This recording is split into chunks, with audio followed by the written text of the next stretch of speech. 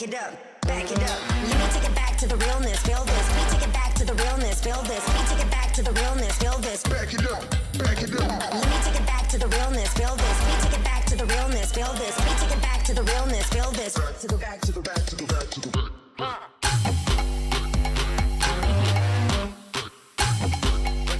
Take it back, take it back.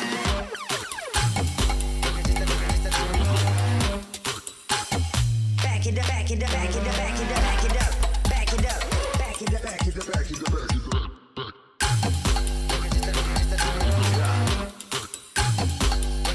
take it back, take it back.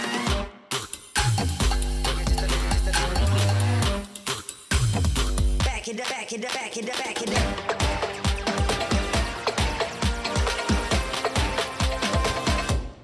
Let me take it back to the realness, feel this. Let me take it back to the realness, feel this. Let me take it back to the realness, feel this. Back it up, back it up. Let me take it back to the realness, feel this. Let me take it back to the realness, feel this. Let me take it back to the realness, feel this. Back to the back to the back to the back to the back.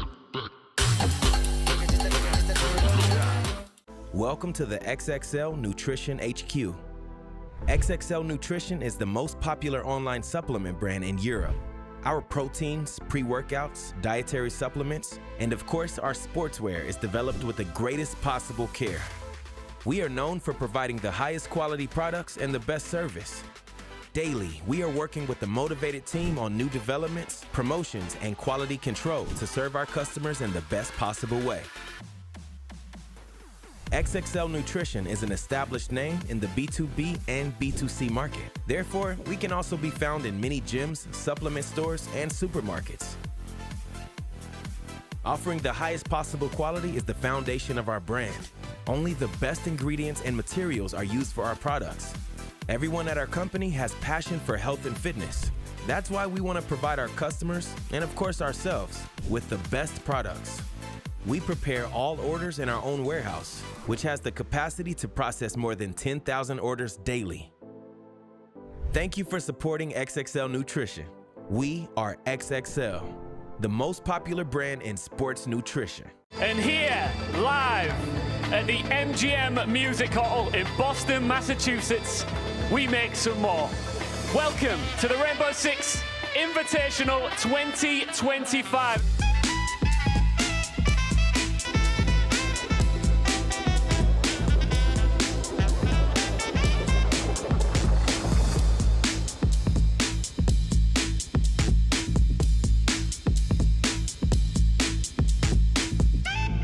Boston, are you ready to make history? Game number 1 begins now!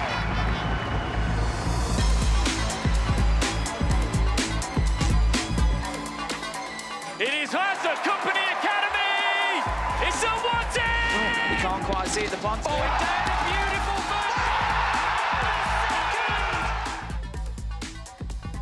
Cyber isn't going to let him just sit on this. Oh, brilliantly played. It seems like Fury are not just outnumbered, but they've lost a couple. And Philippe Foxy, BDS, steal that round for Furia. He's working a triple for Dream. It's all up to Nate and Philippe Fox now. Numbers in a disadvantage for them. And Nate is on the floor.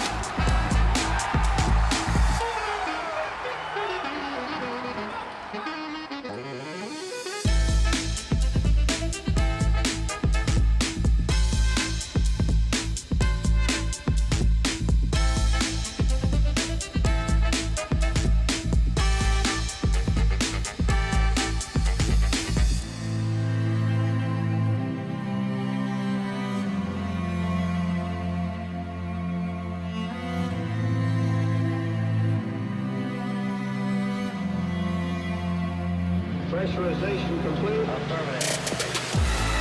First map looks to be locked up to be there. Putting out the 1v1. Unbelievable stuff from the Brazilian! It's all up to He's been here before. He's got to step across. It's all about this 1 versus 1. He wins it out. Rene's going for the plant. Cyber's got 3. We're down towards this last 30 seconds. King is manoeuvring here.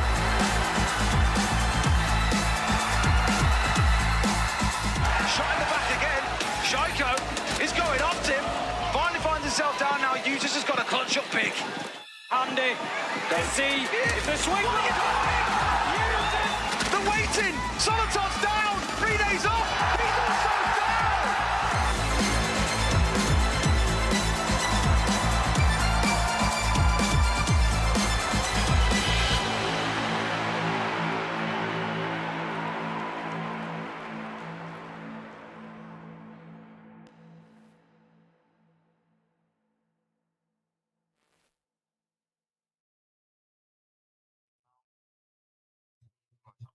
Well, ladies and gentlemen, welcome to another fantastic day of Voltage League. Like the name indicates, voltage, to have that shock running through your blood and vein. And today, it's going to be a shocker to see all the best of ones we have on deck. But before we step ahead of ourselves, I'm going to be leading you through these matches, Buffalo Bob, alongside the man, the myth, the legend, Drago. Welcome. Thank you for having me today. It's good to be back on cast with you. A couple things I'm really excited about today. I got stats for days. So not only will I be able to give you interesting facts, knowledge, quips, I'll be able to back up all my stuff with information. No more guessing, no more guesstimates, just pure hard truth coming at you like a Blackbeard running full speed. You ready for today? I mean, I think we're more than ready. I think we're already heated up nicely, but these players are just going to give us that extra warm-up we need. And well, before we go, let's go over to the brackets. Let's see what the standings currently are to see, of course, to see with our own very eyes that in the top spot, Turks with 2 wins, 0 losses, followed by NXT, Psychopatas, Valor, Wild, Diavali, Gunners, and You're the Snake ending up as the last. Now, there you go. Any opinions here? I gotta say, looking at how the points are distributed so far, I'm really happy to see that they've set on themselves right at the top. They're preparing for their match this afternoon. It's going to be a great match to watch. But not only are we going to have, which you might not know, Year of the Snakes isn't the same roster as it was a week ago. It's actually the Bon Voyage roster. So we've got the French boys coming back, but this time they're here for revenge. And it's going to be a great underdog story, just watching them try to climb back from -14. But then, we've got Wild, we've got Psychopaths, only being split up by Valor. These are two really equally opportunistic teams. I'm wanting to see this match go out full-time everything. Full-time everything. Well, then The first match we're going to be having today is going to be Sukapatas versus Wild, like you said. And of course, every single team, every single battle, every single gladiator needs their arena. So let's take a look at the map we're going to be having today, as even I haven't seen it, and it's going to be Clubhouse, the old mill map. This is where everyone has combined. We have seen Clubhouse in competitive, the best, the worst moments, and I feel like Clubhouse is just a staple pillar of Rainbow Six Siege competitive. I've got to say, though, I do love the fact we're going back to Clubhouse. It's the new organ now. Everyone says it. Or Chalet. It or Chalet is the new organ. Regardless, I love Clubhouse so much more than Chalet. I've got my kite tricks. I've got my impenetrable walls banded. I don't have to worry about anything. But these guys are going to have to worry. Because both teams know this map really well. Like, this is one of their maps where they picked it from time to time as like their safe pick. Or they go Matt Haven Labs, which is also everyone's safe pick for some reason now. Not mine, but this team, hopefully, I'm hoping to see Wild pull this up because they banned Night Haven, which I expected them to go. So I'm hoping that, you know what, Psychopaths is going to show us some spawn peaks, show us some dirty dock spots on the rafters, but we'll see. A bit of aggression is what we always love to see. And well, let's just take a look at the teams a bit more up.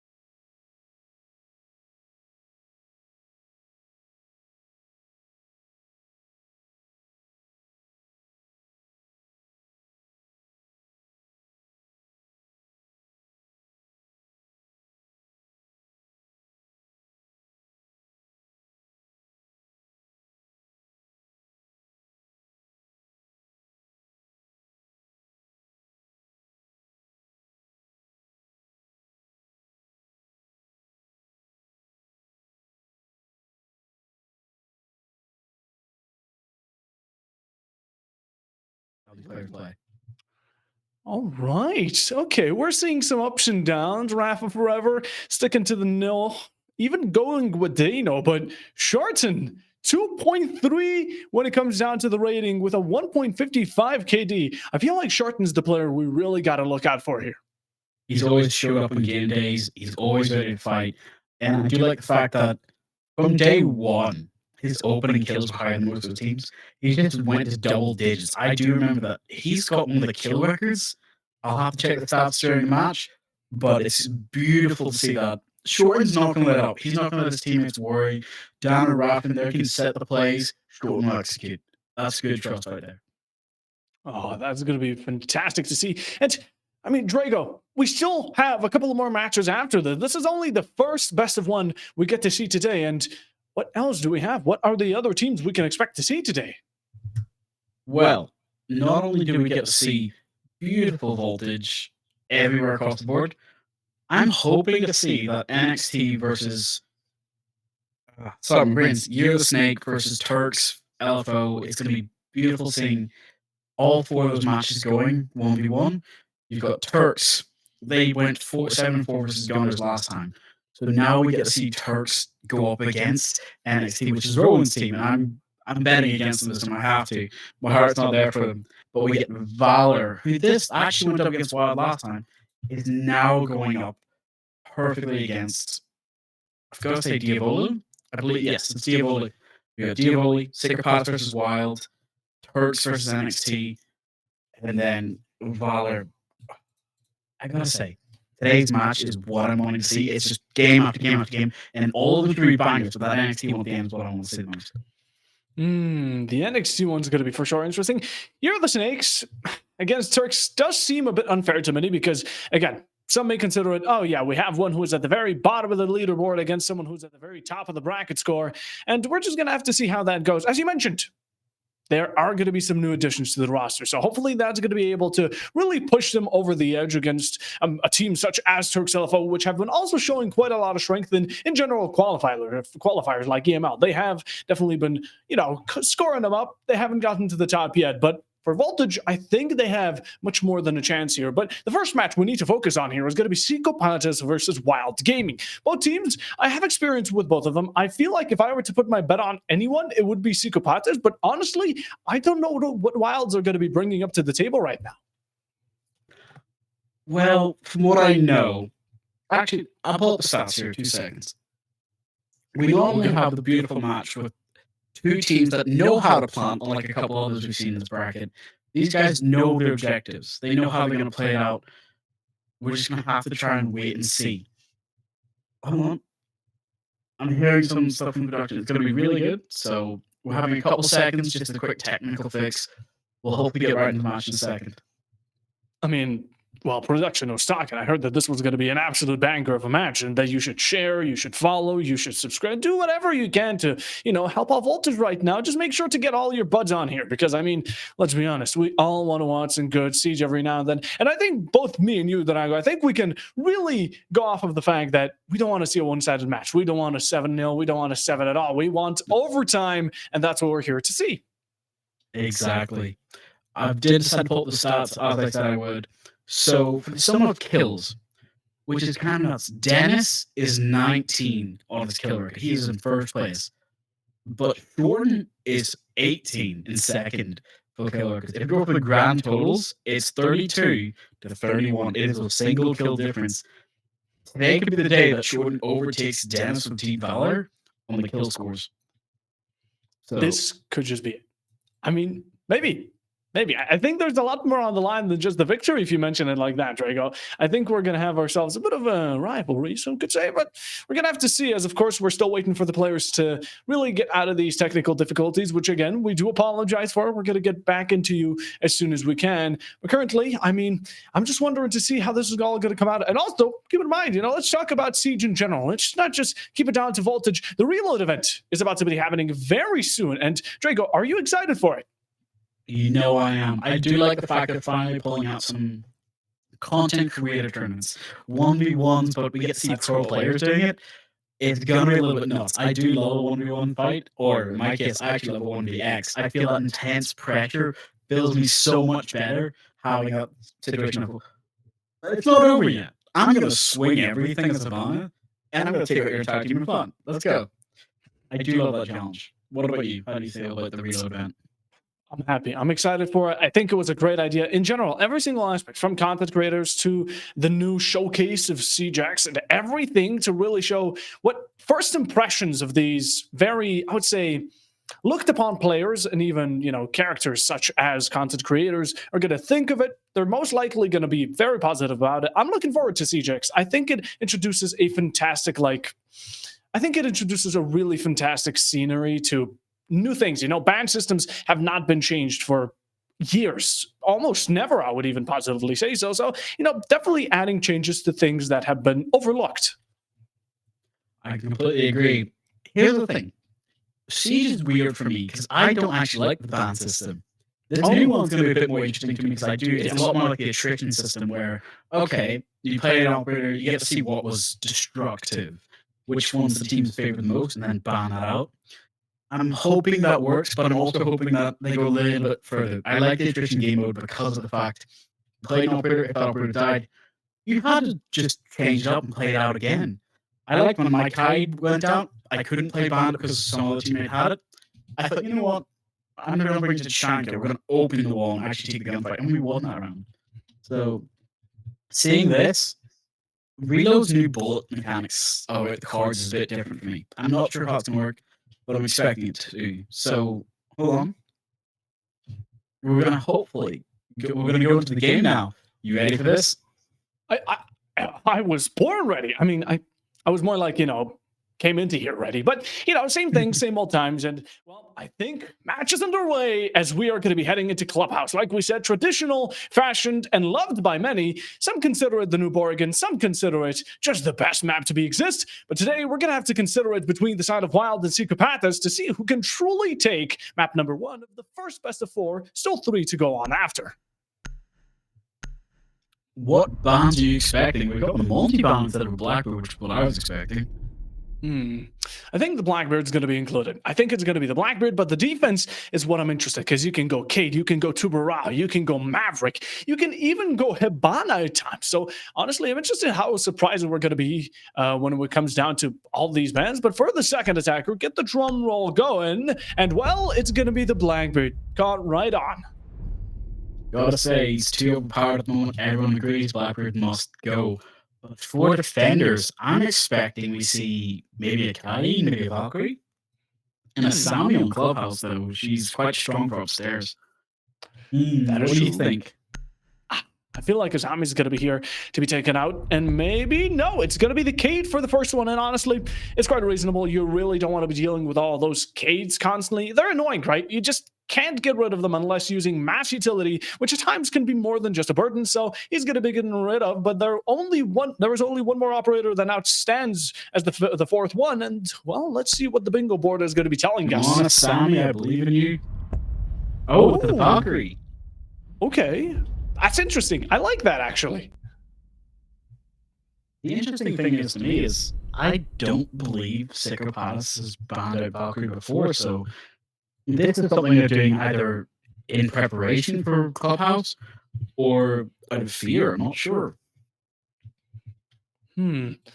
I'd have to see. Valkyrie is definitely one of those main, or again, staple intel gatherers when it comes to Siege. More feared on maps like Cafe. Clubhouse still has a lot of strength, and especially when you really want to take it up on that vertical. You know, you want to go to the side of Kitchen, get yourself a very nice open hatch and opening into the site. But in the end, there's a C4 chucked right below your feet, and all of a sudden you're dug down deep in a grave. Although, matters not, the bans are through, and we're going to be taking a look at Church as our first site. And I think, honestly, this is just fair game. I completely agree. I do like the fact we're getting the mirror setup downstairs. This is something I don't see enough of in ranked. It's one of my favorite setups. So having a mirror face out into that hallway, and I believe this is where a bit more of the discourse is going to come in, where they're planning to play aggressively, holding blue, holding bar, making sure that hatch is open, actually. I already see it. Changed my plan. This is going to be an extension, a full-on extension into the upstairs. And honestly, I'm all down for it. I really want to see. Last time, I believe it was SSG roams that we all really got familiar with when it was the Mozzie individual, the castle as well. I feel like this is a bit of an adaptation to it, but gonna have to see how it's played out through by Psychopaths. It seems like it's going to be a bit more of an extended hold. Like, they're planning to hold most of the map and then just everyone drop back in the last couple of minutes or fight to die. It's one of the two. But I'm wondering how Wild's going to play this, because they're not people to waste time, they're people just running and plant, so we're going to have to wait and see. Gonna have to wait and see, but currently everyone holding it down. Wild multi-gaming, of course, as you usually do. Gonna be drawing it out, nicely gathering that information and trying to flush out this Legion. I think that's gonna be a major part of how you want to prioritize your picks. And currently this Legion holding down the side of stock will be one of your priority targets, but you know, maybe there's still some help from the background of defense, just making sure that you can't do that so easily. It looks like everyone's here to play as a team, and not actually just playing solo fights, they're playing as one whole unit. The problem is, though, as Fenrir's holding an angle, are they going to drone? If not, the Legion's either going to get swung and then refragged, or they're both going to go down. There's two on the doorway. Legion is now going to have to be prepared to push. The stun doesn't work on him, so he knows that they're watching for him. He's going to have to drop back. No, he's not going to drop. He's going to try and go for the fight. But there's Mirror getting him from above. Ooh, and then we get the long shot, taking out the sense as well. Capstar's going to go down with Forever just trying to fight and get to the banner pick. It's now a 5v1 situation. Oh, There that's it is. really unlucky for Forever. Yes, it is. Forever does find himself to be the last victim in the gun of this Azami. You should say the Russian SMG, but in the end, it's going to be the first round going towards the defense. A really interesting strategy, but what I liked from Psychopaths is exactly what was mentioned at the very beginning, right? It's the fact that they went in so aggressive. Every corner, every single nook and cranny was contested, swung, and they managed to win every single piece they took. I completely agree. But now they've figured this out now. It looks like they're ready to set up. They've got the Blitz, they've got the Dokkaebi, the Finka, Hibana, and Thermite. So I think they're getting ready to push in. They're slowly building up that speed now that we realized we've lost the downstairs side. That's fine. We know how to set this up and take the attack. Yes, we do. And second side, the second best one, counted by many professionals, and at the same time in the competitive standard, will be our lovely Jim and Bedroom. Jim and Bedroom here. I'm interested to not see a Bandit. Bandit is really coming here to deny that Jacuzzi breach and not allow such easy, you could say, denial of rotation. But currently, Psychopaths, they're looking to have a strategy. They surprised us once. Who's to say that they won't do it again? I feel like Psychopaths is now playing mind games. I think we don't need any electricity, or denial. We're just, you know, we're gonna frag out of our minds. We've got mute, that's enough. Bandit and Carry would normally see very well. Carry's banned, so I could just be running a bandit continuously on this map.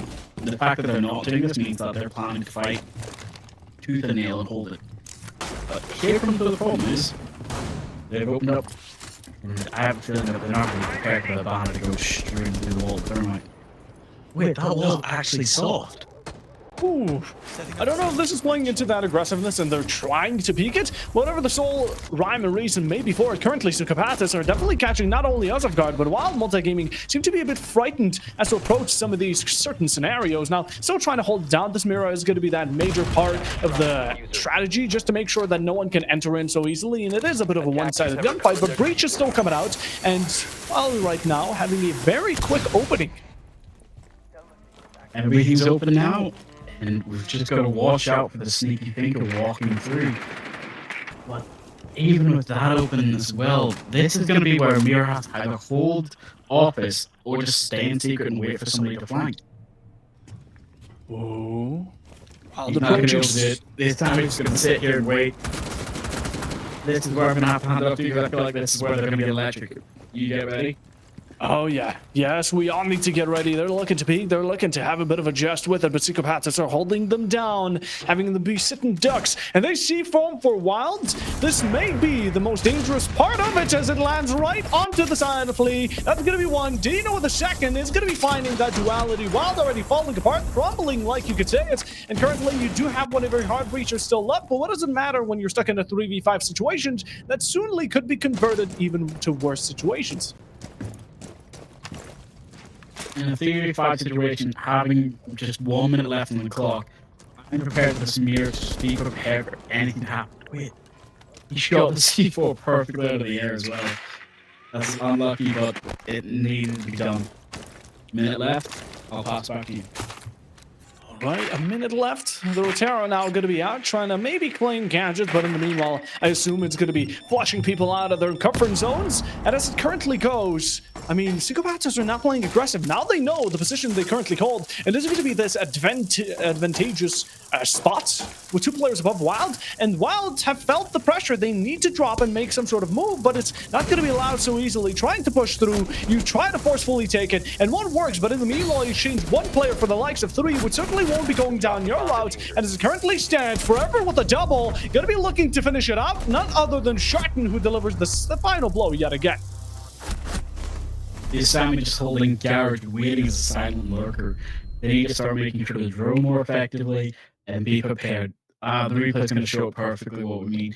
The perfect C4 holder. I thought, you know what, we're fine, we've got time, we can get the A charge, but it had to be a sacrifice for Ace. Had to be indeed. And in the end, again, it's going to be these early initiations that we see, the proactivity from Psychopaths that ends up being just that nice little tip over the edge to get them the second round. For the defense, this is completely fine. If they manage to get 3 rounds already, that's going to be nice and dandy. A 4-2 already expected, but Psychopaths, they still have the option of going for a flawless run. I completely agree, and just looking at how they're playing this, I'm worried for 2 reasons now. Seeing the fact that they thought, you know what's a great idea? We're going to set up with a mirror again. We're going to bring a bandit, thankfully. But they didn't bring the mute this time either. They brought a castle, so they're planning just either keeping people out of the objective, which doesn't seem to be the case, or keeping everyone trapped in the objective. You got to fight and come to us how we want to do. They're controlling the flow of this match way too well, and I'm feeling that it's going to come back to either fight Wild, or it's going to work out for them in favor. We might see a 7-1. I hope not, though.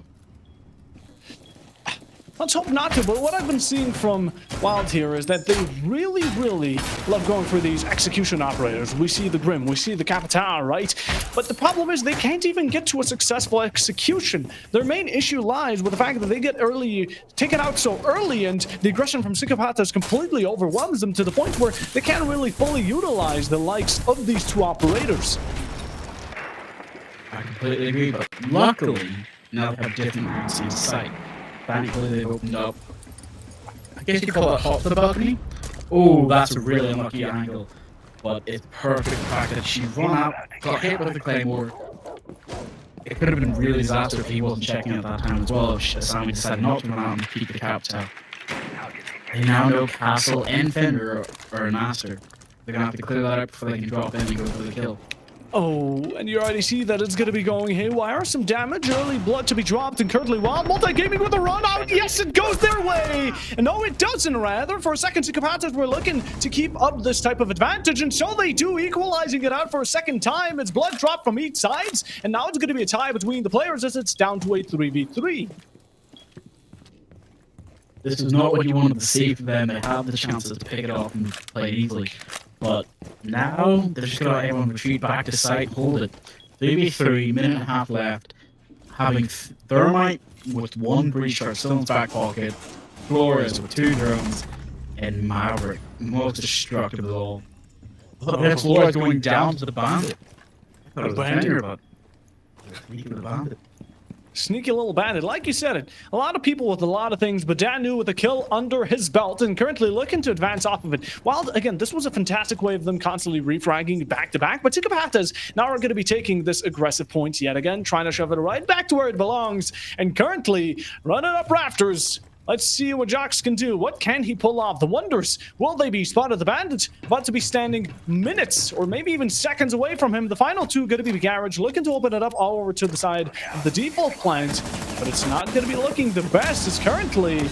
Oh, time is starting to run out, and the final 2 players are going to be running out. 2 C4 still to be handed to the side of Psychopathics. They can play around them as much as they want. The smokes can be there as much as you wish for them, but currently everyone's just baiting, trying to lure you out in these final few moments. And Wild Multi-Gaming will be having their final 2 to be taken out. 1 for the C4, final 1 for the bullets. Come on, 15 seconds, you can fight against it, but chances are going to be low. Probabilities, not possibilities. Currently 1, 2 for Falcon, and he's sky high looking for the third one. Can he connect the headshot, or will he try to play it safe? And so he does. Pros don't fake, and well, right now Falcon will, as that's going to be possibly costing him the round. The chance to take the kill, but in the end doesn't find it off. And well, oh well, we're going to be having ourselves another round for the defenders here. I've got to say, there wasn't much he could do. He had 2 choices, but as you said, pros don't fake. He should have kept the plant going and tried, and hopefully just swung at that perfect time, just getting the hip fire headshot. But he was too afraid. It's unlucky, but I don't know if he did the wrong move, right move. I feel like that's where Siege, it came to the point of he had to get ready. He got 2 picks, he had his chance, and he just didn't get lucky in the end. Attackers need to locate and defuse this. Downstairs we go. Ooh, Church, we love to see it. Now, what this means is that Psychopathics, with 3 rounds in a row, have made a full site rotation. It's like it was the beginning of the match, but now they've currently magically had 3 rounds. That big 3 appear on the number, while Wild Multi-Gaming still going to be rocking that donut. And what way to change it out? They've been seeing the aggression, so now they're going to be trying to really release that application from the side of utility, breaking hatches, and more to really flushing down the side of Psychopathics with the Deimos and Ash. We're lucky though that I feel like they're learning from this experience. Yeah. 5 seconds. Wild is getting closer and closer to having that point of this is our map, we can win this. Attackers are moving to defuse a bomb. But I have a feeling that they just decided, you know what? We'll take it slow. 3 losses, fine. That's easy to come back from, but they cannot risk that anymore now. Seeing as the fact that they're going for a similar push again, I'm hoping they learn the lesson. I'm just praying. I've spoken for them. I'm blessing them. I believe in the Castle's curse. But gonna have to see it through. Hopefully it isn't a real thing, because if it is, I imagine, Drago, you're not gonna be feeling too good about yourself. And all those shots from Falcon, I wouldn't feel more than just good. I would feel fantastic after that shot onto Sharton, as it's gonna be taking out not only the Fenrir, one of the players from Psychopathics making a change of pace, as now it's Wild delivering the opening kill. That's perfect. That's exactly what we wanted to see. We've got the Ash. We've actually got already further in this one engagement than they did in that very first round. So I'm hoping that they know they push the enemy back. We've got, I think, the 30 now. Ash and Church is open. He's closing up wall, which is a bit more surprising because they don't have a mirror for it. So I'm hoping that they can rotate back and maybe cause a bit more disturbance fight. But there's the Damos getting out with his Sammy track. Knowing she's in sight, he's only got 4 pings though. He's got Legion, Castle, He's got the whole team ready to be executed, actually. On the spot. What do you think about Deimos, actually? 'Cause I'm wondering how impactful he's going to be here now. Oh, I don't know. It depends really where he put down those gadgets, the fear factors, the little toxins, whatever they may be. But currently, I mean, he won't be impactful himself when he's 6 foot under. And currently, Wildo making some good progressions. Again, they're not going to be needing to even open up those hatches as easily because it was already done for them by the defense. And since they switched off for operators that allow them easy clearage, now they can get down to business. Well, you might be right, but I'd still be careful because that one C4 on board and hands mirror could end up killing the buck or being impactful in the hallway, stopping both plans and all. But we're just going to have to wait and see. They're planning to open up as much kitchen as they can. Hopefully just, push out, maybe get a nice plant spot, safe set in the corner of B. But it does not matter. Actually just waiting, seeing the mirror, seeing her enemy, being prepared to swing onto this castle, hopefully getting his toe. Deathmark was out. We saw some spotted players, and Psychopatas might as well be shivering in their timber as they haven't been able to deliver a fatal blow to the side of Wild Multigaming's man count. Currently opening to even looking to maybe even open up that barricade on the castle, possibly having a second entry and not making this as one-dimensional as it possibly can be. Up from above, I can only imagine Hellfire is about to rain down, and time is running out for these attackers. They may have gotten the first exchange to go their way, but currently things are not, as Raxo will find one. A second for Falcon, good for the count, but matters not as a C4. You talk about it, so the devil shall appear. The plant is going down, second for the name, and currently we're going to be having Psychopatas, the name of their game, the triple for Falcon, as he pulls out the pistol, whips it all around in the new in a 1v1 situation. Post plans and timer against him, needs to fight it. He knows about the position, he knows about everything this final player has to offer, but those bullets that come right between his eyes. They cut it a wee bit short for my liking, but they did exactly what I hoped they would do. They learned from their mistake. Yes, they played in a very similar manner, but as you can see, it's just a bit weird on the edge. I've got to wait and see, because now that we're looking at it, Grim, Ash, Habana, I'm thinking they're going to bring the same ops again and just try them on the back. I hope they're downstairs. They could be upstairs now. Yeah, I think they're thinking they're downstairs again, so we just have to wait and be prepared. Wait and let time tell us, but it's a good beginning. Maybe a bit late, better late than never. As Wild now have definitely asserted their dominance for once. It did come quite close, that C4 even giving off a bit of that, you could say, a terrific possibility in the back of their mind, I can only imagine. But as it stands, we have still the two-round deficit here from Psychopatas and Wild. I mean, they can keep it up and even out the ties. I completely agree. Looking at it, I'm a wee bit, let's say, insecure. Psychopatas, they play their hand. So what I'm hoping for now is that with a scope to bring the pressure into page, we're looking for a little ability to switch back and forth. I don't see them as being very strong. I do love the gun. I love the operator. Yeah, but I'm wondering how impactful he's going to be in this round. Because they switched out the Asami for it, and I found the Asami as being very, very strong for that late round setup, changing the entire site. They don't know how to attack it. So I'm wondering how this is going to go out. Yeah, same here. I mean, oh my goodness, Danu, no, you did just not. Wild Multigaming, we just talked about how you learn your lesson, but clearly you don't try to take out the Warden, but the Warden didn't try to take out your ace. He did it. He full-on throttled it through. Now, Psychopatas, like you said, have exchanged the Azami, which, of course, I would have understood if it was maybe Church, but up here, you know, I'm not too certain how that's going to work out for them, but they're confident in their picks, and let's see if that carries them to round number 4. A bomb has The fact that the ace got taken off the board, yes, they were able to tag up damage in the end, but I'm now even more concerned looking at how the Twitch is going to have to be doing a lot more work. Yes, there's staff on the board, but they're not too hard breaches anymore.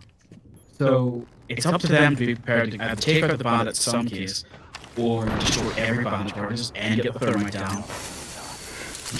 Okay, not going to even worry about going to Meteors, they're going to plan construction. So that's construction and the bath wall just blown. So it's going to be prepared for this. And that's what the other scope is. Didn't seek a stash. So he's got one here and one in the garage. There's Kevin hiding downstairs in the bathroom showers, so we're just going to have to wait. Well, one big hole wasn't enough. Two surely are.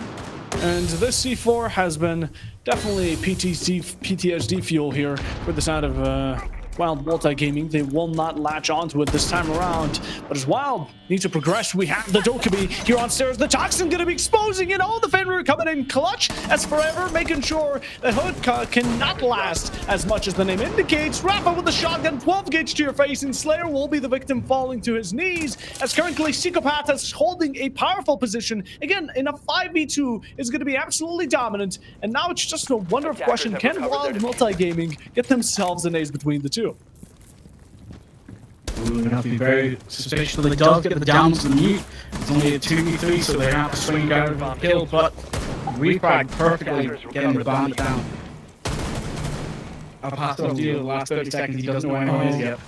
No one. He has absolutely no clue. And 3 people to take out will simply be more than just a task. It's a challenge. And it's going to be low chances we're talking here. As, of course, the final one delivered yet again. Psychopathas reigning on top. And with that in hand, we now know who will be taking round number 5 for themselves.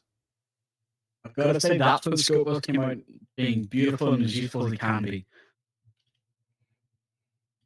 Yep, looking at how this looks, it's very strange. But I'm just going to have to be prepared that, you know what? Scope was worked out really well for them, but they're bringing back the Asami, but now they're bringing Ela instead of Warden. I'm not sure if these guys have a playbook or like a play. I'm not sure what we would call it. It'd just be like a multiple libraries of ideas that they keep using. But these are all pre-planned. This one guy's just having the time of his life. Thinking, you know what? Warden was good enough. Let's try Ela and go for the pistol spawn pick. Why not too? Why not? If we're already at it, the Scorpion is a beautiful gun, and honestly, in the right hands, it might cause chaos. Now, that stands for miniguns, but I'm going to be assuming, I think it's more than just an assumption. I'm imagining it's a fact that the Ela was a comfort pick. Again, it's the gun, you enjoy the character, and maybe even the Guzman will be able to pack a punch, hopefully disturb Wild Multi-Gaming strategy and maybe stop them in their tracks, but I doubt that's the sole intention of it. As taking a look again, Wild Multi-Gaming, the site, it worked out once before. The clearage up top was beautiful, but can you do it again? Attackers are heading out. I'm hoping they can, but it looks like they're going to play it hopefully a bit more safe here. Because Dan was the last one to do it, so I have a feeling he's not going to be that risky this time. He's going to wait and go for the gunfights, maybe through the wall bangs. There we go. Trying to hopefully tag somebody who's just coming to spawn lane. But it doesn't matter, the Sam's going to go for it instead. Luckily getting the pick on the Grim. Sadly, that's not the hard breacher, but that's still a lot of utility getting taken off. It's always the same fate. I mean, Psychopathas are holding the pen. They're writing it down, and Wild Multi-Gaming, again, going to be losing out on that opening the Grim. The execution has not come around yet, and you've already lost your major asset when it will eventually come down to it. If it will come down to it, of course, with how Psychopathas have been playing so aggressively. Honestly, it wouldn't be too surprised if Wild will get taken out, or Psychopathas themselves, up until that path. This is where the concern comes. They know where they are. They're running them out. They don't have the time to go to first sight, but unlucky for them, Ace now gets the frag onto Ela. Ooh, 2 minutes left. I'm going to pass this back to you because now I'm concerned about what's going to happen. I have to rotate back to sight, so I have a feeling that this can all collapse very quickly. Yeah, and this just shows, I mean, Drago, we both have it. The caster can tingle to tell you when things are about to go hot. And right now, I'm already starting to feel that melt. It's not summertime just fully yet, but it soon will be. And showcasing it through Wild here, going to be definitely not only returning one, but looking to make it a second as they're scouting out the entire map, confused where these enemies could be lying down. Psychopathas, though, they're playing it safe. They know the second they get a kill, they can nicely back off, waste their time, and play the strategy as intended. Well, you say as intended, but I don't think Buck's going to let that happen. He's hopefully trying to get out, again, like for last round. Set up as much a backup site so they don't have to be afraid. Just drop, destroy the mirrors, cause as much trouble and havoc as they can. Castle, hopefully playing the long range will be able to get the Ash when tries to swing the staircase. But I don't think that's going to be the case. Ace is just going to have to hope to drop, kill the Asami, and go for the play. Go for it. Deathmark, he's edging us a bit. He's putting it up. He's putting it down. He's not letting us know when we're really going to have it confirmed.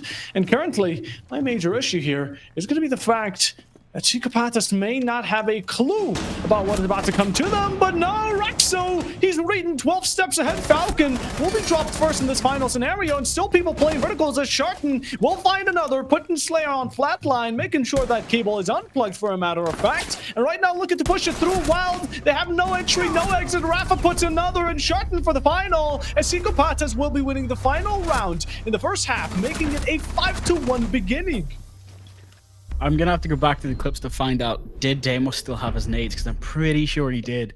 That could have been played out very differently if they'd checked their inventories and made sure, hey, rest, restart, execute. They didn't follow the rules. Hold on, here goes on the replay. He did. So not only did they have flashes, they had nades, they had breach charges. There was so much utility still left on the board, and it just didn't have the time to use it. They're so slow getting into it. I'm hoping they can come back on their defense. So let's hope Wild can do this. If not now, then it's going to be never, but a 5-1 is definitely a rough score to start off. It's not impossible, don't get us wrong. We're not doubting their ability to come back from it. And like you said, this might be looking a bit of an underdog situation, but we always love to see those come a bit closer than, many people were to expect off of first impression. But right now, Chicopatas are giving us a very solid one. And 2 more rounds, this match is going to be over within regulation. Oh, so talking about it within regulation, I'm worried they're going to start sending people back to regulation with how this match is going. It's a good team. I'm not going to lie. I've seen Wild play phenomenally in the past. But this time, I think Chicopatas might just have that skill that's... It's showing the difference in it. This is a tier 2, tier 1 team ready to just... It's like having G2 versus Eminem back in the old days. It's beautiful, but it hurts to see. Hydronuclear bomb versus coughing baby. Whatever definition, never doubt the baby. Never doubt Wild, because the name is there. They're Wild, they're ready to unpack, and they're right now looking to throw it all into Chicopatas' face. Maybe it wasn't their best attacking rounds, okay? But this is why they prove how much better they are on defense, and Chicopatas are going to be coming in quite nice and interesting with a blitz. I don't like the blitz play. I'm going to be honest with you, shorting on the blitz feels wrong to me. As somebody who I know has the gun skill, maybe he's just not there this match, fair enough. But knowing Shorten, I feel like he still should have bought something that he felt more comfortable with, something more aggressive. But Wild was able to close off the door. So that's more Hibana utility going to have to be used. Clearing the way. Grim's now going to have to come down blue. They're setting up now. They're setting up earlier, using the Blitz's ability to look outlooking. Really nice, but here comes the problem. That mirror still going to hold the same play the castle was, which was so destructive for them. And the Warden through the smokes as well, using every utility. They're not going to let this slide this time. They realize their mistake last round. And Slayer swings on the Dano, getting the ace. That's a hard reach off the board. That is going to be unfortunate. Mistakes to be realized and punished off of by the side of Wild. A very good start of the defense, and in the meanwhile, while Chicopatas definitely haven't been taking their sweet precious time to clear out this top floor, the entirety of the defense strategy works off of this turtle. It works off of the shelling, and anyone trying to even get close to the side will be dominated by the Izamis, Miras, Fenrirs, you name it. And currently with 1 minute remaining, you're one player off currently. Chicopatas, they're starting to feel the true pressure. 1 minute is all that holds them between a defeat and a 6-1. Come on, I believe in you, Wild. Ooh, we're holding hands together. We're praying. Just make sure to pull it through. You have the player advantage. You definitely have them stuck in a corner, and you have everything handed down to you. But can you pull it through? That's the major question we have found yet an answer to. In the next 30 seconds, we're about to find the truth behind who takes it. And Rafa going to be starting off a very negative position here for the side of Wild as it gets equalized down onto one, traded off to the other, and all of a sudden it will be the mayhem that we are currently seeing on Showcase. Rafa finds more. He simply gets off, but the shotgun will be putting your hopes and dreams into shattered positions as Jacques with a 12 gauge, making it all put to an end. All he needed was a chef's kiss on the lips and he goes down. That's the kind of thing you're worried about when you're trying to execute so late. Chicopatas had that in their pocket when they started getting the kills with the Hibana. A lot of blue was taken, but they just couldn't find the execute in the time. That's where Wild attacked so much better in this case, where they had the lines of sight, they knew what was there, they droned it out, and they had the information. But now we get to see Psychopathus. They're putting Shorten on the operator he should be on, Deimos. I'm waiting to see one taps, aces, and everything else above. Everything else above. He's really been the showmatcher. He has definitely had the spotlight many more times, but in the end, at previous rounds, many of these rounds have come down. Actually, for a matter of fact, I've realized that the 2 rounds that have been lost by Psychopathus have all come down to really aggressive, in the tense, in the moment situation team fights. Again, it's been just these final few seconds where people go absolutely wild. This Armageddon that we get to see of everyone just spilling blood between each other. And, well, that's when Psychopathus really lose it. But if they can strategically nicely spread out the kills throughout the match, well, that's when Wild really start to stumble. I'm wondering if it's a bit of calls just getting them a bit muddled, and they're trying to mentally track everything. And it's just, oh, this person's here. That call's probably 5 seconds old now. It's a bit too delayed, and it's coming back to bite them in the ass the last second. Do you have to be more concerned now? Because it looks like they're planning to attack the garage this time. The Asami's finally going to get some sort of interaction she's wanted this whole time. Finally, the operator, we get to see her, Slayer, on the deserved spot. Right now, seeing that hand swing close by, trying to execute the player right by garage door. But currently, Psychopaths are being held at bay quite nicely. And while it's, like we said, the potential is there, they just need a bit of a warm-up, which they're showing right now. I am wondering, though, because they're using all of their utility over here. This isn't sight. I'm hoping that Psychopaths know it's not sight, so they can just walk in. It does look like they're all going to try rotating now. Yes, getting a long angle perfectly. Buck is in red stairs, going to hopefully swing after getting the bomb. Gets the Asami through the ace, actually. That's a big part of utility. And having Asami going early is really detrimental because her gadget was just charging a new kunai as well. All right. Pick up rotations, going all the way back down, trying to get yourself the very core of this site, the core of this map, and in the meanwhile also trying to make the most out of it you can. Wild Multigaming have lost many casualties and many have been gained here. Psychopath is looking to lead us through, but their major spot is again going to be this player count, 5-3. We've said it before, I can only imagine we're going to say it before any more times, and Sharkman trades it out for the 2.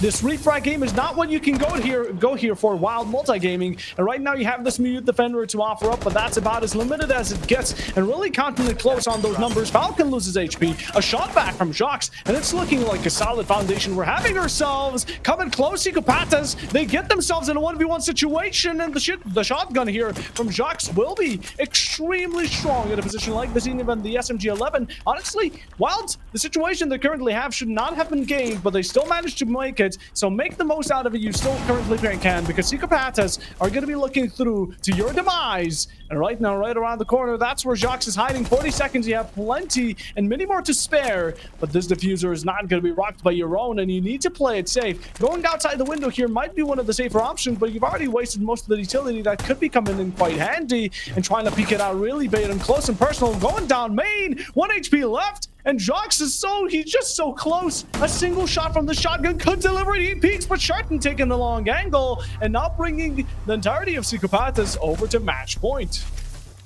That was really heartbreaking to see. If he had actually played it slow, like a little bit slower, I don't think he knew he had defuse on the balcony. Because I think if he did, he would have just pushed back just a little bit. He just held the line angle, make sure that he has to swing you, because he had half health going into that gunfight.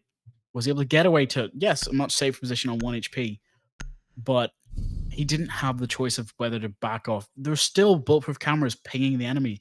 There's still lines of sight that they could have had. There's a lot of other ways to play that.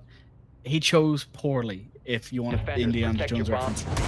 But it wasn't wrong. They're going back. They're going to hopefully win it this time. Set up correctly and execute. And this time, nobody dies within the first minute. They can do this. They can. It's the ideal position, and what they look to do before rounds in a row gonna need to be quite close to flawless, if not it's so. And right now, how it's looking, I'm not gonna be too positive about the outcome right now for Wild Multigaming score. as they're still looking to really back up the mistakes they've made in the past. That attacking half really seemed to have thrown them off, and now trying to retaliate what they've lost up until this case in points will be a difficult task. Again, Wild Multigaming, that's just the part when you, that's just really the negative of when you're going into a first half on a side that maybe isn't the most comfortable, but you have to do with what you're given, and beggars can't be choosers. You're completely right about that. But having the Maverick come out, they're just planning to open this wall. I don't even think they're going to have to worry about it. There's the ace charge. Prepared. Maverick's going to go up, get the wall, hopefully get the bandits, and then they're just not going to worry about anything else. Or maybe, I might be wrong, if they can actually hopefully get the line of sight from the Asami, seeing the hole down, she can hopefully get a shot. Just looking at how this plays, I'm a wee bit worried on the fact that we have the Twitch. We have Shorten, we have everything prepared. Jordan's getting lit up, just tagged. I think he's trying to go for the trick to hopefully get the wall. But what is that? They've now had to use it for a rotate to back into sight. This is what I was saying about them having to be smart with their plays and slow it down a bit.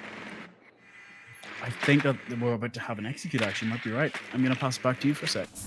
Ooh, let's see how it's going to come around. And right now, one coming upstairs. Definitely going to be giving us a very good insight on how Psychopathists want to deal with this fast pace and make sure that every single position that Wild Gaming find themselves comfortable in will be taken over, will be finished, and the job completed. As it's so said, right now, Psychopathists holding it down. Again, they're not playing this aggressive game, but the second they can pick up a kill, they're going to be the first ones to take that chance and make sure that it's their gamble to win.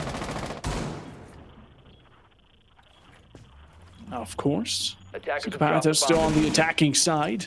We can only imagine what chaos is to come around as Wild Multigaming are starting to feel that real intensity, the presence put down by Psychopathists as they're starting to completely surround them. I completely agree. Now that they've actually opened the wall in a really strange manner, they're putting themselves into a bit of a detriment because now that mirror could be open and be used as a perfect one-way. You can't see her head, but she can see your feet. Attackers recovered the diffuser. Not something you want to be putting yourself in the position for. But it seems like now they're being prepared that ace every time he gets that perfect throw, but it's Mute Jam. Not prepared for it, unable to take it out. Jumping in, getting one from below. Ooh. Now they can go for the diffuser. Ace goes for the plant, they execute, Twitch is in. This is what we wanted to see. Yes, we did. Last 20 seconds. Oh, and there it is. Does not matter. Shorten just shoots the shot and puts it down. And that's it. That's the result of it. Clubhouse is going to be finished a lot earlier than we expected. I could say that the least. And in the end, we're going to be having ourselves the first winner of our first best of one here today. But keep in mind, this is only the first, and it was already quite intense. It was close, but in the end, Psychopathists definitely had a bit of a gap when it comes down to skill-based, and even really showing off that gunfights tend to be the most oppressive when it comes down to team fights. Couldn't agree more.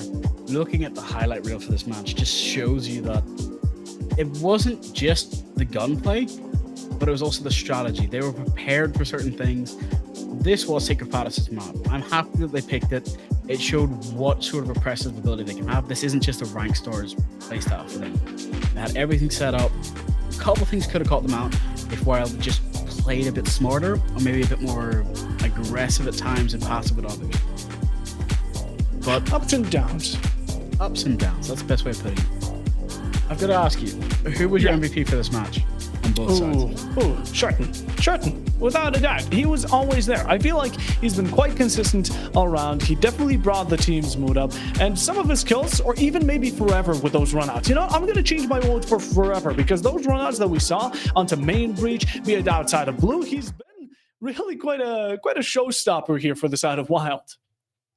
I completely agree. Looking at how they played it, I'm going to have to say Dano, just for the fact of every time the camera changed him, he was doing something risky, but it was round winning. It took out the person from below on the hatch in the last round, thinking, you know what? I wouldn't have risked that, but I would have spent more time trying to go for the kill, like let's say dropping back off the window, trying to kill the guy from the window. He could have ran away. Dano didn't care. He wanted to go for the execute, wanted to kill the guy. He did it successfully. So, absolutely. Anything you want to say before you head out? stick around. There's still a lot more matches to go under today. There's still a lot more action, maybe even more fun matches, I can only imagine. And of course, we're going to be taking a short break just so we can nicely get back everything. So get something to drink, get something to snack on, as we're going to be right with you.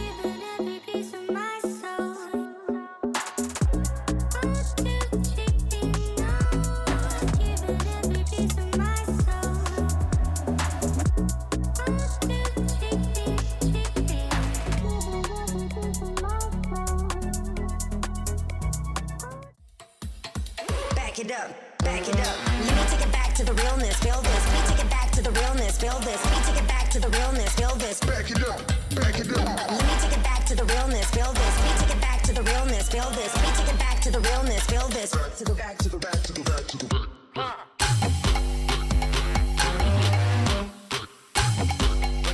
Take it back, take it back.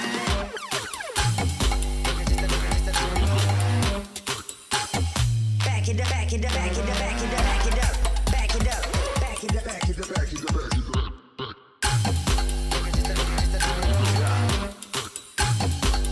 take it back, take it back.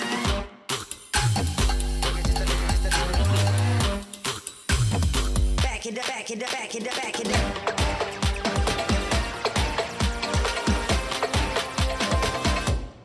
Let me take it back to the realness, feel this. Let me take it back to the realness, feel this. Let me take it back to the realness, feel this. Back it up, back it up. Let me take it back to the realness, feel this. Let me take it back to the realness, feel this. Let me take it back to the realness, feel this. Back to the back to the back to the back to the back. Welcome to the XXL Nutrition HQ. XXL Nutrition is the most popular online supplement brand in Europe. Our proteins, pre-workouts, dietary supplements, and of course our sportswear is developed with the greatest possible care. We are known for providing the highest quality products and the best service. Daily, we are working with a motivated team on new developments, promotions, and quality control to serve our customers in the best possible way. XXL Nutrition is an established name in the B2B and B2C market. Therefore, we can also be found in many gyms, supplement stores, and supermarkets. Offering the highest possible quality is the foundation of our brand. Only the best ingredients and materials are used for our products. Everyone at our company has passion for health and fitness. That's why we want to provide our customers, and of course ourselves, with the best products. We prepare all orders in our own warehouse, which has the capacity to process more than 10,000 orders daily. Thank you for supporting XXL Nutrition. We are XXL, the most popular brand in sports nutrition. And here, live at the MGM Music Hall in Boston, Massachusetts, we make some more. Welcome to the Rainbow Six Invitational 2025.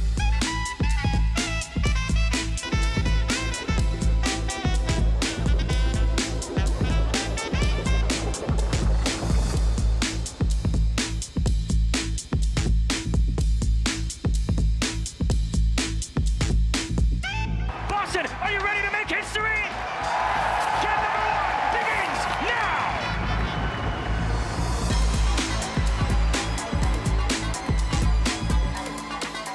It is Hunter Company Academy! It's a one-team! We can't quite see the punt. Oh, it did a beautiful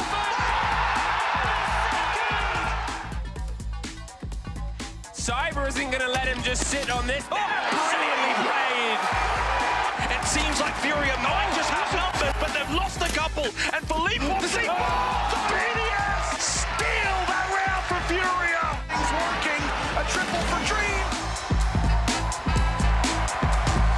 It's all up to Nate and Philippe Fox now. Numbers in a disadvantage for them. And Nate is on the floor.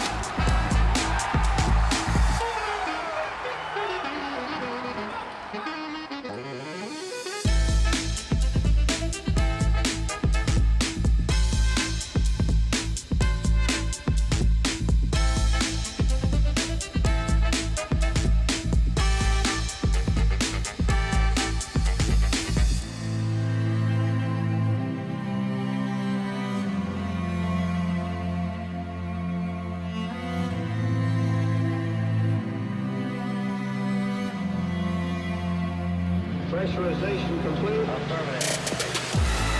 First map looks to be locked up to be there. Putting out the 1v1.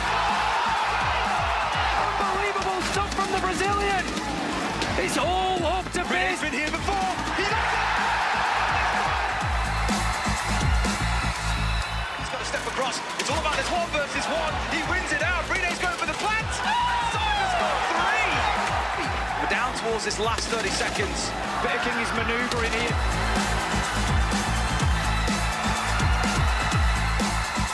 Shot in the back again. Shaiko is going up to him. Finally matchup pick. Andy, let's see if the swing. They're waiting. Solotov's down. 3 days off. He's also down.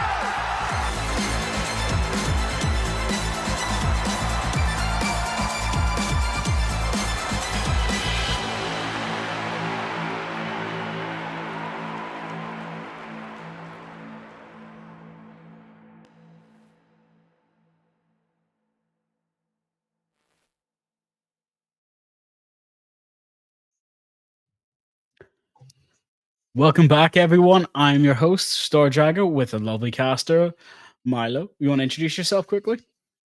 Yeah, I'm Milo, obviously caster. Mainly been doing my work inside of NA, despite obviously, as you can tell by my accent, being British. But I'm very happy to have my debut EU cast be in the Voltage League. Happy to be here and can't wait to watch an amazing game coming up for us. So we do have a fantastic game for you too. It's Gunners, the underdogs of this league so far, going up against Year of the Snake. But it's not the Year of the Snake you guys know. It's Bon Voyage's old roster, all except for the team captain. Year of the Snake, some things happened and they've decided to drop everyone but the captain. The captain is now holding on for dear life with the French guys. So we're going to go over to see what the map picks, pick and bounce, and see the teams. Let's go. Ooh, Obviously, looking at the maps, I think Nighthaven's the best map in the current pool. I don't know if you've got a different opinion, but I just love how it can favor into both a gunner aspect and into a more strategical aspect. Obviously, it comes down to both. You have to have good gun skill, but you also have to have an in-depth strat pool to be able to win out this map. I would completely agree. Looking at how I played Nighthaven the last couple of ranks I've been through, I finally got up to gold. Started off copper, got up to gold. Playing against diamonds and emeralds is not worth it, I'm telling you now. But I gotta say, Clubhouse is my more favorite map. But Nighthaven's one I play really well in Cali. So don't team kill me if you see me playing Cali. I promise I'm doing well.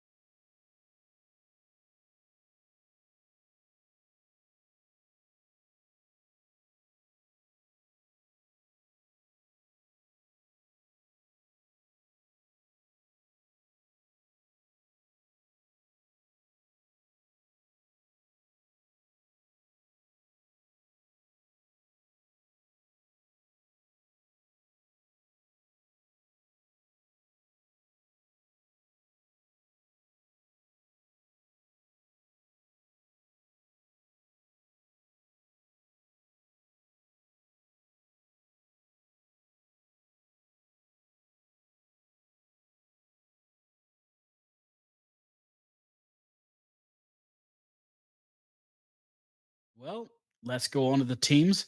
So that's the team statistic for Gunners. This is accurate.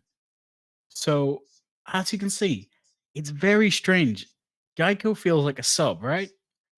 But it is actually his debut as well in Gunners, where he's been off a little bit, came back, and now he's here to become a showstopper. We don't know what to expect from him, but Bolton the Demon is what we're expecting today to hopefully rise to the occasion, defend his team, and hopefully cut off the Snake's head.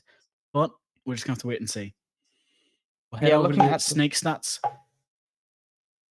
Well, seeing their stats is very impressive, honestly. You're seeing all of them across the board having 0 ratings. It's their debut for this team, so we won't be able to see their stats for this team. So you know what? Fresh slate, fresh game to see if maybe they can start off with a great game coming up. But like you said, they're up against a great team, so it's going to be hard to really have that starting bounce for them. I completely agree. I'm just getting ready, prepared for the match. So I'm going to ask you a couple things. You cast a lot of higher tier games. What are you expecting to see today? I'm expecting some high tier siege. I'm expecting some more strategical aspects coming out. I'm not expecting a slugfest because I would say EU, especially at a higher level, is more down to its strategical sense. But I'm also expecting maybe a little bit more aggression coming out. I do think that's a main aspect of the EU playstyle. They like to get in your face early. They like to make sure you don't feel comfortable in and around the map. So yeah, I'm expecting a barn burner, to be honest. Well, we get to see the barn burner start with a Monty banned off the board. And they all just completely agreed. I'm expecting a Blackbeard ban now. Am I right? No, it's a blitz, so Blackbird's still on the table. Who are you expecting for the defenders? There's a plethora of operators, but maybe a Valk and a Fenrir. I still think Fenrir's really strong. Obviously, he gives you information and stops attackers from getting into that quick and early entrances. But Valkyrie, obviously, it's a lot of soft flooring. Easy C4 picks, easy picks to just get off the board early, and obviously the intel so strong.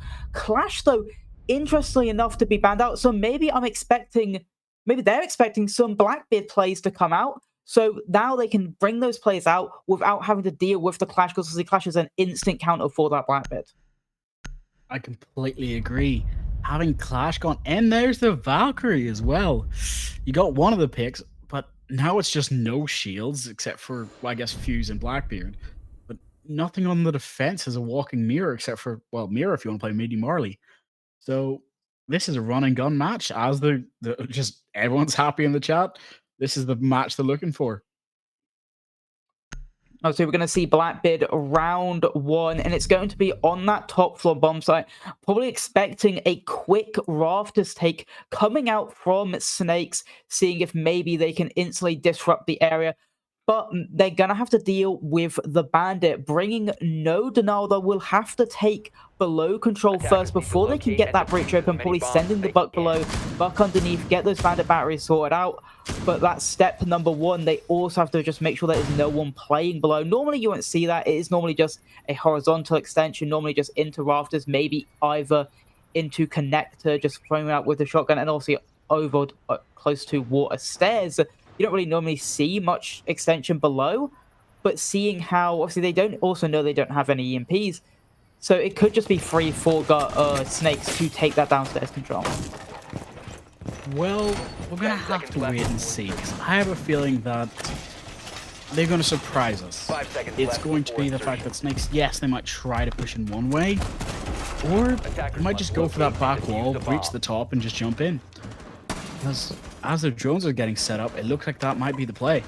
They're going to have to be prepared for them to go helipad, and whether they breach the wall, they try to switch tactics. We don't know, because Thatcher's still on the board, but they didn't bring it. Thermite's still on the board, but they chose not to bring it. So I'm thinking that I might be right. They're going to go for the wall, maybe switch back and try and go for them as well. Put up as much trouble as they can with Buck below, as you were said. Leon is below. He's opened the window already. The garage has got a few pop holes in it. There you go, bucking below, getting the Bandit batteries off, at least on the left side of the wall, so that side can be opened up by Prophet on the Ace, already getting a little bit of control. Only a minute gone as well, so it's good time management coming out from the side of Snakes, looking to find any information they can with the drone. And there you go, here comes the Blackbeard, going to jump into this raw position, but is he going to be cut off by the person in the waters? No, he's able to get the position free, and they get the open puck. Leon from below with that Buck. Great value coming out from just taking that space early. No one really contesting it, so now they're able to get not only a free pick, but ground and the space of the breach being open. But now we're going to see how they convert the round with the space they've been managed to get through. Looking like the Blackbeard is going to rotate to water to then just cause a little bit of a pinch. We'll see how are they going to contract, trying to stop 2 pushes at the same time. But they at least get one back and trying to progress onto the Blackbeard. Naze goes out, pushes him away, but a little bit of chip damage is done on the Blackbeard, and they are isolated at the moment. And that's a free pick for the Azami, setting us up down for the defenders to take the advantage back into their favor. I gotta say, that's what the kind of play you're expecting to see. I know that's how you should be attacking Blackbeard, but I'm always so afraid of doing it. So shooting the legs, smart move. Now they're hopefully going to slide up and go for the Buck on the stairs. But Asami gets the pick. Asami is now flashed, not afraid because she closed off the door. But this is where it comes a 2v1 situation. I'll pass it back to you. Attackers recovered the diffuser. Yeah, we're looking to see if they can isolate this Azami.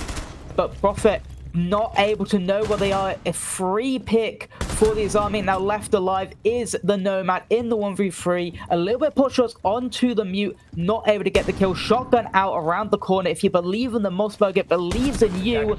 But the crossfire is beautifully established by Gunners, and they're able to get the final pick on the round, setting themselves up for their first defending round win, which isn't crazy. That's their primary bomb site. That's the round you should be winning. We're now looking up to see if Snakes can maybe win out one of those secondary or tertiary bomb sites, but we'll say they had a great advantage into that round. They were able to get the opening pick and able to get all the control they needed, just maybe just leaving players on their own. There was no one backing up the Blackbeard, no refrags available. Whereas Snakes, they always looked, or not Snakes, whereas Gunners always looked like they were able to have someone behind each other, setting up those trades and setting up those crossfires to play as a team in that situation. Attackers need to Geico locate just and decided to be defuse insurance bombs at the if end. they You're can. completely right. Luckily, it was siege timing for most of it, so there's not too much you can critique just on the attacker's ending. It was just not it was poorly timed, is what I'd say. But seeing how they're setting up the downstairs, they're planning to let the wall be opened. Yes, they want to keep it closed, but they're being prepared for it. They've got the mirror facing it. They have the Solus, who could be upstairs hiding somewhere up, and they never know. This is where I like to see Solus more than I like to see Cav now. Knowing the fact that the gadget utility, it's Pulse, but for gadgets. Perfect. What do you say? I would say I do like what they're doing. Obviously, it's kind of like, and as Famous Man once said, onions, they have layers, and this is what this site is kind of like. It's like a layered defense. Obviously, you get that wall open, then you got the next thing you got to deal with. You got to deal with that mirror, then you got to deal with the PIs in sight. There's so many things you've got to deal with. It's a layered defense, but early on, they nearly dealt with the first player on the board, Solus, down to about half HP. But again, that's just a little bit of a nuisance they still have to deal with, as he's still going to be in and around that second floor. C4 goes out from the Cade, not able to land. And even if the Solus looks isolated, he's got another friend up in the middle floor with him, and the vertical being established by the Cade, waiting for those jump-ins, is great from the side of the defense. But look at this, able to find the player on the drone, and with the Deimos there to also track down these roamers, get a little ping on. But I like what the Mirror's done, taking a little bit of pot shots, realize, hey, they found out that I'm here, just drop back a little bit, drop back with my teammate, play the trade advantage, play with my teammate, wait for them to push into me, and you still wasted a minute on that top floor alone with a single Mirror presence. That's what we wanted to see, but now the Solus gets taken out unlucky by the Ram. This is going to become very big detriment. Sorry, that was the Mirror, not the Solus. But now, they're going to have to get Electric Solus close to the shotgun. That is not what you want to see. Getting the early pick, and the Blackbeard gets the pick onto mute as well. That's 2 in sight left. Sorry, not even in sight. Legion's in vending. I'll pass it back to you.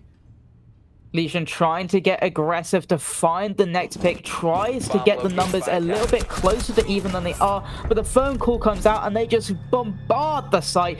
Only one player left in the site, so it's easy pickings for them. And even when the Dokkan was down on their phone, the Legion not able to get the kill. Unfortunate timing again, but the Snakes, they even up the round count. It's looking like we may have a slobber knocker on our hands, as this game is looking like they're trading blows at the moment. Sorry, trying not to laugh. That is a beautiful British saying and not one I was expecting to hear today. For anyone at home, don't worry about it. Don't use it in the office. But it is a beautiful match so far. Having Deimos Nomad be pulled out again means that they're thinking about rotates. They're thinking about how to stop it. The utility of the triple C4 is gone. Now it's just down to 2. So I have a feeling that now they're expecting everything to get opened. But now they're hopefully going to try and hold upstairs a bit more aggressively. Shut everybody out. Make sure no one can get long picks, long angles. Even to the point where they're closing up bending wall. What do you think about their setup this time? It's seeming like they're more trying to focus on just closing down, allowing their roam to just have a little bit more freedom. As last time, the Snakes were just able to bombard their roamers instantly. Obviously, the combination of the Ram just opening up the floor above them, not being able to keep comfortable in that roam. And obviously, the Deimos as well being able to track them. Nomad holding the cutoffs, and then Blackbeard. What are you supposed to do when a Blackbeard shield is running right at you? So it does feel like bring the Mozzie, stop those drones from coming in, slow them down with the Fenrir, and get ratty, because you see here the Legion already in a rat position waiting for the Dokkan to maybe get close to the window to get a free pick, and just about missing the opportunity. But luckily his life isn't given up, as the Dokkan also not being able to find the shots. And again, here you go, the Mute in a ratty position, but it's going to be the Blackbeard he may be facing. The Blackbeard is ADS though, so it would have been a headshot if maybe the Blackbeard aggressed too much. But the Snakes are being smart. They're playing passive. They're holding these passive angles, not being too aggressive in their stay. But look at this. The Azami may come full force into the Deimos here, and they have got him tracked. So it could be an easy track coming out for the Deimos, but the pinch is coming in. Dokkaebi coming in from the water side, but the barbed wire is there to be able to hear when they come in, and it's a free pick of the wallbang from the Azami, but now she has to deal with the oncoming force of the players, and it's an easy pickup by the Ram as the Blackbeard also takes down the support of the Legion, and we sit back with the Snakes coming back in the man advantage even after losing that first pick. Target acquired. This is a really unfortunate situation now. That's two really big picks off the board, but the C4 with the double. Beautiful. That's Blackbeard now off the board. Now it becomes a fair fight. Well, I say fair, but it's a 2v3 situation with a Ram. Attackers recovered the So bomb you diffuser. can still make the long angles from both sides. Hatch is soft as well. That's not what you want in this situation. Thing is, obviously, Ram no longer having that shotgun anymore, though, has to actually use a drone to open the hatch now, and there it goes. So at least they do have it open, but that is no more drones left to actually have proper vertical above the site, but the plant could still go down if the cover from the Dokkaebi is good enough, but no. Grieco gets one and gets the second as well with that double C4 and then the 4K to finish it off. How often do you see a double C4 come out, especially one that swings the man advantage so massively into the side for the defenders? And now it keeps going on blow for blow. They're going bar for bar, and we're looking at the Gunners that maybe they shouldn't have won that round because of the man advantage and how great the Snakes are being able to just discourage that roam off from the side of the defenders. But again, it was that one little bit of utility that could instantly sway a game of Siege, and that's why Siege is so different from any other FPS games. I completely agree. But you said about how important it was, how impactful it was. It was so impactful that his own teammates decided, you know what, we're going to switch. The Fenrir is going on the Rooney, and you've got this Sami now on MX, which just shows the fact that they're all versatile, but they're all wanting going for the kills now. They understand they're all superstars. They're ready to play this how they want to, but they're not going to let it be end all be all. If I can't get the kill, I'm going to stay with the Assault Breeder even if I have to keep fighting every round. They're not one tricks. They know how to play this game. I feel like that is one thing that you see in EU a lot more than NA. I think a lot of players do switch up a lot of their operators. I feel like they're less stuck to that one specific role. It does feel more flexible where they can play anyone and they can play any role they really need to be in that situation. I completely agree, but hopefully we get to see an early pick. They're being prepared for this, but that Fenrir camera, if Blackbeard doesn't know about it, it actually can be quite destructive if they set it up with the right C4 from Bandit or Mute. And Legion just likes to hide in his little corner.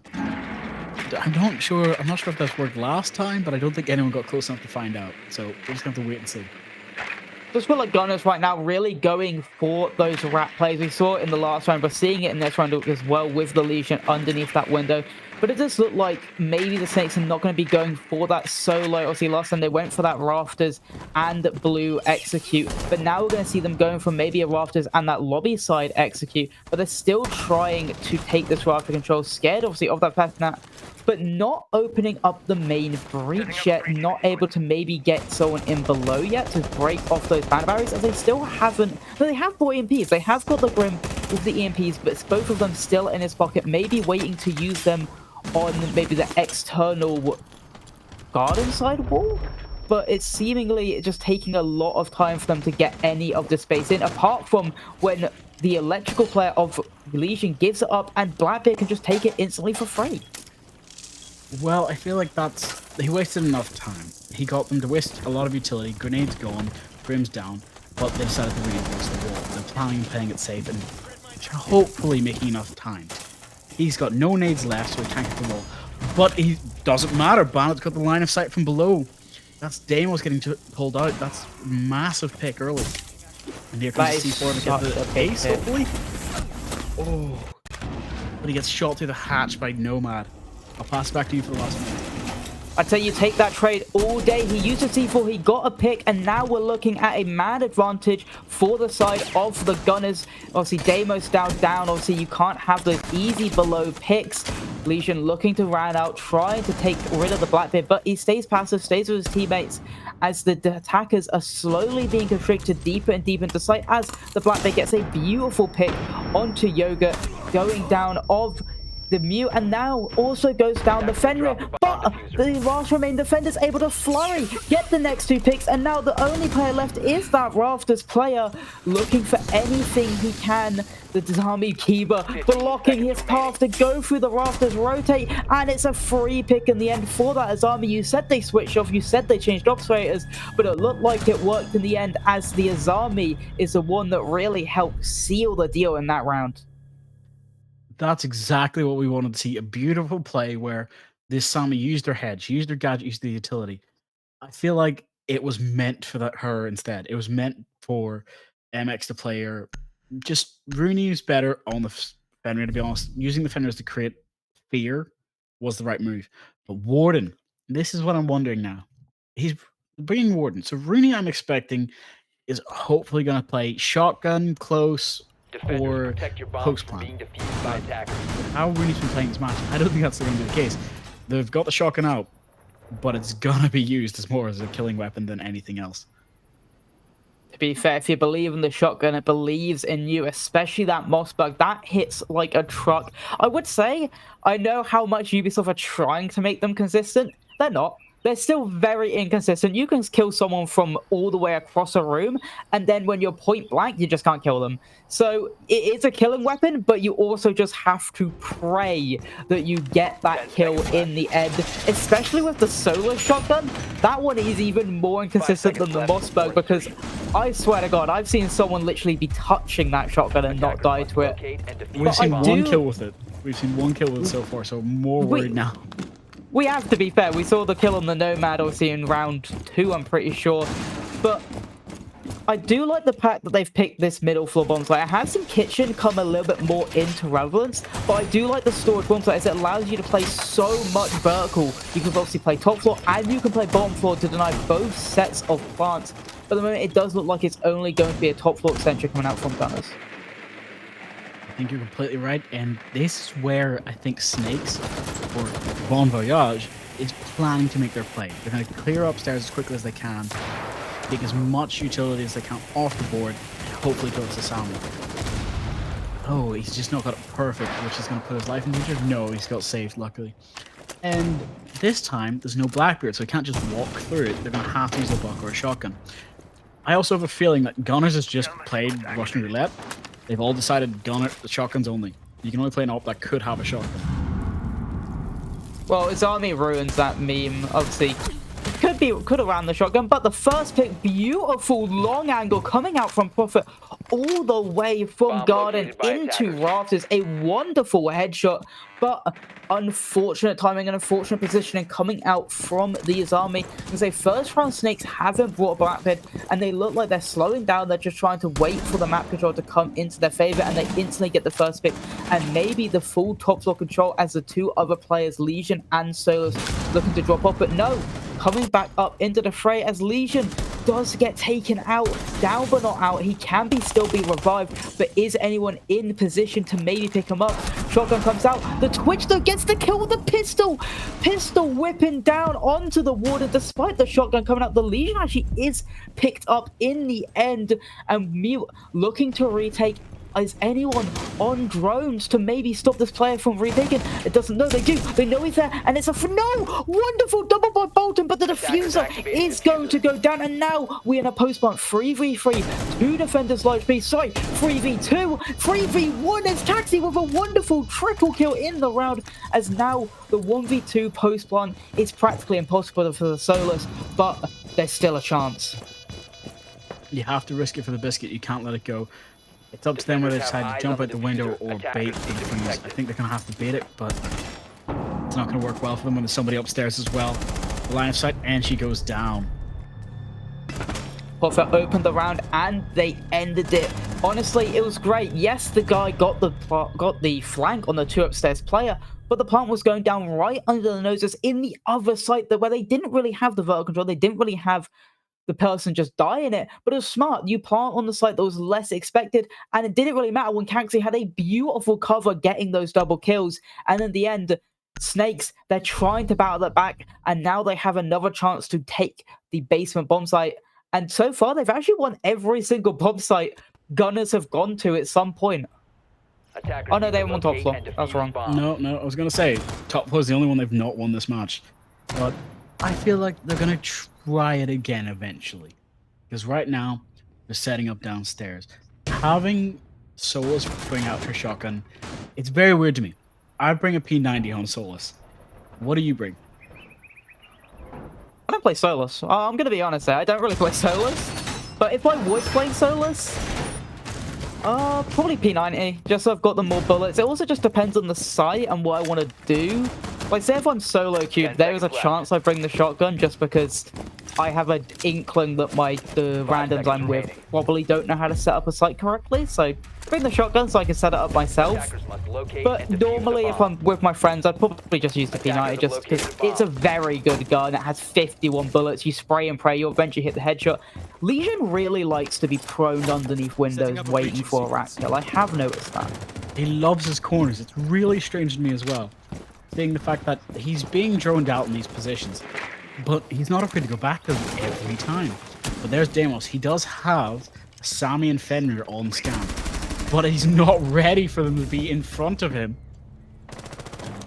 But the Legion's rat play, I can say the Legion's rat play not working out this time round out. He was able to actually scurry away from that window last time they defended it, but this time not able to. And the Solus, he's looking for the same shotgun kill on the same operator he killed the last time they were defending this one. So, but at the moment, the attackers, they're ignoring him. They're trying to track down this army, and are they going to be able to do so? No, not at least at the moment. As the fuser has dropped, the hard breach is down, but his army, they're not giving this up. They're looking to play their life here. This is a death spot for them, despite definitely being able to maybe drop down a satchel. Well, not anymore, as the Dokkaebi definitely there to stop them. But as support tries to come in, it's easy for the attackers to take them out, as the flank drone was there and ready for a free pick. But the C4 does come out as support.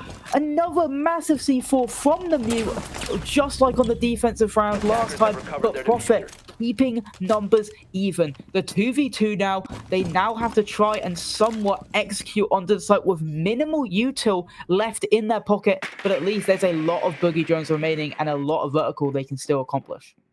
The biggest fear now has to be that the Fenrir still has both of his gadgets and he can activate both of them on site.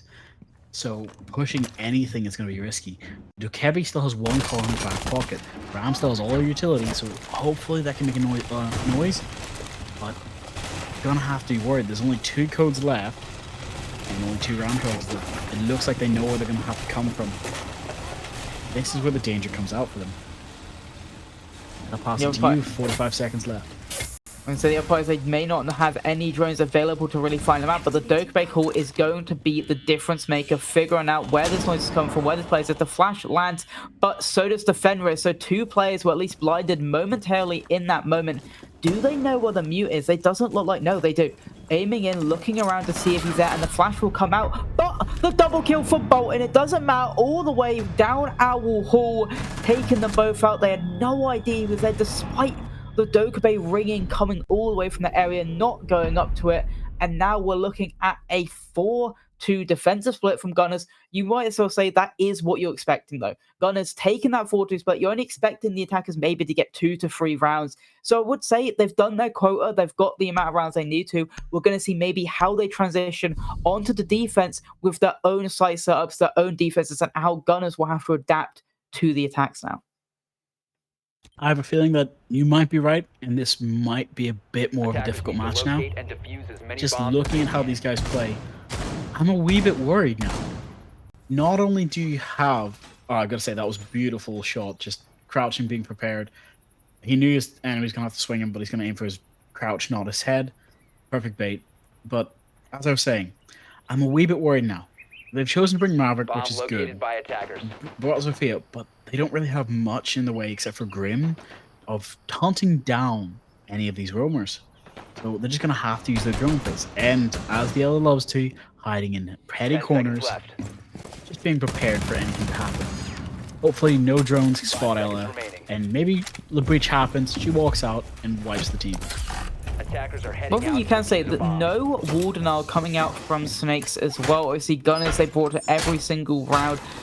but Snakes never brought the EMPs. That's the other way around. They've brought some EMPs, but there's no Warden to really use them on. Obviously, it didn't really matter. You have the Maverick, even if they did bring that Warden. But again, a theme coming up from Snakes attacks is coming up on Gunners. We're going to see that Blackbeard maybe most of this game, just how OP he is with that shield, able to not only take ground, but to just get those free picks, not only himself, but all his teammates, just fragging off that shield. Obviously, when Monty's gone, he is your second best situation to have, maybe even your first best, just above Monty. But they're looking to go for this lobby side take. We saw Snakes try it their second time round trying to defend or trying to attack this bomb site. But Gunners are trying to do it the first time round. They can obviously get this breach open for free, even with that mirror window on side to maybe try and impact it, but no one's in position to do so. So breach is open and they've already got a lot of space over on that lobby side. It's more about maybe if Mozzie can go for a flank or hit a C4 down below. You might be right, but I think this is where the concern now comes. They're all going to get piled into that small room again. I'm hoping they've learned the lesson, realizing, hey, we should not just all stand in the same spot. There might be somebody below the C4. Knowing that Mozzie is on the board with a C4 is probably going to be a bit more cautious for them. But it does not matter with the mirror getting a beautiful shot into the ace. That's not the charge gone, but ace is also gone. Yeah, but Blackbeard now has full space into electrical, and he also was able to help at least get the breach, and that's a free pick for the Grim, not losing his life either. The refrag doesn't come out, but instead the Blackbeard does lose his life. Question marks going over on why he swung so aggressively, knowing there was probably people behind the other defenders, as now the wind condition has probably been lost for the side of Gunners. They're gonna have to maybe just look for a player or a defender just out of position, looking for a free pick back, but it's going to be hard as the positioning is perfect right now from Snakes, holding these cross angles, holding it as a team. But do they expect the Zofia close? Yes, they do. No, it's a beautiful pick and another. The drop shot coming in from Virgo. How has that happened? A wonderful double pick. And look like they had full information on the player being close. But now, no C4, no impacts, a one keeper barricade left. Little utility in the hands for Snakes to maybe push the attackers now out, as now they even have a plant position. But it's if the cover is good enough from the final two players, as Maverick, he's trying to get the plant down, and it is Virgo with another, but gets refragged, and now it's all up to the Azami. 1v2 post plant, not the best positions in the world, but better than the defenders. As no, a wonderful shot by Cassie, but the refrag is there from Bolton. A chaotic round that went back and forth, which ended up the savior being the Zofia with a nasty drop shot to win the round, really. I've got to say, that was not what I was expecting. Having them just drop to the floor is like, all right, fine. They're downed. But I think that's what the call it was. It must have been, oh, Zofia's down, swing and get the kill. But Legion didn't know she wasn't. She just drop shotted her and killed her. So that's just, the timing on that of, yes, we want you to refrag your teammates, but we don't want you to be sacrificed to Zofia in a 2-on. I gotta say, that was a 2-on-1 situation where it didn't need to be done. Zofia had stunned herself and already did damage. They'll always breach. They just had to watch, make sure the plant didn't go out. Tuber out hiding in the corner, hopefully trying now with Kai to keep the door locked. I've got to say, I don't know what they're going to do with this, because every time they plan for either the diffuser to be there, plan to fight. What do you think their plan is this time? Because they're opening up more of garage. Asami's drone hunting instead of having somebody else do it solos or something. They're now, it looks like they're going to try and keep them out, or are they thinking they're trying to waste time? What do you think the play is here? I think it's time wasting. Obviously, even in that last round, the time was getting close. It was in the end, there was 20 seconds left when the diffuser eventually did go down. So they're looking to mainly waste time on that main breach side with the Tuber, with the Cade, making sure it takes at least a minute to get that breach open, so then they only have 2 minutes or so, maybe even a minute to really get that execute down. Problem is, though, they weren't really focused on that lobby side take, that rafter side area. As you saw, the Azami still had full controls of rafters when the round ended. It was that lobby side they were able to take for free, take quickly, and then able to set up their plant and execute. But to be fair, Two-Brow doesn't really matter when you got Maverick and a miss C4. Unfortunate for the Two-Brow, as now they can probably get this breach for free. And yes, they can. The trick is trying to be attempted from the Cade. I don't think it was successful, as now all that utility, all that wasting time you've tried to set up is now pointless, as it's just they've got the breach open anyway in less than a minute. So now we're going to see if maybe Snakes can pivot and change up the defensive style, but there's so much ground established in such quick time for the side of Gunners.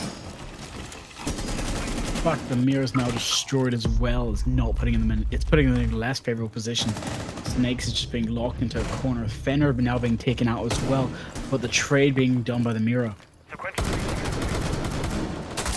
It's going to be a very hard situation, but Prophet is trying their hardest to keep this game in the grasp of Snakes. He gets one, gets another, keeping the man advantage in the favor of the defense. Now looking for the Blackbird, but it's going to be the Cade to take him out instead. A wonderful shot from V7, and Prophet again, triple kill on the round. The star player right now for Snakes, but can the clutch come out? No. V7 finishing it off. A wonderful round in the end from Prophet to just clutch it, keeping it into his hand, getting those beautiful frag kills, and now we're looking at a fight back from Snakes. Maybe this will be the comeback they need to even up the score as they rotate their bomb site, going down to their base bomb site. We saw Gunners more like that roam style play. Will Snakes keep up with the theme, or will they maybe go for more of a bunker set heavy defense? I completely think, now that we know they're going downstairs, I have a feeling that they're going to try and make sure that they use the Goyles effectively on the staircase. They're going to try and keep everyone out of sight, or at least stop them from being able to walk through the breach. They brought the castle, exactly. But they haven't done the wall, so this might end up being either a bait trap, or they're just planning to forget about it, which isn't great. Last round, they were trying to waste as much time as possible. Now it seems like they're trying to set up for a hopefully early pick, but with a Kapkan for upstairs to make sure that if people aren't paying attention, they'll likely get picked. 10 seconds to The observers done Prophet though. I'm just saying, he had an amazing round, and then we've just watched him whiff like 15 bullets on a drone. Poor guy. But I will say, what I've noticed about these two defenses is Snakes seeming to bring a lot more heavy utility. Obviously the Goya, we see the castle, we see a lot of the traps as well. But where Gunners were defending, they mainly were just trying to annoy them on the roam, waste a lot of time, and get those picks. They were mainly focused on getting those picks. But now we're going to see how Gunners like to attack the site, and we'll see the Deimos again. Again, that's exactly what Snakes brought on their attack to just discourage the roam off. They expect this heavy roam coming out from Snakes, which we saw. We see 3 players, now 2 players, on the top floor. So that will be the first point of contact for Gunners. And we will see them opening up this wall. Interestingly enough, with the Hibana, that's the only hard breach on board, so it's their only option. That's all ex-Kairos already gone. So hatches can't be opened if they're reinforced. Obviously, external walls of downstairs cannot be opened if they're reinforced. Obviously, we saw the single wasn't, but maybe the double is. So no more hard bridge is actually completely available. Obviously, I didn't even know it's the Maverick there. So there's the Maverick. He'll probably go outside, get those external walls. I was going to call you out for it, but you noticed. Don't worry, but there's something else you're forgetting. Sorry, there's one more thing you're forgetting. Castles. The Hibanas have already been wasted on the castles. So that's a lot of utility going to need to be used just to clear the castle. But he's upstairs, so they're going to have to flash and push. He's already getting swung. Ukebi gets the kill in the castle, though. That's beautiful clearing out from the side of Gunners, using their utility to push him away and getting the free pick. Obviously, they must have a drone or some kind of intel, and now they can figure out where these final Romans are with the Ukebi call. But the damage is coming out. The Goya, though, stuck in a rock and a hard play, trying his hardest to just get rid of any player he can. He's got a player on his window, playing on his stairs, and now he's being tracked from the Deimos, who's probably going to be shot from above. Yes, he is. A lot of damage, but it's going to be the Maverick in the end to finish him off. The goo goes out. There's no C4, so on the hand to really punish them. And then they know about the Legion, who's coming up, flanking up Cargo. So now he's also stuck trying to maybe play a little bit more aggressive to get a pick back, but never mind. He runs at least down the stairs, but do they know about Prophet being ultra aggressive on these vendor stairs, looking for a free pick, then probably going down, nearly getting it onto the bug, but lighting him all the way up to 1 HP. The positive right now is the fact that Gunners are all so low. Only Deimos is full HP on the side, so maybe a cheeky Kapkan trap can get a free pick for the side of Snakes if they don't check their doors properly. I do believe that there's only one Kapkan left on the board. It's upstairs, so I don't think it's going to be coming into play. Luckily, though, having those breach charges to hopefully destroy those castles now means they can walk into sight. It's a 3v, but I've just realized, Maestro's camera will be able to do enough damage, but the Goyo fire is going to be enough to kill 2 as well. One's down, and they've only got 30 seconds left. The Fuser's got to go down with the plant, but he can get the swing. If he can get the kill, he cannot. Bolton now gets the frag, 2 going down, and Dokkaebi finishing off the Legion in the end. Yeah, you mentioned it right there. The time was also an issue for the attackers, and it seeming has been an issue a lot of the times. Obviously, a lot of time waste has been brought by the Snakes, which has hurt the Gunners trying to get that execute. But we're back in the 30-second meta. They keep getting it down in those last 30 seconds, killing the Rhino Maiden players, and then getting that bomb down. They've gotten it most of the time on the attacks they've won. But the problem is that round, yes, in the end it was a 2v1 and it looked comfortable, but it did come down to the wire. It definitely could have been won by the defenders. You mentioned it as well. The Evil Eyes, if maybe they went a little bit better and shocked maybe the player defusing, that's the round won by the defenders. And even so, when the Maverick tried to jump in and fire, he died to the Goyo fires. He then dropped the fuser in the fires, but luckily again for the attackers, the fires then dissipated at that final second, so the Buck could pick up the diffuser and then plant it. Because if the fires are still up, Buck isn't getting the diffuser, is 1 HP. So a little micromanagerial things that could have maybe favored the defenders, but the attackers just about get it done. And we're seeing them say, been off that bottom basement floor, we didn't win it, let's rotate this time around. We're going for that middle floor bomb site. It is a haven for the defenders, but also the only site we have not seen the defenders win so far. You're completely right. This is their Hail Mary, as you said. But bringing this Sammy along, I think they're planning to fight this out. They're not planning to give up yet. It's not over. Waste as much time as they can, make sure that they can't just jump in the window and plant. And having the Warden now on the board means no sneaky smoke plants, nothing like that can be brought. Gotta say though, having the Pulse, what do you think about the Pulse being used here? Because I'm thinking it's gonna be a bit strange. I think normally you have to see if the pulse below, so then you can see if they go for that plant on the default window, you can then get a free C4, free pick. But maybe they may send them, maybe lobby side to get the information to find out where the players are, because the knock obviously will not show up to a camera. There's a barricade, and look at this. There you go. There's the information on the knock as well. Not showing up to the cameras, but you've got a heartbeat, and this could be a free pick for the Pulse early on. They're going to give out the information, say, hey, he's coming in through here. Yes, they've got the camera on him, and he got the C4. But here comes the C4. Doesn't hit! It's on the wrong side. On the wrong side of the wall. It's very unfortunate, very unlucky, but the knock now knows that their position is also known. So they're going to back away, waste a little bit more time on trying to control. Prophet goes down first, but 2 refrags by the defenders as Snakes now sit back in the man advantage. But Leon is down, but now out, as we're back even for the attackers, as they've also peeled off this top floor. A minute 30 gone, 2 players obviously lost, but they have at least got that full vertical control established. But can they infuse it to give themselves the advantage in their execute? I completely agree. Now I'm even more terrified knowing the fact that, yes, the knock is on the board, but are they going to be able to find her on the cameras? Are they going to be ready to see her? Because their only option now is Pulse, who he has the C4. It's the only C4 left in his back pocket. So the Sandwich is going to try and close up as much as she can and try to turtle down. It works fantastically well, but not if they know about it.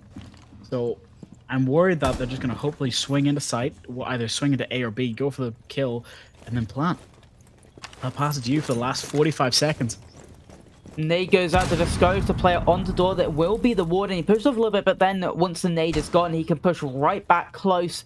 Obviously, the pulse is below, waiting for a player to go for this plant. But if they come on the other side, it'll be hard for that Seaver to come up with all the hard flooring. They know where the Maverick is. He has the pings, but a beautiful shot from the knock puts the favor back established for the side of the attackers.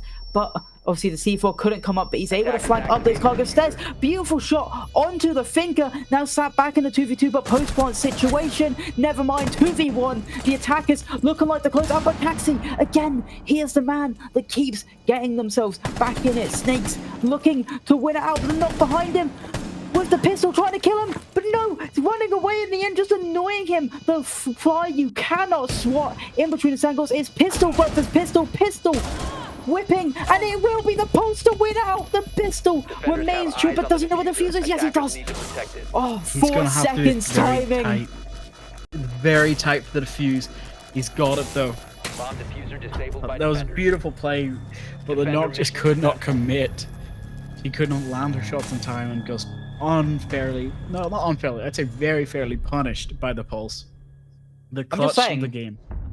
If the knock had the deagle, I think they win that round, because I'm pretty sure they had the USP. They hit one bullet and it didn't kill the pulse because of the damage difference between the USP and the deagle. So that's why maybe you should start using the deagle on knock. I'm not saying it's the better option, but I'm just saying the deagle would have won that clutch. I'm saying it's the better option. You should definitely be using the deagle, but it doesn't matter. That's not the important part. It's actually Snakes calling the timeout, which is kind of surprising to me because they just built their momentum. But I do understand that it's because of the last couple seconds. It's always high risk, high reward with Snakes at the moment. So they've decided, you know what's best? Reset, slow down, call it. They've got two teammates on the team dropping 11 bombs, which is what we were hoping to see. But you've just got to hope that Gunners don't let this slide now. They can also talk and use the same plans to strategy. This might end up becoming a detriment to them. I will say I think it's a good timeout because right now at the moment Gunners do seem to be winning the strategical advantage. They get the space early, they get what they need early, and they get ready for the execute. Obviously, it comes down maybe to the final 30 seconds when they want to get that execute ready, but they still get it done. And it does feel like maybe Snakes are just squeezing out these round victories thanks to maybe some hero plays to certain players. So I would say it's a smart timeout. They need to realize what they're doing wrong and what's going wrong in the mid game, because that's the main problem what they're having. It seems like they always come down into the mid game. They've got an even man count, and then they make some sort of mistake that really throws their round off course. Like in the first defensive round, they probably should have won it. But again, it was the Zofia drop shot and getting those 3-2 picks that really just sent their defense off course. So I think maybe, I don't know if they're a coach, but their coach or maybe just even the leader, Prophet, talk some sense to them and be like, hey, this is what's going wrong and we need to fix it right now. And then we can win these next 2 rounds and send it to overtime. I completely agree. But I've got to be more hesitant now. You know what's interesting that I've noticed? Mira's still got one in her back pocket. I have a feeling that she's hopefully going to use this to save it and maybe go for a double wall pocket strat, but I could be wrong.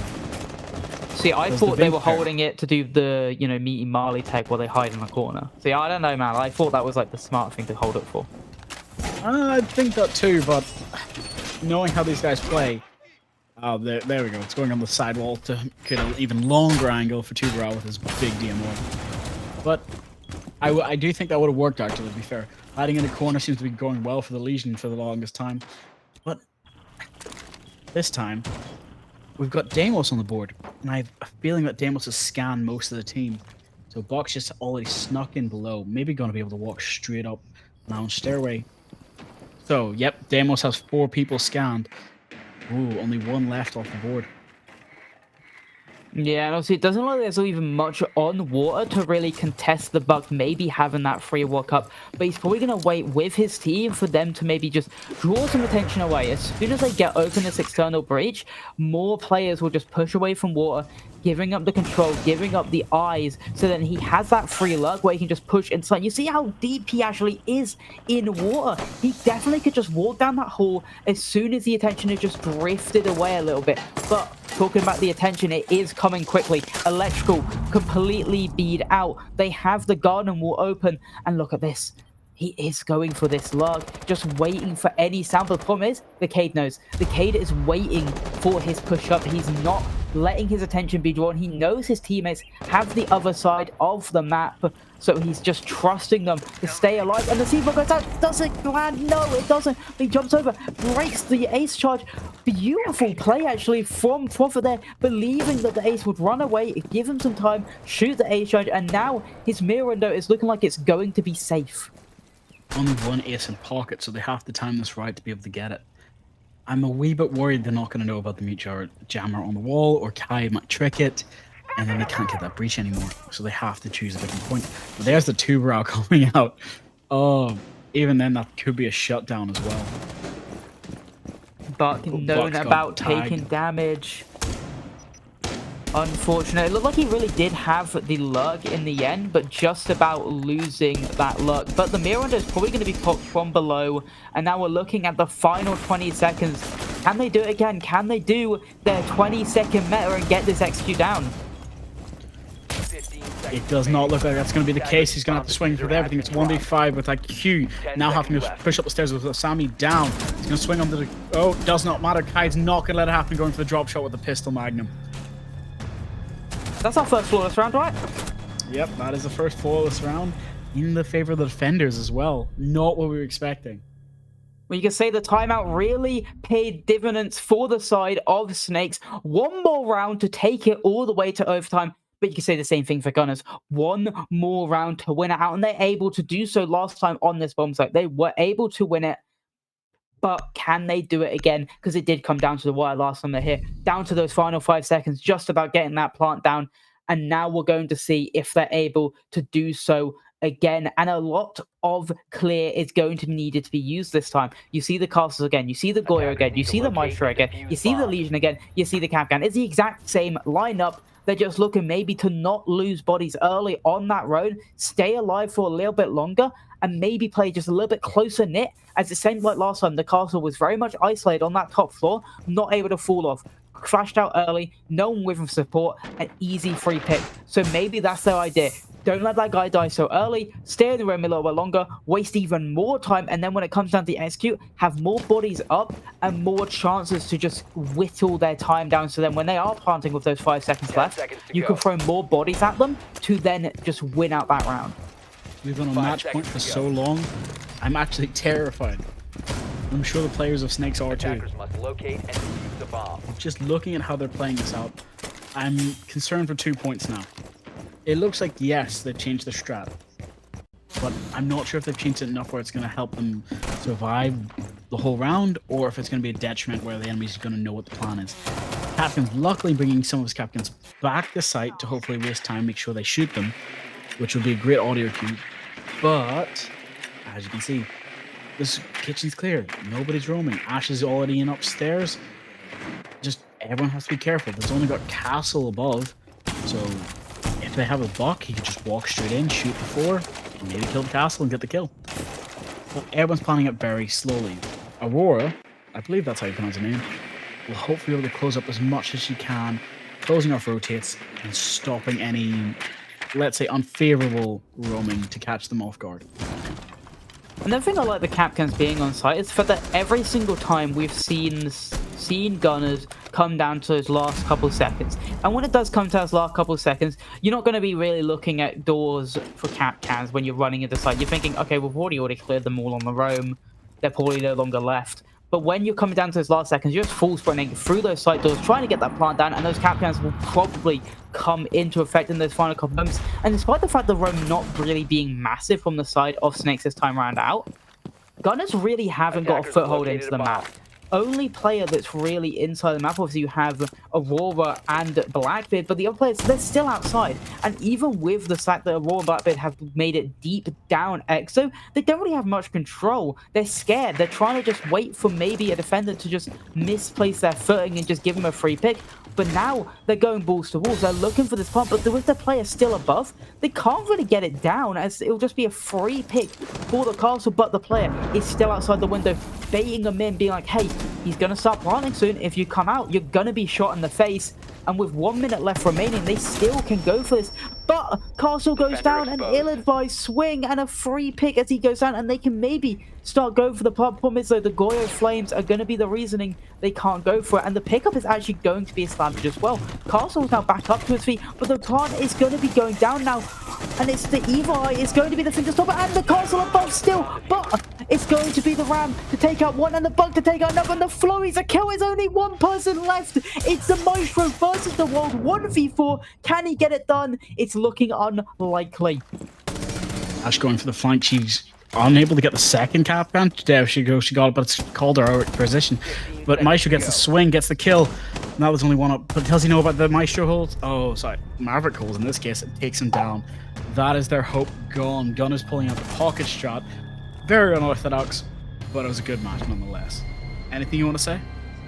Oh, it was a great match. Obviously, it was a slobber knocker in the end. 7-5, back and forth.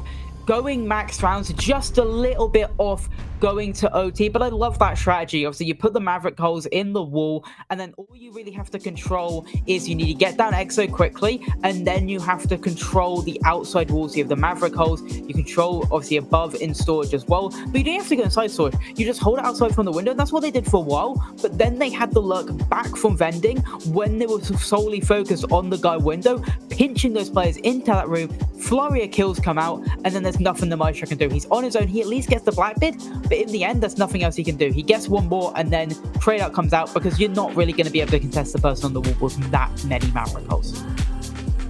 No, it was a smart play actually. Not something I would have done, but very well played. Very old Siege style, where you used to have the multiple punch holes in the wall. Somebody had to pick one, and normally they'd pick incorrectly.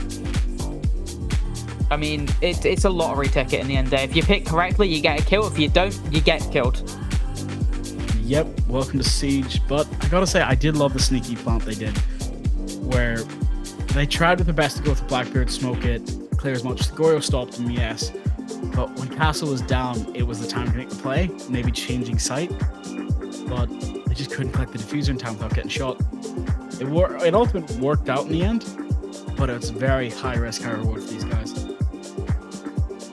But in the end, that's what Siege is. It's a high-risk, high-reward game, and sometimes when you take those high risks, you get the biggest of rewards, and that's what happened here. They were able to win the round out, able to win the game out. 7-5 puts them at maximum points they can get. Obviously, if it went to overtime, they would get less points.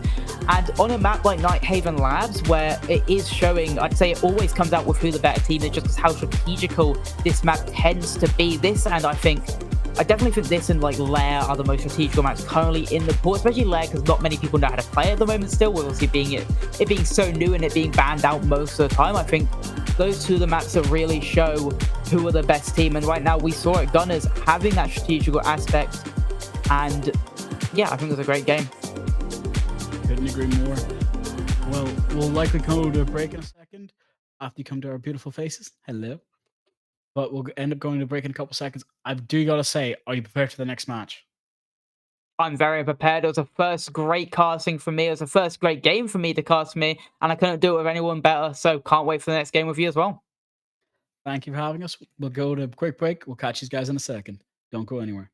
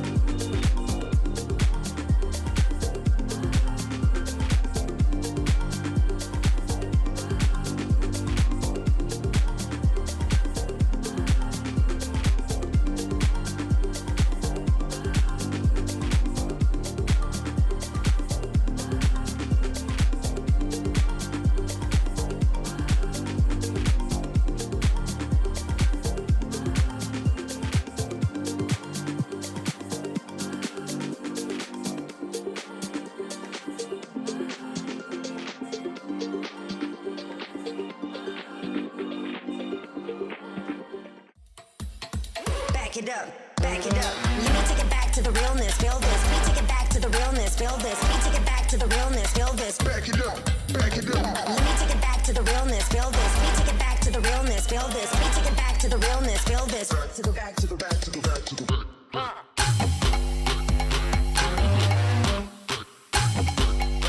Take it back, take it back.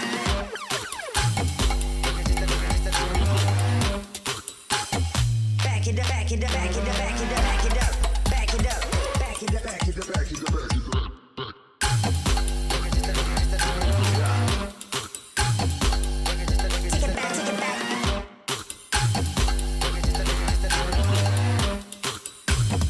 Back it up, back it up, back it up. take it back, take it back. Back it up, back it up, back it up, back it up.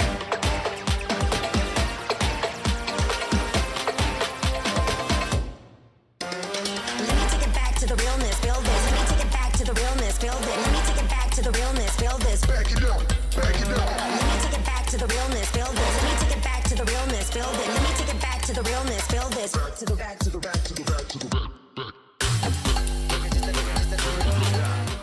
Welcome to the XXL Nutrition HQ. XXL Nutrition is the most popular online supplement brand in Europe. Our proteins, pre-workouts, dietary supplements, and of course our sportswear is developed with the greatest possible care. We are known for providing the highest quality products and the best service. Daily, we are working with a motivated team on new developments, promotions, and quality control to serve our customers in the best possible way. XXL Nutrition is an established name in the B2B and B2C market. Therefore, we can also be found in many gyms, supplement stores, and supermarkets. Offering the highest possible quality is the foundation of our brand. Only the best ingredients and materials are used for our products. Everyone at our company has passion for health and fitness. That's why we want to provide our customers, and of course ourselves, with the best products. We prepare all orders in our own warehouse, which has the capacity to process more than 10,000 orders daily. Thank you for supporting XXL Nutrition. We are XXL, the most popular brand in sports nutrition. And here, live at the MGM Music Hall in Boston, Massachusetts, we make some more. Welcome to the Rainbow Six Invitational 2025.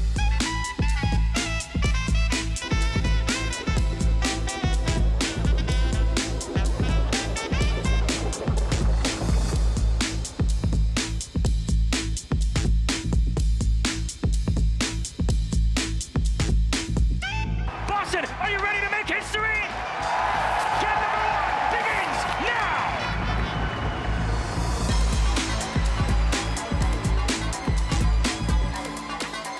It is Haza Company Academy! It's a one-team! We can't quite see it, the punt. Oh, it down, a beautiful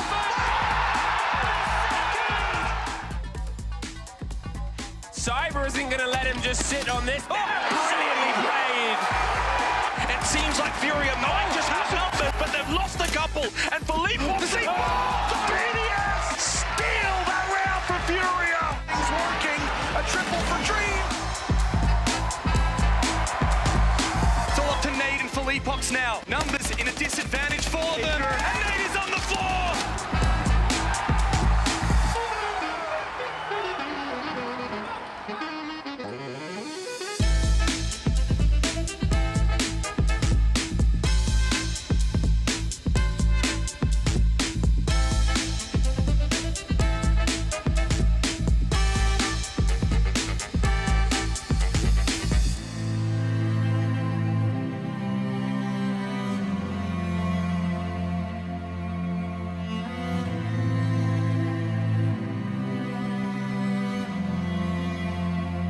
Pressurization complete.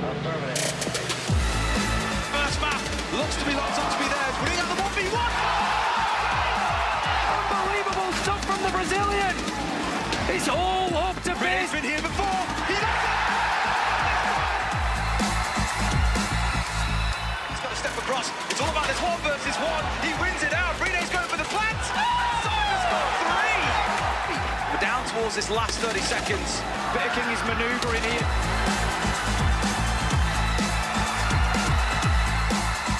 Shot in the back again. Shaiko is going up Tim. Forces has got to clutch up big. Andy, let's see if the swing. The waiting. Solotov's down. 3 days off. He's also down.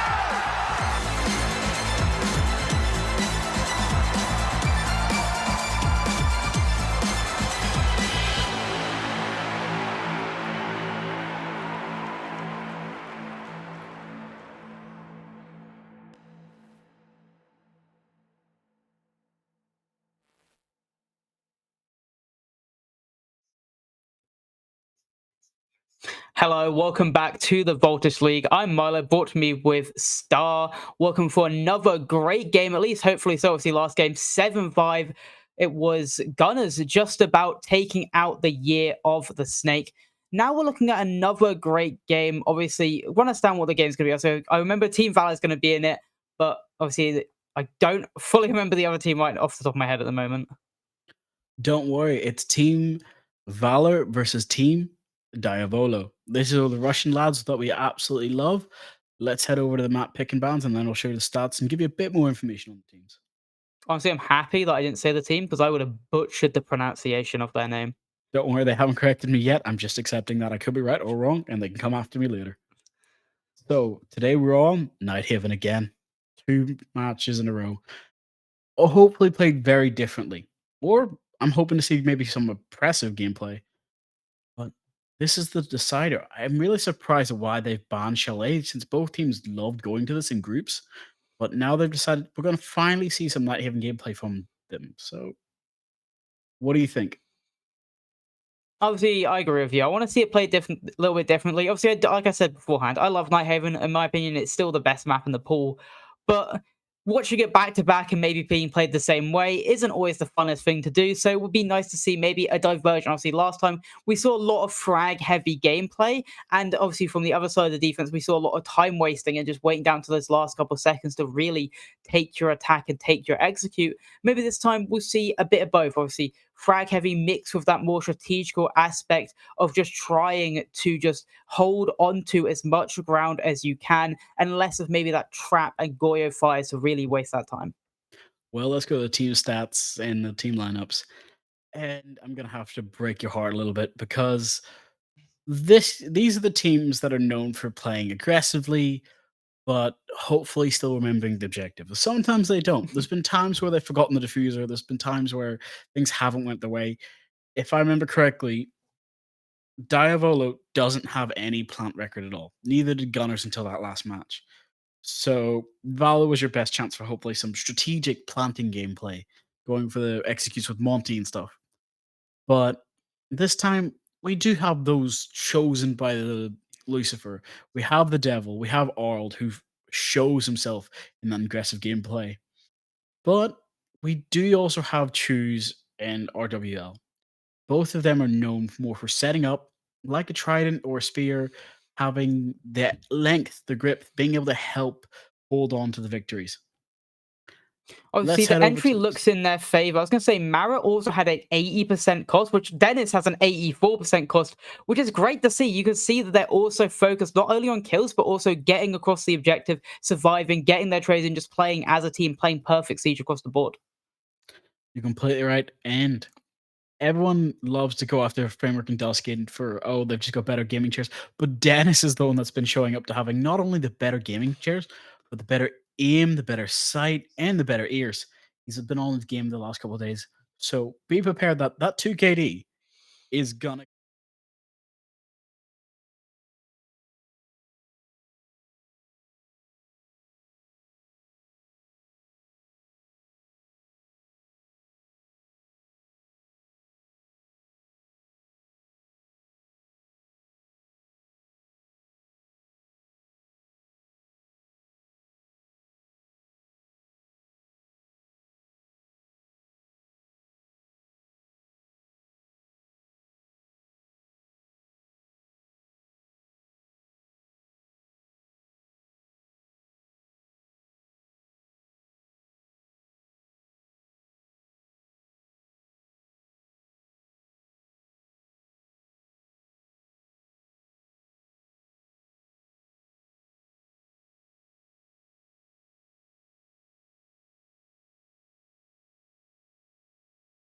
real threat, maybe let's ban him out in our game. So I'm definitely expecting at least one of the 2 shields to be banned, maybe even 2 out of 3 shields to be banned. Valkyrie, and then maybe the mirror, because we saw a lot of mirror in the last map. Very strong for the side of the defenders, able to get those 3 picks and the C4 picks going off. So I'm going to go, Grim is already banned, so that's 1 shield not going to be banned. And there you go, at least the Blackbeard is banned. So again, I'm half right on each time I'm banned, so we'll see if I'm half right on the defense bans as well. I'm going to say maybe not the Asami, maybe more of a Kaid or Mute getting taken off the board, but we'll have to wait and see. Just remember, everyone, that social vote was incorrect, but Valor and Diavola are playing. Please do not leave. This is not a rematch. This is what is going to be perfect gameplay with Tubrow getting taken off the board. So, site can still be opened, but the defensive is going to be a bit more difficult in the walls. And we're half right again. We get half right again. I said the mirror may be banned, so I'm 50-50 each time for bans. I'm still confused that the defending team removed Mira. That's going to throw me through a loop. Either somebody wasn't paying attention when they were picking operators, or they've got some pocket strats and we're going to have to see them. I'm looking forward to this. It's going to be swing everything or swing nothing. I see Azami going to come out. Azami's coming out to help them, though, with that swinging. And the attacking team may be the ones playing blind soon enough, as the Fenrir also coming out. We saw how prevalent they were in the last time, obviously the last game of Nighthaven, bringing about basically every single round. And we're seeing it again, obviously, gives that information, gives the defenders the advantage in any gunfight, literally makes the attack go purple in fear. I'm going to see if the Diavola. It's okay. I'll say it. You can say, oh, it works. Diavola. Diavola. Diavola. Going to see them go purple in fear to see if they maybe pull a little back from the defense, but looking at their attack, then there's no fear. Full speed ahead. Blitz is probably going to be sending through into Rafters as they want to take this control quickly. This is what I'm wondering, because I think it might go for either the fast execute or the fast clear, using Blitz, hopefully a turtle plant, instead of the fact that Blackbeard's now gone. They didn't ban Blackbeard. They actually tried to get rid of him, so I'm just thinking, has this all backfired for them, or is this going to work out well? Just going to have to hope and see. I don't hate the Grim ban as well, by the way, because the Grim is obviously... Grim started out as a meme operator. Everyone, it's like Finker. Started as a meme operator. Everyone's like, oh, they're useless. But then they got slowly just started getting a little buff, little buff, little buff, and then people were like, wait, this guy's kind of good. And now he's really prevalent in the scene, used quite a lot, obviously pings out the information. But as I was saying, that Blitz jumps in early, gets downed early, already out. Is he able to be finished off, though? No one's really around from the attack. There is a Buck tried to get the refrag, as Legion actually is the man to finish off the Blitz early, and that's a massive pick for the defenders. But right now, Legion is stuck between a rock and a hard place, looking for any way to try and get out and keep his life. No, and he does not. He gets shut down in the end. The camera was there to tell him that somebody's trying to swing the window, but he just didn't have the time for it. Luckily enough for them now, that downstairs is clear for the attack. They can hopefully push him from below and cause as much havoc as they want, but they do still have to remember, and he's just sitting on the blue stairs, and they can shoot back. So this is where Framework's going to hopefully come into his own and maybe get the kill, maybe shut down the Buck from below. No, he's going to get the wall, no problem. This way, the wall can now get breached. Maverick's on the table, Ace is still up. 3 Ace charges left in back pocket. Before Jones gets shut down, though. So he's still safe to hold this. Chi-Chi's not going to stop. So we didn't really see this much of an extension on last 2 other teams. We didn't really see him have a full extension into water like we're seeing on the side of Valor. Beautiful from the Warden to keep his shield up, keep his control all the way over waters, and with a minute remaining, there's not a lot of control the attackers have. No rafter control, no water control, no electric control, but now they've got the flashes up and they're looking to run up onto the Azami, and they get the pick. So now, as I was saying, that they take that control, but instantly the Fenrir gets a pick back, but it's instantly refragged back. We're seeing these refrags, we're seeing the teamwork, and we're seeing the play together as the electrical player comes in for the backstab, gets one. Do they know where the final player is? The drone is coming out, and they will have spotted him. position, and the whiff comes out as Devils is able to take him down. A wonderful pick by the ace as it goes into the favor of the attackers for round one. Similar start as we saw on the last Nighthaven Labs map. Similar start, but they did change the difference. I did like their hold better on this occasion. That extended hold into there was safer. That was a complete cutoff. But they completely forgot about electric and trying to hold the other side. Yes, reinforcing it was smart to waste more time if they tried to open it. They need to try it. Ace just forgot about it and just chose to walk straight in. But now they're downstairs, bringing in the Goyo, the Mute, the Valkyrie, the Castle, and Kaid. So I'm wondering how they're going to play this. Are they going to close up just like the other guys? And it looks like that's going to be the correct answer. But now I'm wondering, how's the attack going to handle this? Are they going to just try to push into site? Are they going to go from above? Because I have a feeling they're going to try and clear, same as before. But Diabol's got Sledge coming. So I have a feeling they're planning to just quickly take above, open everything, clear as much utility as can. 10 seconds left before and, you know, just destroy as much as they can. With Twitch now, I'm hoping Twitch can get the Goyos. What do you think's the plan here? Because they've all just completely switched off. They're not planning on bringing this in at all. I was going to say the plan was to go top down, obviously quickly with the Blitz, with the Sledge, trying to just disrupt the Romans. At the moment, it's still looking like they want to go for that top down. My only problem with their operator lineup, they don't really have any roam clear operator. There's no Jackal, there's no Deimos, there's no Dokkaebi. You're kind of going in blind. You're just having to use those drones. And with the Mute on board, blocking those drones from being able to go in through those entrances is going to be a lot harder to drone out these Romans on this full-on top floor. So I am question marking what really is going to be the strategy right now, as they are looking to go for this full-on top down. They're looking to try and discourage this Mute from playing on this top floor, but with no drones trying to figure out where he is, it's going to be a headache for the attackers. It's a lot of drone economy gone, down to the 5 drones left. 2 in 2 players' pockets, but only the rest of them are out on the map and can easily be caught or destroyed. There are only 5 drones left on the side of the attackers. It's like 4 drones now, not 5. And, well, they're going to be in trouble, one way or another. They've either got to swing, kill the Valkyrie, but the Valkyrie just couldn't time it correctly. Framer killing any though? Ouch. I mean, he refied himself. He did, but was it a bait? What was the plan here? Does like okay, so does that count as an entry kill for the Goyo? Because he technically got the entry kill on the enemy, but he also got the entry kill on his teammate. So is it an entry death for the IQ, or an entry death for the castle, and an entry kill for the Goyo still? Stats are confusing. But in the end of the day, we're still looking at an even playfield. It's still even. He just didn't. He felt bad. That's all I'm taking it as. It wasn't meant to be. Oh. But he killed his teammate first. I know, he was preemptive.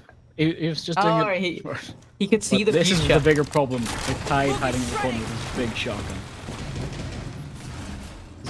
Big shotgun. And the problem is, the reason he's able to do this, as you mentioned it before, drone economy. They lost all their drones. They have 2 drones left. 1 is still in pocket as well. So they have no idea. He's there. He could get a free pick right now on the buck, but he's playing patient. He's waiting till the last couple of seconds. He's waiting for them to go down the hatch, go for their execute, and then he can have an outrageously good flank. Kill maybe even 3 of them, because they know they want to end this plant inside of that door, the pillar door. And now look, he's pushed up, waiting for Framework gets the pick instead, and now he can push back, and they still have no idea the Goyo is on the top floor. He can still go for this crazy flank right now as the fire takes the damage away onto the ace. There is 10 seconds left, and they still have not discouraged the roam. A beautiful shot, and now the player above, Goyo, gets the next pick. It's a 1v4, and it's not going to be done, as the Goyo, who was undroned, unseen because of the poor amount of drones they had left, the drone economy not in the favor, but the defenders benefited greatly off it, despite the fact that technically the only kill that Diavoli got on that round was the team kill. That's where the biggest problem has come out for me. Just watching that happen, the lack of droning, poor mistake. No ops to actually hunt down the droners. Even worse, just any of the roamers were able to walk straight through it. Didn't matter. Yes, now they know they can attack upstairs, but if they don't remember to use their drones, they don't remember to Attackers have save their discovered the drones, location of a bomb. they're going to come into the same situation again. Hopefully they can learn from their mistake with Castle, but I don't think that's going to be the case. I have a feeling that might be a repeat because certain things aren't being reinforced. Certain things are just having mute jammers put down next to them, and they're just going to wait and try and hold upstairs.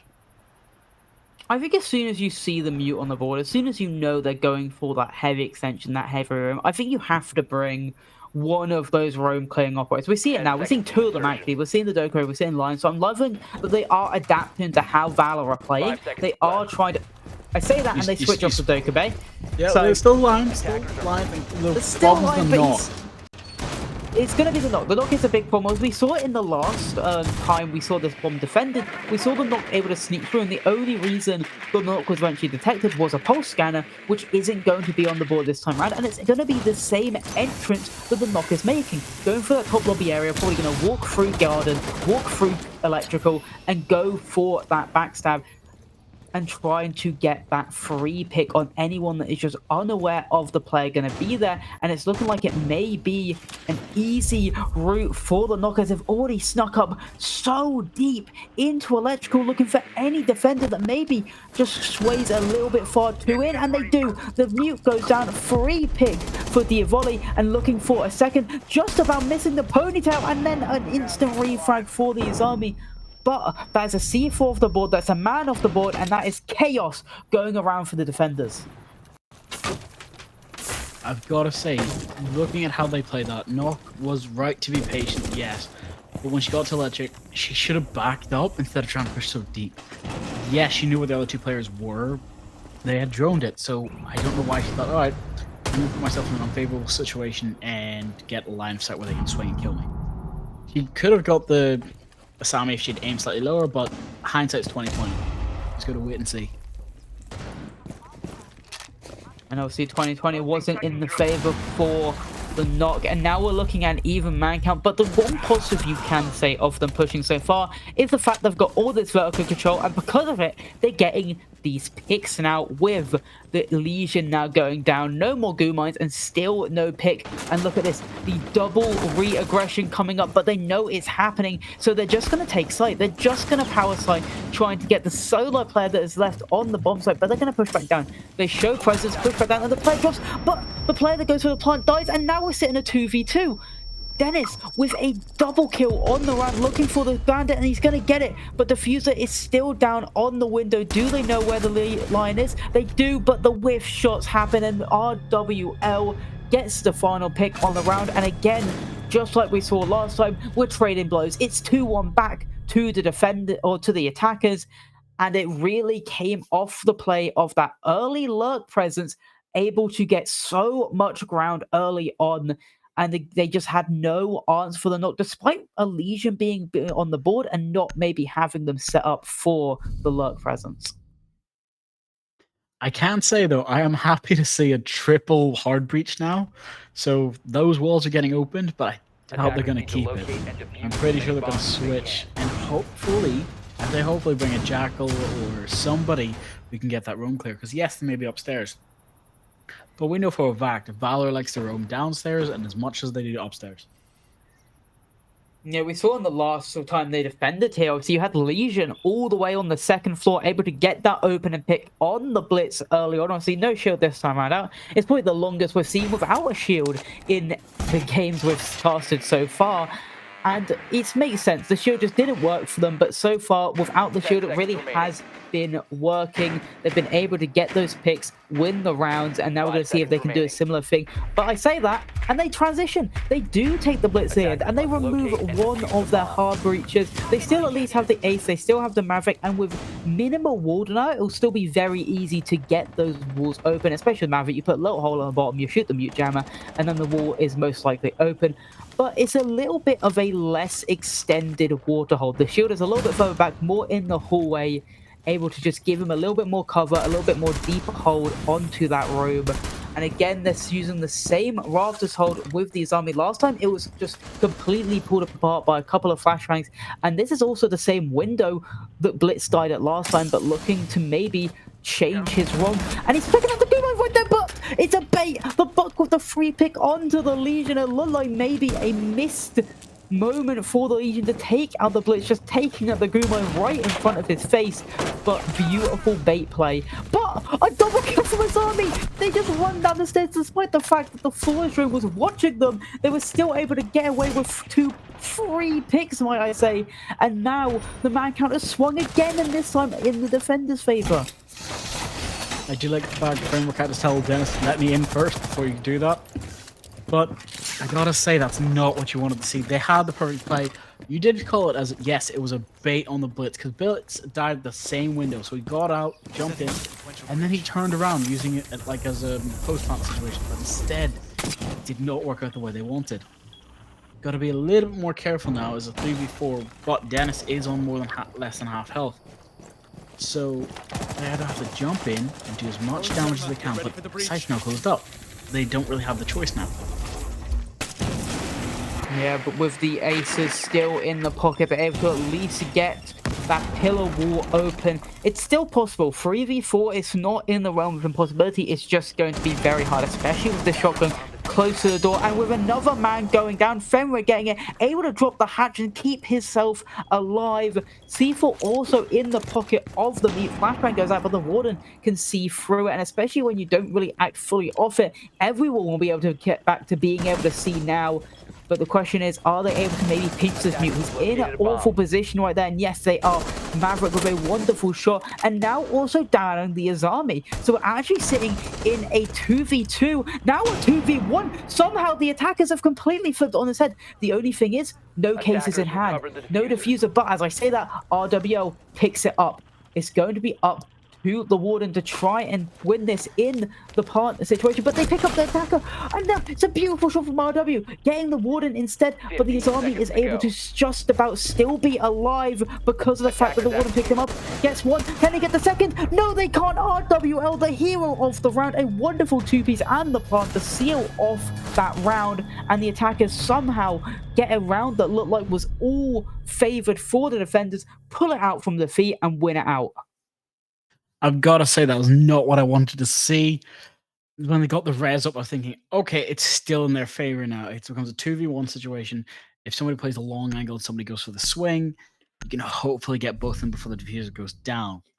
Didn't matter in the end. It was a bait, and they got taken out in the last second. But it wasn't that it was, let's say, it wasn't a bad situation to be in. They just put themselves in the worst chances to win that. They could have won it, but now they're finally changing their playstyle now. They're going with a different side setup, they're reinforcing the downstairs back walls, they've got the castles coming out, and the Goyo more than welcome to go and put up against the castles now. But Duskin's not going to let that happen. He's getting prepared for main breach to be open, he's also preparing for them to not be able to get anything done. So, I have a bad feeling though, and I can feel it in every part of me. They're going to turtle now. They're going to have one, maybe two people roaming, and the other three are just going to turtle and wait for sight. 5 seconds to go. Yes, that's fine. But with who's being on the ram, it's going to be very destructive if they can just go in and take most of upstairs without any control. Yeah, you can't be playing scared now. You can't be playing scared now. I agree with you. If they turtle now, it will definitely be an issue. But it does look like they still are trying to at least roam a little bit. The only problem with this roam, it does feel a little bit disconnected. You have two players top floor that do seem a little bit far away from each other. And now, especially with the castle going down, you're 3 on site 2. But it doesn't matter what I'm saying, as it's cheat to get the opening pick onto the select. That's part of your vertical control gone. You still at least have the ram, but the question is, do they know that the Goyo is also so deep? But the vertical established by the Valkyrie, wonderful shot through the vert holes, and the ram also taking a lot of damage, but through the wall, able to finish off the Goyo and put numbers back to even 3-3 on the board, and still with a plenty bit of time remaining and not really losing a lot of utility. Obviously, you lost the ace, so you can't get the hatch open actually, but other than that, you can still get a plethora of vertical established by those ram drones. The long rotate from Duskin here, being able to hopefully sneak and cause a little bit more trouble now, is going to become very detrimental. If he can make the whole way upstairs, even if they try to do a second floor hold while somebody plants, it's going to be detrimental. We've got Castle back in sight. Dennis is there as well, and only Duskin. They know where he is, though. He's been pinged by a drone, unluckily. But he knows now. He at least saw the drone. So at least he knows he's been spotted out. He can now run away. Problem is, he's probably being held on the other side of the lobby. No, there's a guy 2F and there's a guy control. So he is somewhat being held. But at the same time, he can at least maybe get back to site. No C4 in hand, so he's not bringing the utility back, but he's at least bringing bodies back. And with Rams still low, they're still in the favor for HB, and with time ticking along. Never mind, he's not going back to site. He's still going for this flank. Do they know he's up here? No yellow pings, no sight, but they do, and they get the free pick. I don't know if that was the right idea. Yes, you want to stop that X2 from going down, but now you've left your teammates in a very bad situation. But it doesn't matter when Dennis is hitting shots like those, but instantly refrag by Choose, and it's all left up to Eri to try, or any to try and get this round in the favor for Valor, as they desperately need another defense. Ooh, the smoke baiting to go for the swing worked out sadly in the attacker's favor, unluckily for Castle, but it was a smart play, making sure to cover the drop, cover his teammate to be able to run and hopefully plant. They know there's no cap guns or frost, but this was a beautiful swing here and a beautiful play on the replay. Yeah, Valk hitting it from below and then Ram instantly with the refrag. It did seem like, again, maybe Diallo just knew exactly where the people were. They had beautiful drone work. We saw early on, I think it's the last game, where drone work was being an issue for the attacking time. But this time, oh, was it this game? Was it the drone work was the problem? It was this game, drone, where on the basement bomb site, they had awful drone work. But this time round out, they had great drone work. They were able to figure out where everyone were. They were able to figure out where the players were roaming, where they were able to figure out when they were flanking. Instantly knew, hey, our issue last time was we lost too many drones early on. But also, we will put it forward, Valor did not lean heavy into drones on that time round. They didn't have the mute. They had the Mozzie, but they didn't have the mute, which really would have affected them. They didn't need to really bring those roam clear operators that time round out, just because they're pre-placed and the drones are able to send out throughout the field, able to just ping out exactly where the players were, get those picks early on, get the trades, and then get themselves ready for that post or for that plant. We were talking about drone denial again. I have a bad feeling that they've not learned their lesson. Yes, they were able to do it for one round, but I'm not sure if they're going to keep it up. We do have to be careful though, because now it's their last chance to defend, it's their last chance to set up. So they need to get this win, and then only have to do two more. They can see the Blitz walking into sight with Bandit, sorry, with Buck, and now Buck's going to have to either make enough footholds and cause enough trouble from below, where he can hopefully get an early pick. Yes, he does on the Dennis. That's a big point off the board. That's Goyo down. Bomb located by attackers. It didn't even need to be his bug breaches to get the kill. It was actually their own defenders' holes that gave him that free pick early on. Yeah, I was going to ask though, what do you think of Goyo's Vector? I know it's just like, oh, that's unlucky as well. RWL gets a shot into Asami, Duskin goes down in a 3v5 with 2 minutes left. This is going to be very quick, and the Blitz already up, getting ready to try and destroy the Asami Barricade and just run them down. Pass it on to you. I will answer your question real quickly. I think the Vector is a disgusting gun, especially with ACOG, but as I'm saying this, flurry of picks go for the side of the defenders, but again, the refrag is there from RW, and then Chi-Chi just running out into the space. Beautiful bait with the C4, but it doesn't work because he misses the shots, and Choose gets it going. Maybe it's an attacker side of Nighthaven this round out, but at the moment, it's looking bad for Valor as they sit 5-1 down after their own defending split. Diavalo, or Diavali, they look incredible right now. The refrags off each other, the way they're getting these picks, the way they're playing as a team, even with two players sitting at a donut, it's with the exact same scoreline other than assists. 0-6 right now between two players. They're still looking unstoppable right now as they're just able to get the information, get the picks, get the refrags. RWL, wow, his picks have been insane. Some of the nastiest shots I've seen, him and Dennis really putting up great numbers for their teams. Dennis is not letting this go without a fight, as you've said. He's trying to get as much utility as he can, but also trying to make his life worth as much as he can as well. The problem is, I feel like they're still bringing the mirror strat now. I've seen it a couple times go through. They're not changing any. They're still bringing the mirror strat, but they banned mirror. So I'm wondering if Valor's just better on attack, maybe, and they're just planning on playing this as close to the best as they can. Attackers must Well, locate we're and just gonna have to defuse wait and the find bomb. out. Fenrir comes out on both sides. Should have been banned like always in ranked games, but we're just gonna have to wait and see.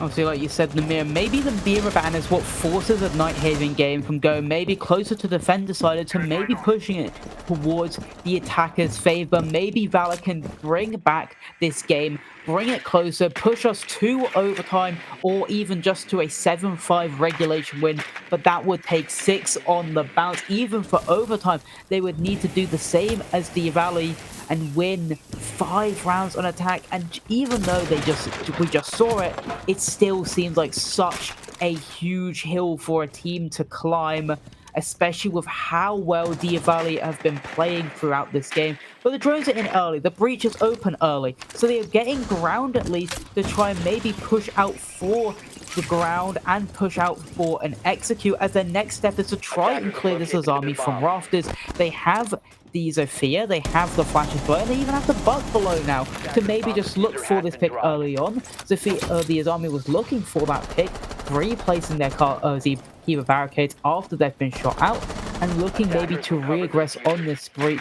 But they think better of it. They want to keep their life alive. They want to waste a little bit more time, as they've already done a minute 30 left for the attackers gone to try and get that diffuser down. Gotta say, seeing Devils actually swinging at the kill onto them is quite dangerous already.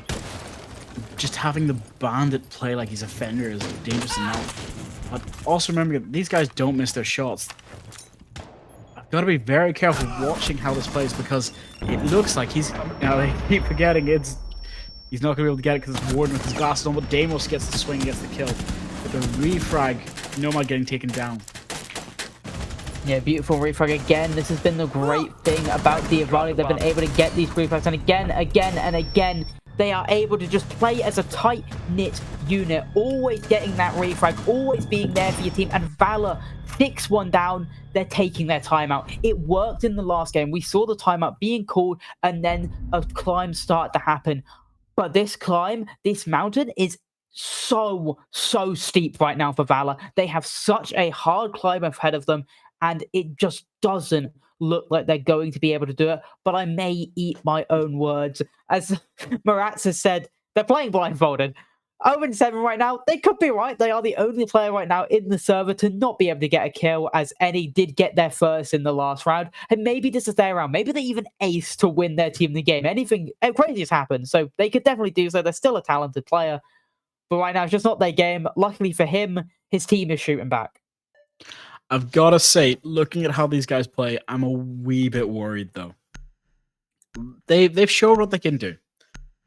Valor can step up. They've done it before. But we're going to go straight into the last round. I'm really worried now, because it looks like Diavol is just planning on locking them out. They're not even going to pay attention to them. It's just, all right, fight's done. We're going to close everything out. Match is going to be stopped. Legion's out. Asami's out. You cannot rush us. Castle's out. They're just not going to let them try. Attackers need to locate and defuse as many No bombs rush as they strats, can. no pocket strats. You take your time and you come to see us when it's our moment. That's what Diavoli's thinking. I'm calling it now. Devils is ready with a shotgun on Souls again. There must be something I don't know about that shotgun. It must have been buffed. I mean, we've seen it every single time Solus been brought. No P90 love for this game so far, and for the last game as well. To be fair, we did see a pick with it, and we saw another pick with it. So maybe it has been buffed. Maybe the shotgun is just that nasty at the moment. So we're going to see if maybe Devils can be just as good as we saw the shotgun being in the last game. And maybe they end out the game right now. And the one thing, looking like you said, they can't go fast. But looking at their lineup, it's looking like that's what they want to do. They've got the Blitz, they've got the Dokkaebi, they've got the Lion. They're looking to maybe just disrupt these Romans early on, try and go fast, get rid of these players early on. And maybe that's just going to go down vending, as this is what the Blitz maybe be lining up for, as a player is barricading right in front of him, not able to maybe just take him out there, but the space is looking like it could be free. It's looking like they're going to push down Kitchen, push down Exo, and take this ground early and quickly. It's the bullet hole strat. You gotta love from the Maverick, but the Blitz rushes downstairs, gets the Asami. You have to be very careful as well, because Jokevi's not pushing the side as well. Oh, I think I may have called it. It's going to be a repeat from the last game. But the line gets the shot into L with a pistol. Oh, and Legion's getting taken out from the wall as well. They were not ready for the Maverick holes. Attackers are activating the diffuser. Why do you have your pistol out? But what a nasty shot from Framework. I am questioning why he had his pistol out in that situation. And now in a 1v5 post-bomb with a Blitz steal being up on the board, having no foothold in the site for the Solus. He was the perfect operator to be above to deny that plant, but with the shield on the back, it is a very hard angle you have to find to just shoot out his feet.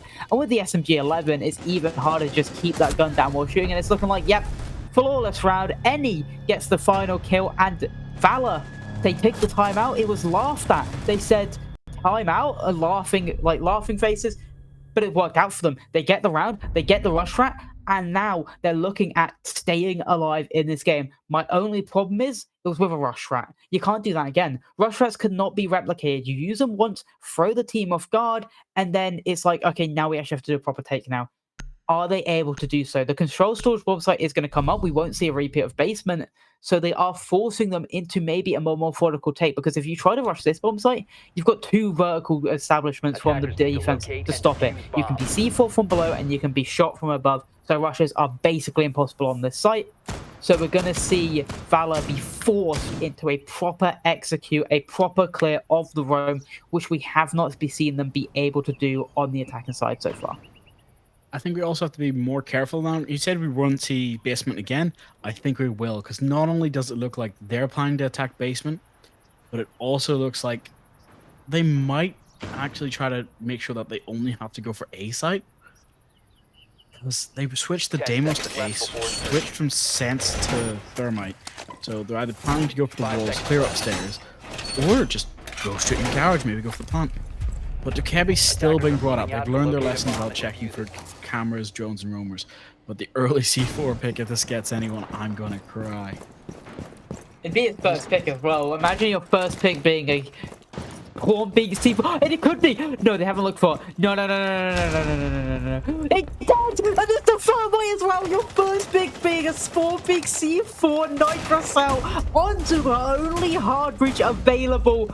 I think you wrap up. If they come back, Valor are the best team in the world, because this is bleak right now for Valor. But Framework could make me eat my words, as they may have a lurk here, and they're looking to maybe get a couple of picks as well. The worst part is the people who could bring it were switched off. Having that operator switched off, and Fenrir gets taken out by Framework, able to get that early pick. That is a great rotate being taken away, and the great gadget being taken off the board.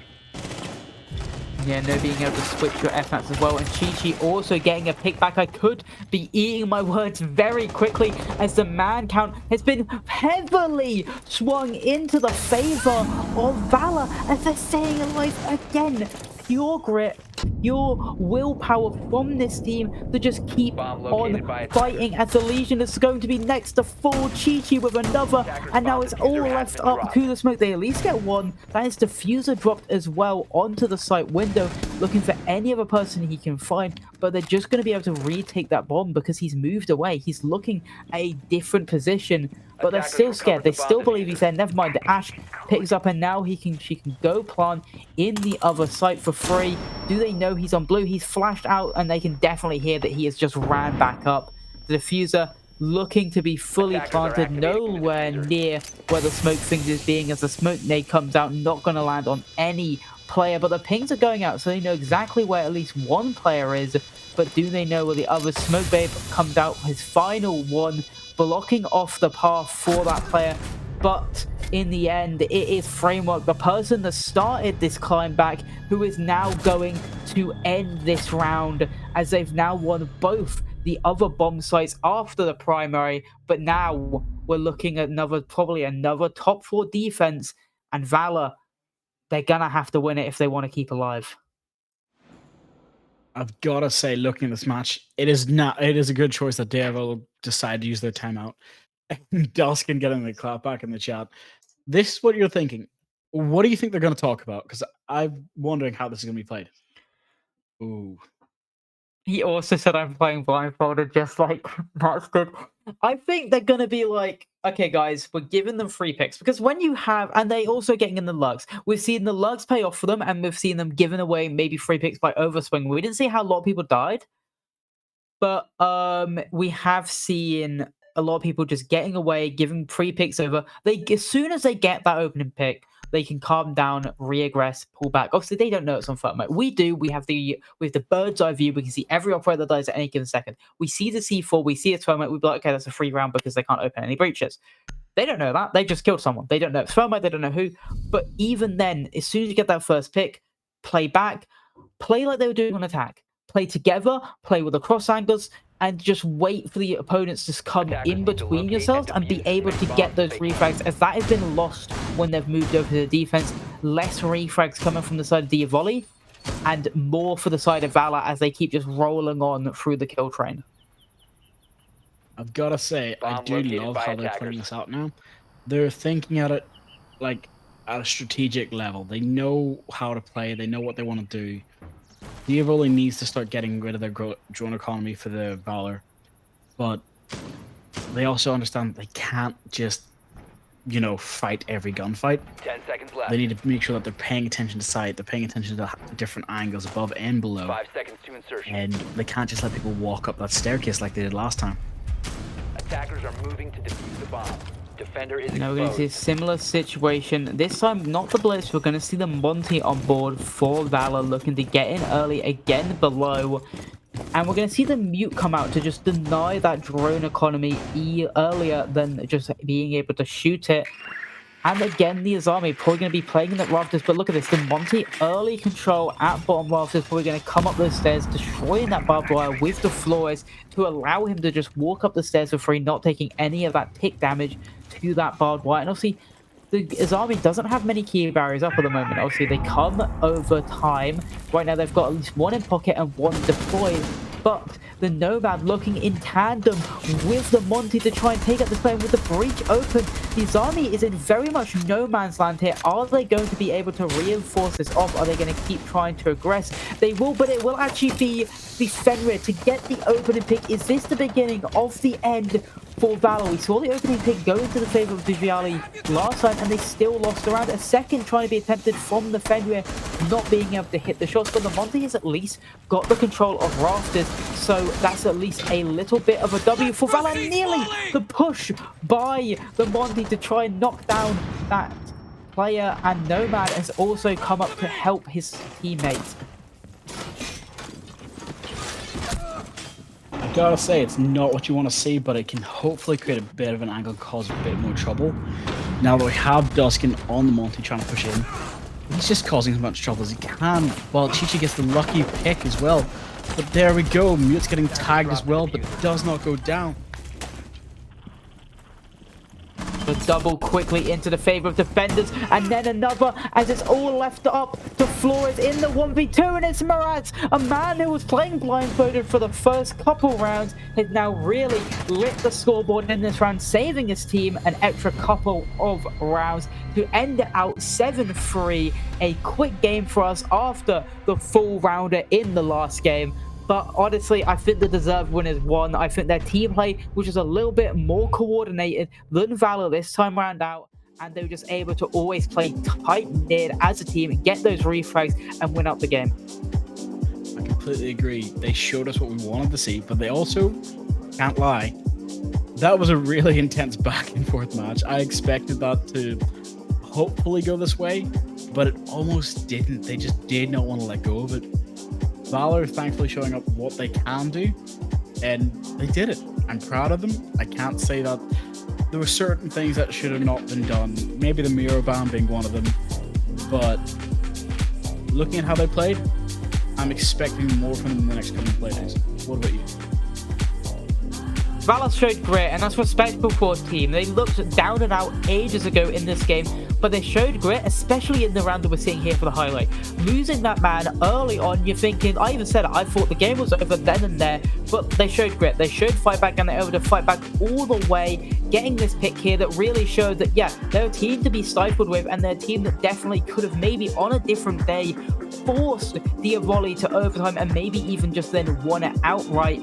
But on this day, not able to beat, and I think other teams should definitely look out for them.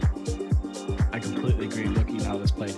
This Monty swing was quite smart, but it did put them in an unfavorable situation. Causing that trouble was good, but no one was there to capture on it. So that's as far as we got to go with this one. So thinking that Valor can do better. They just need to go back to the chopping board, remember their basics. Jones are important, yes, but executing at the right time, making sure that everything's clear, making sure you're bringing the right operators for the right job. Yes, you don't need the operator. It just makes life a lot easier in the long run. Anything you want to say before we head on break? I would just completely agree with everything you said. I think even on a different map, maybe Valor just turn up a little bit different. I do think maybe the map or the operator bans were a little bit interesting. Maybe even Chalet. We saw it was the final ban that they had. Maybe even if they banned Nighthaven instead of Chalet, maybe we could have seen them walk away with the W. But at the moment, it is them with a loss. But I would say just keep your eye out on them because I definitely think they could cause a stir in the scene.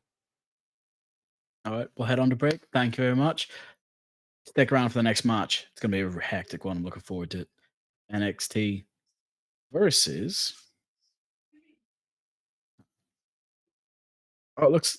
It's versus Turks, but it looks like we're hopefully going to get this match even faster. The players getting ready into the lobby. So, a couple minutes break. We'll be back. Be quick.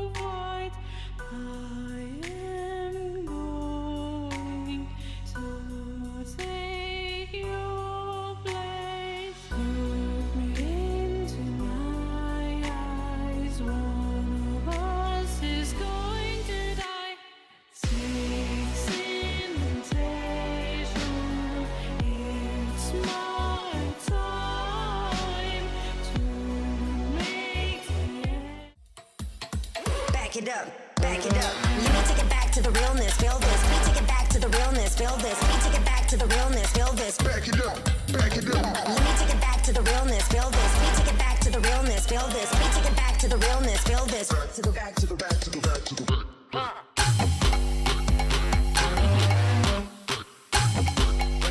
Take it back, take it back.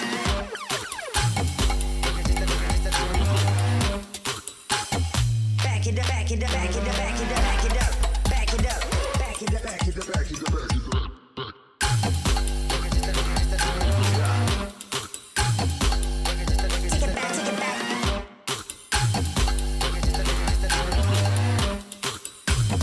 Back it up, back it up, back it up. take it back, take it back. Back it up, back it up, back it up, back it up.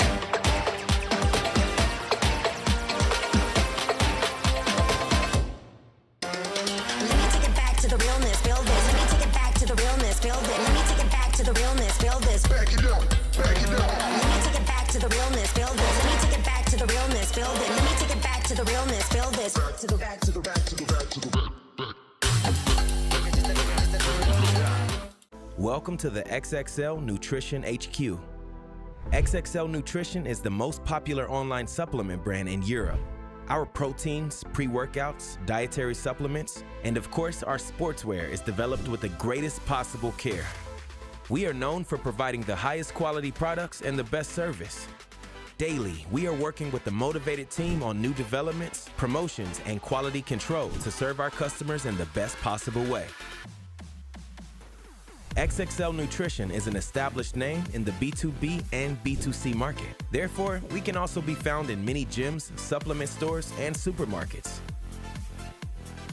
Offering the highest possible quality is the foundation of our brand. Only the best ingredients and materials are used for our products. Everyone at our company has passion for health and fitness. That's why we want to provide our customers, and of course ourselves, with the best products. We prepare all orders in our own warehouse, which has the capacity to process more than 10,000 orders daily. Thank you for supporting XXL Nutrition.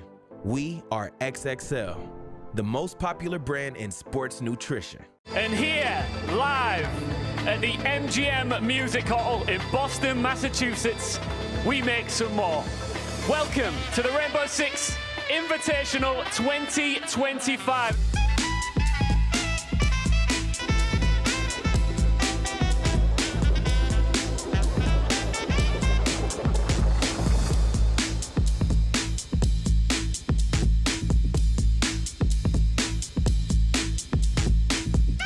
Boston, are you ready to make history? Game number 1 begins now!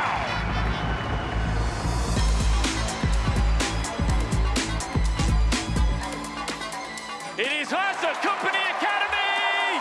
It's a one-team! We can't quite see the punt. Oh, it down a beautiful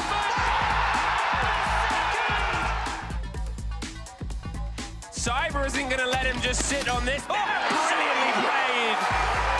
It seems like Furia might just have numbers, but they've lost a couple. And Philippe Rossi, the BDS steal that round for Furia. He's working a triple for Dream. It's all up to Nate and Philippe Ox now. Numbers in a disadvantage for them. And Nate is on the floor.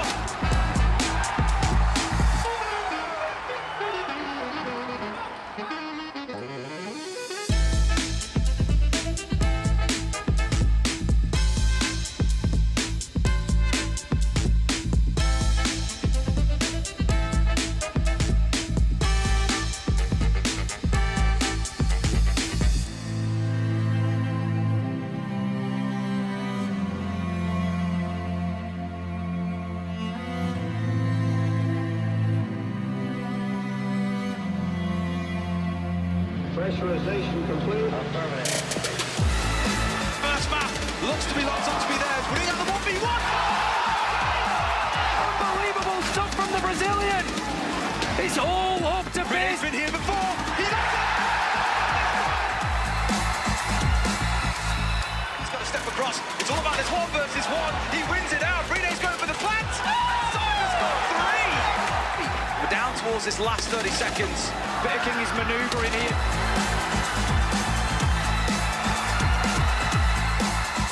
Shot in the back again. Shaiko is going up Tim. Finally matchup big. Andy, let's see if the swing.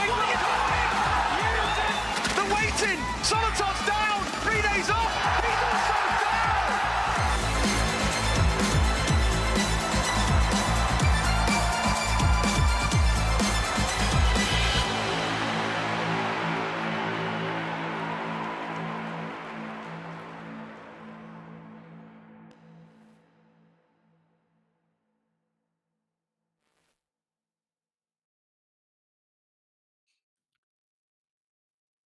Welcome back, everyone. My name is Star Drago, and I'm here with Milo.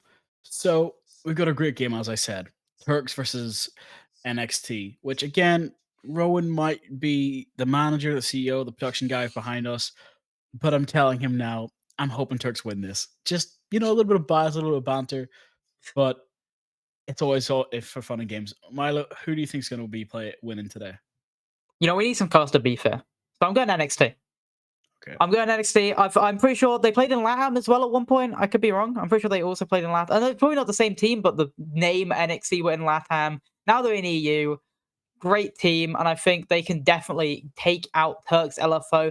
But this is definitely going to be, I think, properly game of the night. This is a barn burner for the ages. Both amazing teams, and we're going to see who has the tactical edge, and we're going to see where they have the tactical edge on our map bands. Let's see where we're going first. Ooh, that's the standing for tonight. Standings. Actually. Let's see. So This is Turks close. Turks and just point this out there because our production changed it quickly. Turks and LFO. Turks and NXT. Two teams with really three-letter names is confusing me. They're both the top of the standings, by the way. Only one difference between the two. I've got to say, the fact that now we're going on to Consulate as a decider. I'm not a big fan of Consulate unless I've got the Boss G Vigil shotgun to spawn peeking. Otherwise, it's not my map. What about you? I'm a Mute player. I think Mute's really fun. I think I play Mute for the first two bomb sites. Then when you go to the piano bomb site, I play Legion. I just love having a shotgun on the map because it's a lot of close quarters. Shotgun's very OP. And I also know a really good rat spot, especially when you're playing top floor, to just hide behind somewhere, get a free pick with a shotgun, and then you're golden. So I love Consulate. But let's look at the rosters first.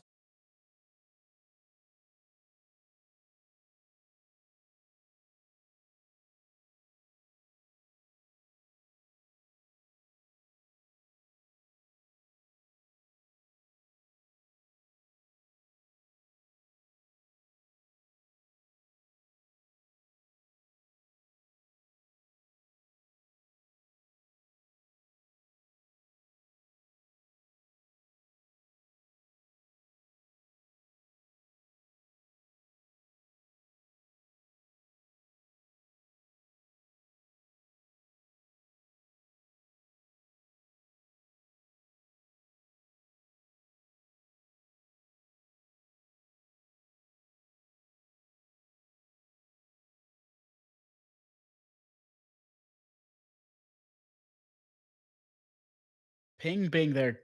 Here we go. The stats is going to be even better to show my point. You've got Ping being their entry, but also their captain, just using his brain power every time. Having Ben and Kixie just working together in tandem, that would be a Thatcher Thermite bonded combo for life. This is where it's all going to start, and you're going to see most of the team have above an 80% cost, while it's really interesting that Kixie's the only one that's even below it, but he's always the person who's making impact, trying to plant, trying to fuse, trying to set up site, trying to do whatever he has to be done. So I'm going to ask you this question. With Turks, who do you think is going to be their playmaker? I mean, you gotta say, looking at least for me from the stats, I've got to go Badolf. You said he was the MVP, and looking at the stats, you're not wrong. 2.2 KD, 2-0 entry, and 90% cost. That is the first time we've seen him looking through the stats above a 80% cost. 90% is outrageously good. That means he's impacting 9 out of 10 rounds. That is insanity. And I think, looking at the stats, you're rightly calling him the MVP. And I've got to say, the fact that he's so oppressive on any map that he plays, Constant's going to be his wheelhouse. My only concern is, what are they going to ban? If they're going to ban his favorite operators, going to take out people that he likes to play, target banning him the whole match, maybe? Or would it be better just to see what versatility he can get away with? Because let's say he brings in orcs. No shields are going to be safe. We'll hopefully go into the match soon. So get ready for Constant. Here we go. Oh, when we see the social vote, NXT looked to be the favorite in the match. Surprisingly enough, I thought maybe it would be a bit more 50-50 because I think both these teams definitely had in it. Looking off the offset, obviously, you want Turks to win. I'm still going for NXT. But looking at the bans, NXT also have the favorable side. Obviously, defender-sided map, very defender-sided map. I think it's only bettered by Skyscraper currently in the pool. But the first ban looking to be probably a Ying coming off. I don't know if she still has it, but there was a bug early on in the season where everything Ying did was silent. So that is a funny thing. But I'm going to go for Blackbeard, Valkyrie, and Fenrir. They're going to be my 3 ban guesses. Let's see if maybe I can again keep up my track record at least getting 1 apiece. Let's see. I'm going to still believe Kaid or Bandit's going to get banned. But the Dokebi, that's interesting. So they're not even going to worry about that. They're just planning out, if you're going to be silent, be silent. We're not going to call you on your cell phone today. So second ban is Asami. So at least that means you won't have to worry too much. Your predictions are still going to be held true. But let's see if I'm right about the Kaid ban. Maybe. Kai is great for this map. Obviously, a lot of hatches, a lot of external walls that you can use with those electro cores. And I do like the Zion pick. We saw a lot of her on of Nighthaven, but it's going to be the Clash again. That's 2 maps that we've seen the Clash ban. A very out there ban. Maybe something that NXT know that Turks LFO like to use a lot of. Maybe there's a target ban for one of their players. Clash is actually a very underrated offer. I'm going to put out here, Clash's ability is very strong. It slows down pushes, slows down shields, and now obviously Turks LFO can abuse obviously they can now abuse the Blackbeard coming out, even though it wasn't them who banned the Clash. But she's also got a really good gun. Like, that SMG that she has is a literal pocket F2 with 100% less recoil. Protect your bombs from being defused by attackers. Gotta say, though, having not just Blackbeard, but Blitz as well being put right from inside of the attackers, makes me even more worried about the fact that this could just be a rush straight up yellow or straight through bathroom window and just stop everything in a shutdown. Hopefully, Attackers have that discovered the location of a NXT bomb. learn their mistake, or not mistake, but learn from this round, and let's say bring a Frost or somebody to stop anything from jump-ins or run-ins or rushes, because Melusi's good for just giving 10 awareness, seconds remaining. but it's not going to be able to kill them or stop the rush. It can slow it down, 5 seconds left. but I have a feeling these guys aren't going to stop. And the smoke downstairs. Objective is to defuse a bomb. Is this your rat start you're talking about, or do you think it's going to be a jump out spawn peak? It's looking like it's just not even going to be a jump out. He's just waiting for someone to run up those steps, waiting for a free pick, but they're not really on that side of the map. I thought it was going to be a quick take, like you said, down that yellow area with the sense, with the 2 shields, but neither's going to happen as we are going to see a Deimos instead of the Blackbeard. So it's curious. Oh, Blackbeard's still still there. on the bot.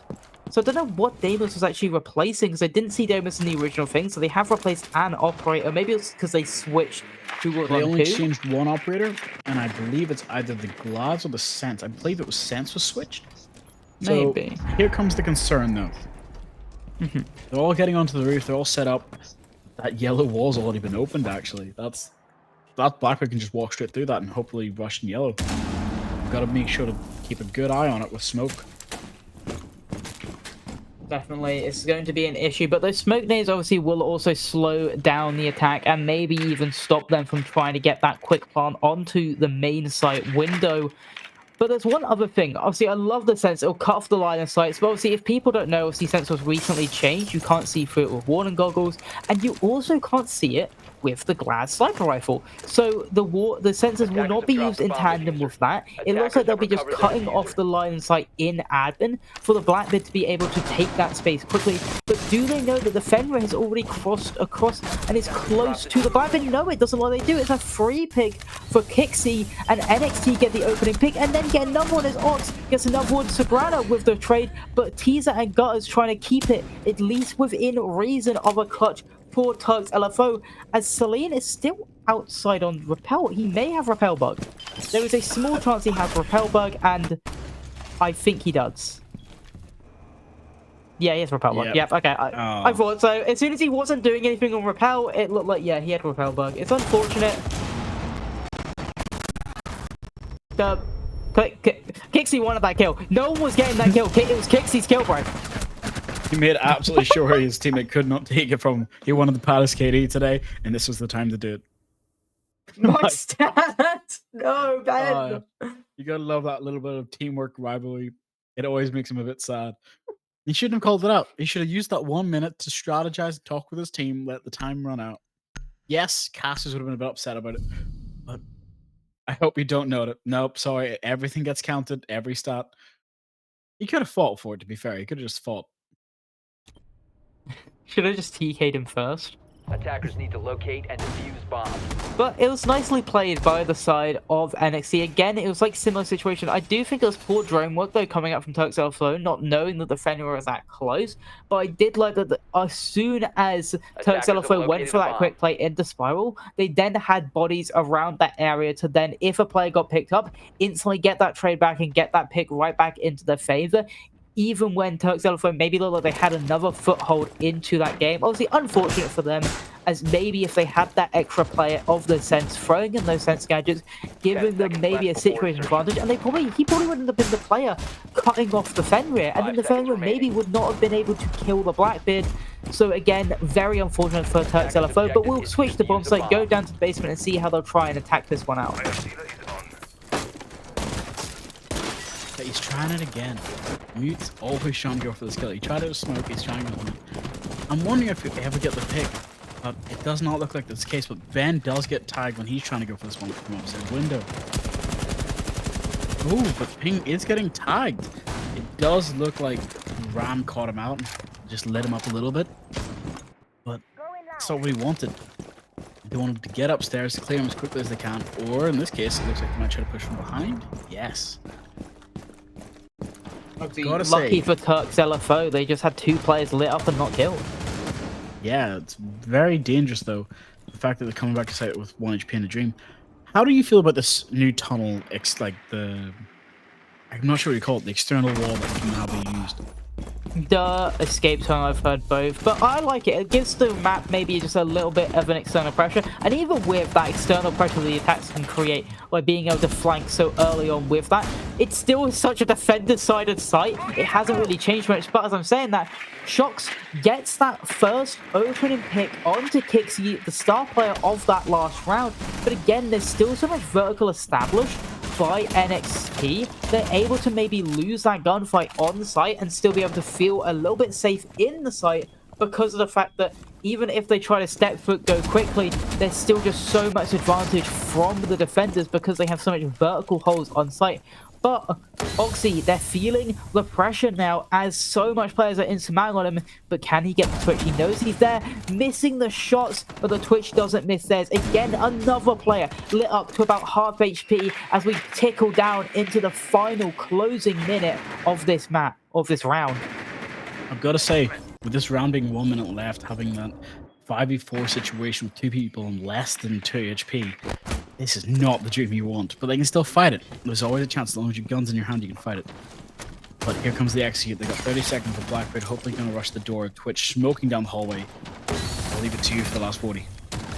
Yeah, Legion putting some pot shots, but Salim is the one to take down Oxy, and now they're going to have to reaggress, but Sagrane gets the next one, but Shox gets another as the upstairs player had to push back into site. Gutter with 1 more, and it's all up to the only person with a kill in this round. Sagrana throws out the C4, they're able to land it, trying to fight with the Deimos, but it's actually going to be Shox on the Twitch to get that final pick in the round and even it up again.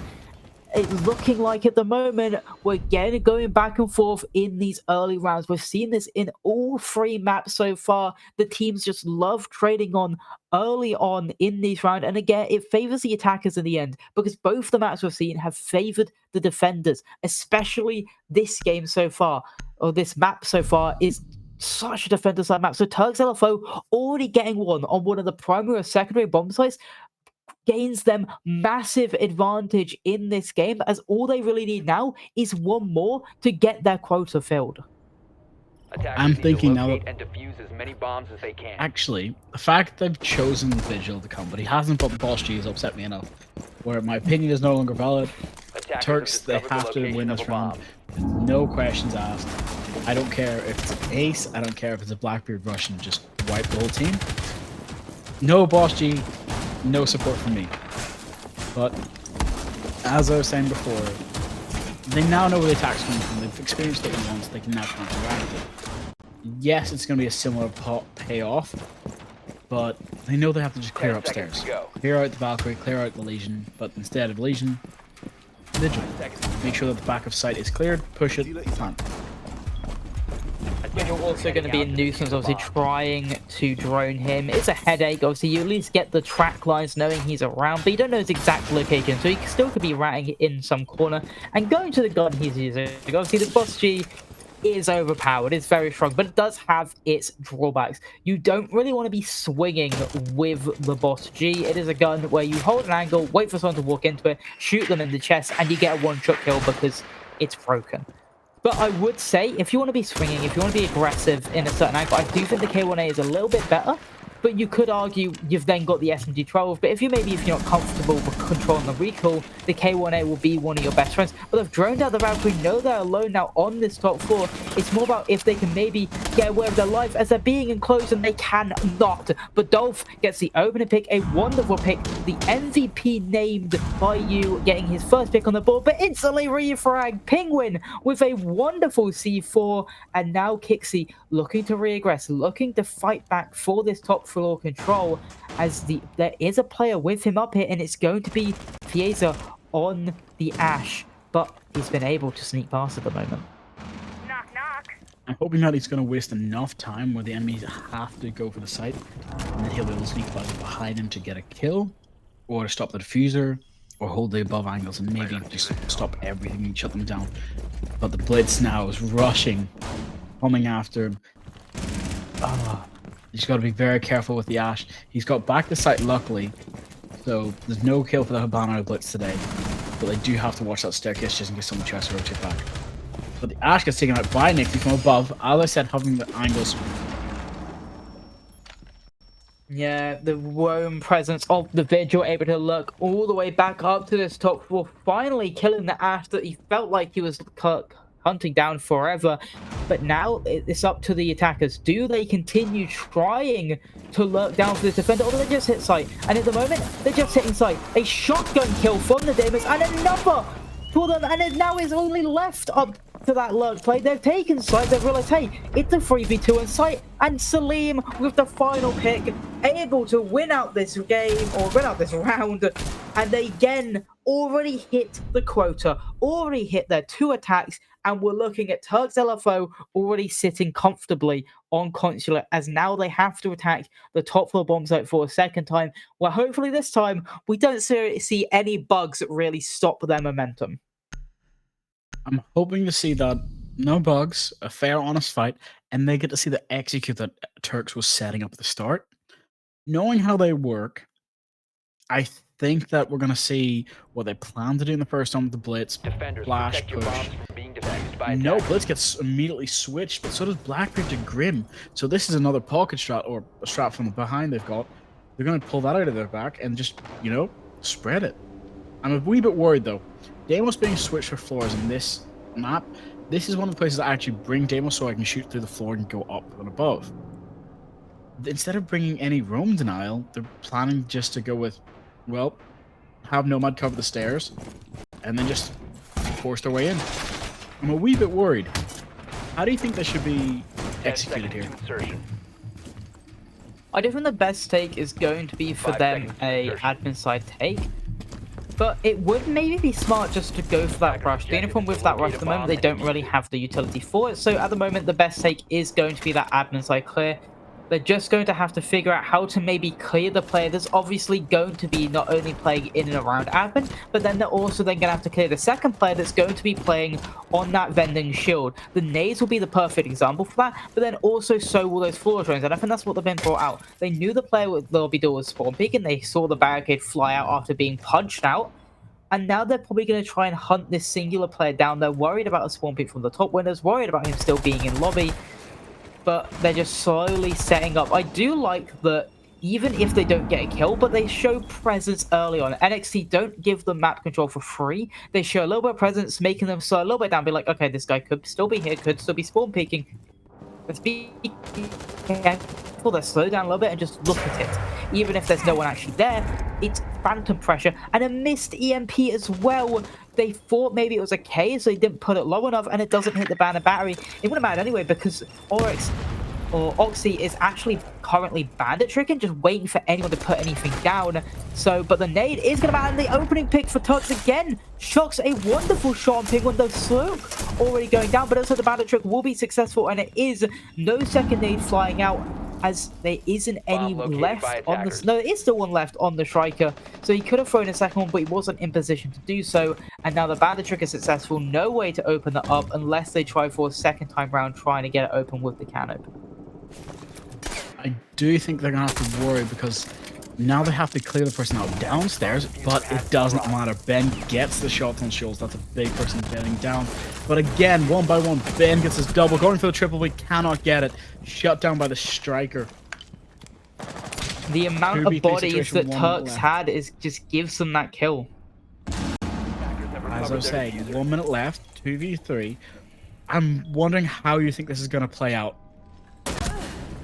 Well, at the moment, it's looking like it's going to play out into the favor of Turks LFO as they're able to get one more. Looking for the final one, but it's a missed opportunity. It doesn't matter as the player on Repel able to get the final kill as Striker fell into the flames and Bandit thought, hey, I got a free kill. This guy just repelled him, but there's still a guy baiting outside on Repel. And Turks LFO looking dominant right now. 3 beautiful attacks to just set the tempo, get themselves an easy foothold into Consular right now. As again, I know I said this for the last map and it went off into a similar direction, but this map is supposed to be defender-sided. Turks LFO are just systematically breaking down NXT's defenses and just showing how much of a greater, at the moment, strategical team they are, being able to say, this is what X, Y, and Z we need to do, and this is how we're going to do it, and then they accomplish it. So we're finally seeing maybe a bomb switch up, the second floor bomb site. They're probably going to play a up floor extension with the Miro watching over into meeting, or maybe the Miros will just stay in sight and just give them the advantage when they're trying to go for that execute. I think you might be right with the Miro staying inside, either going to hold the long angle through the mid, or, as you said, come set up here, but I think they're going to keep that to the bulletproof. So Miro's like, we're going to stay inside and turtle, and then having the Legion just, you know, stay upstairs with Dur and Lucy, wait with all the choke point kill points. My only problem is the fact that they're bringing Bandit, they brought Mute.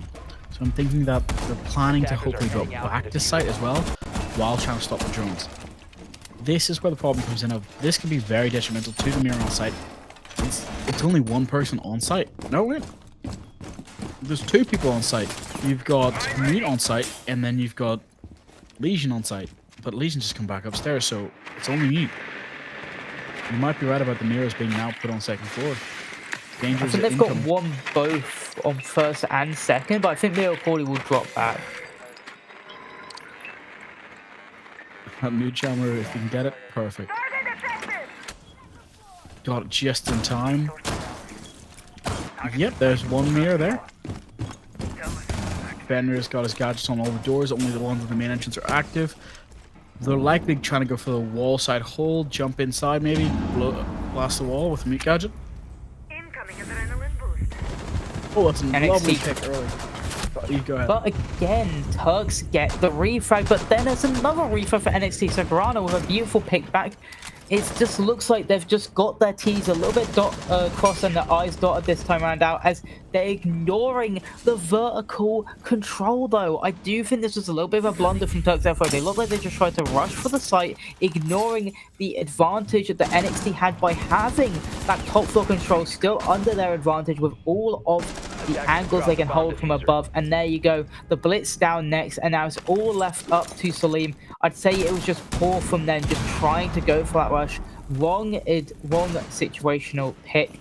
And I'd say maybe a little bit disrespect coming out from Turks LFO. I know you're up so high, but you still need to pay some respect and try to at least get rid of that roam, get rid of the players above, so then you can actually go for a proper site execute.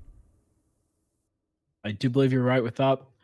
They just didn't respect their opponents enough, thinking that, oh, we've run through them 3 times. Let's go with the rush strat, pull it out of the pocket. But that's actually kind of helped NXT in the long run now. That it's 2-3, that's still winnable. If they can get this, it becomes a 3-3. It's not favorable, but it's not impossible to win this. No, it's a lot better than what could have been. Like they can definitely still go down into a 4-2 split here, which would be detrimental for their push when moving over to their own attacks. But they definitely could swing it over. They definitely could do exactly what Turks LFO are doing. Systematic, great attacks. You're trying to funnel through, getting the bomb down. But we're going to see if Turks LFO can repeat what they just did 2 rounds ago and win attack on this top floor. But NXT, they're going to be looking doing the opposite. Repeat what they did all the way back on the first round. Win the opening defense like they did then. But the only problem is they did win that while Turks LFO basically were playing a 4v5, missing an operator. I am surprised we have not seen the basic consulate rush strat yet from Turks LFO. It does seem like they more like doing the XY said, slow approach, show what their win conditions are and just go for that. But maybe we'll see more of that fast, heavy playstyle coming up from NXT, going for that default window rush, window plant, and just going for that, as we again no sign of it from Turks LFO. But again, NXT, they're looking to be early aggressive and trying to maybe just get in the face of Turks LFO here. I think our biggest concerns are going to have to be the Amari rush that NXT will probably use in their attack.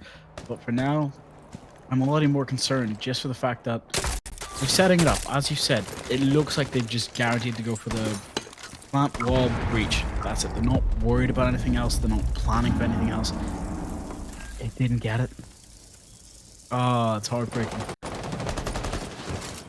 Oh, and Jaeger's getting tagged in a fight. Jaeger's all the way in reception, so curious to see what he's doing, maybe just stuffing his face out a window. But Goyo's doing the exact same thing, looking for anyone getting on rappel, still having 3 reigns of admin as no one is on his windows, just being allowed to roam free, looking for any aggro position he can do. And Jaeger, he did take some damage, but he's still alive, still kicking, still looking again also for these fights. And at the moment, no ground really covered from Turks LFO. They were unlucky on missing that nade to be able to open the pro back wall. But now they at least have this top yellow control. But with a shotgun facing them in that situation, it's going to be hard to really use that control to get any situational advantage unless a big blunder happens from Penguin just missing a shot or something. Because at the moment, time is ticking and nothing is in control of Turks LFO, really. No, but I think this is where they're getting set up. With 2 of them on the rappel, they're just going to wait for Legion to jump out, and Striker's probably going to get the Fenrir before he can do it. They're droning, they're prepared, they've cleared as much as they can. This is where the concern comes. He can see Fenrir's head, but he's not going to be able to check it. Oh, but he gets out alive, luckily. The Goyo outside baiting himself to save his teammate, make sure he could get out of that position. Still a 5v5 with a minute left. The first to go down. Smoke goes down first, losing all 3 smoke babes. They're still in pocket, but the refrag was at least there. And the backstab from the line, missing the player he was looking for. And then the Striker also going down. Despite getting that opening pick, it looked like maybe they're in a good position, but a beautiful shot onto the Goyo. Now looking in this 3v2 with 30 seconds left. Looking for any picks they can find. No diffuser in hand. It was dropped inside, deep inside of the other site. And they know they have it. So they're just going to be holding cross angles, holding passive. But a wonderful shot by the line. Can they get another? They know that the player's inside the closet. There's no C4 below either. But it doesn't matter as Oxy gets a double kill to end the round and get their 3rd defensive round, at least getting themselves a free split. It looked like Turks LFO, maybe if they kill that bandit there, maybe they can at least get back into a situational position to win that round out, because the other player was all the way down on the first floor. But Oxy just too good in the moment and able to just win it out instead. And now we're looking at a 3-3 split, moving on to Turks LFO's own defending half. Sorry about that. I ended up getting a tonsil stone for the first time. That was not a nice feeling. But as I can say, it was really impressive watching them get ready. Everyone had the setup. They almost had it, but they did one poor choice from the side of Turks. Both of them decided to line up on the same point instead of trying to, all right, let's try and make a rotate. Let's try and run around. Split the push. Split the idea. Somebody get prepared to refrag bait. Push. Wait for him to have to try and reload his gun or something. Instead, they both got too idealistic. Both ran in, ended up getting picked. Not what they wanted to see happen. They can win this, though. We're luckily that it's not Turks' defense, or I'm lucky at least, and they have bought the Kaid. So, if they drone it out, it's a wall that you can easily get. But if they don't drone it out, it's going to be a pain for them, and it's going to completely shut them up. I'm a wee bit worried, though, with the fact that they're bringing Mir for the top floor. I'm thinking that, alright, they're planning to fight Office. They're going to hold it, but then they're also going to fight in the bathroom, they're going to fight everywhere. Where's the second Mir going to go? Or are they just going to keep it in the pocket all the time to hide? No, it's already in place, my mistake. Chelsea want to be holding this map control, waste the time of the attackers, make sure they have no chance when it comes to the final execute. And there is still no rush attempt coming out from NXT, just like Turks Elsewhere. They want to take it simple, they want to take it slow, make sure they have all the map control they need, and then make sure they're able to slow down, get that execute down, get that bomb down. But it is going to be a lot harder with so much ground just being held onto by the defenders. Obviously, they're going to have this mirror here. They can fall back into that vending position, and then they have to clear out, which will take so much utility. But this one Twitch drone could definitely cause a ruckus if able to be thrown in, zap down on that mirror window, and then just taking rid of such a big hold. But right now, minute already gone, but there's the pick onto the mirror, just swings out, giving away their life, and now we're looking at a free situation for the side of NXT to maybe just take into Advent now, as the only player to be contesting now will be the Fenrir, but they know about it, and it's an easy pick back by Badolf, and now we're even it back up with the man count, as now we're sitting with 1 minute 30 left, a 4-4 man count, still anyone's game in this round. Losing the Brava so early into the game was really dangerous as well, because she wasn't able to use her gadgets for very long, so she wasn't able to get that early pick that they wanted, or at least hack half the gadgets. So now the concern comes where they didn't even get the rotate as well. It's time for the Fenrir to start calling back his gadgets, using that ability to turn off his code and use it somewhere else. Such an impressive ability, and now with the mirror in the hallway, he's gonna have to shoot this to hopefully destroy it. Oh, he can't get the line of sight, but he gets tagged in the blast. He's gonna have to be very careful of the last 45 seconds. I'll pass it to you. I'm confused because it did look like he definitely shot that, but a beautiful swing by Gutter, and nearly gets a second as well. And now he's looking to still aggress, playing on that whiteboard position. I don't think they know how close he is, because this could definitely be a free pick. But no, they're going to swing around with patience. A wonderful shot onto Badolf. But Gutter is still there, playing deep into that corner. And if he's not read about, he can get a free pick, and he does. Kixie goes down. And now, with the Deagle, Celine, no, Shox is actually getting that kill instead. And now the 1v3, 10 seconds left, gets 2. It's all left up 2. Gutter, and he's able to get it done. 3k on the round, just about staying alive. A wonderful attempt by the Grim, but just too much to handle, as the 3 players alive were able to get it done for Turks LFO, but maybe just a little too close to comfort. I would have to say it did not work out the way they wanted to. They planned ahead for it, but NZXT couldn't make it out. Oh, we've got a technical pause or maybe a rehost, so you'll have to come back to our lovely faces in a second. Looking at how they played that last round, what did you think? Because, as you said, Kaid should have been able to shoot that little Maverick corner, but it didn't detonate it, so I'm not sure what the case was with that. But what do you think they could have done better on that round? I think for the defense, obviously, they played it as well as they could have, obviously, up until the final moment round. I think they played together, and I think the rat spot from Nikkei was the perfect position. They swung out exactly when he knew the player was close with the TCSU, you're going to get that kill. And then he had the little rat corner whiteboard to then still get another kill. I think the attack, I think one of their main problem was not punishing the roam. I think we saw the Fenrir able to keep peeking in and out, never being punished. And then especially when he ran back, the cutoff just wasn't being held correctly, not able to get that free pick. And maybe just being a little bit unaware, not ready for people swinging out, not ready for people being in rat spots. So just keep the gun up, be ready, be focused, and then you can maybe get those free picks. But again, it's maybe just being lack of awareness and lack of being ready from the attackers that really cost them that round. I would have to say so. Looking at how they played it, I'm a wee bit worried now with two things.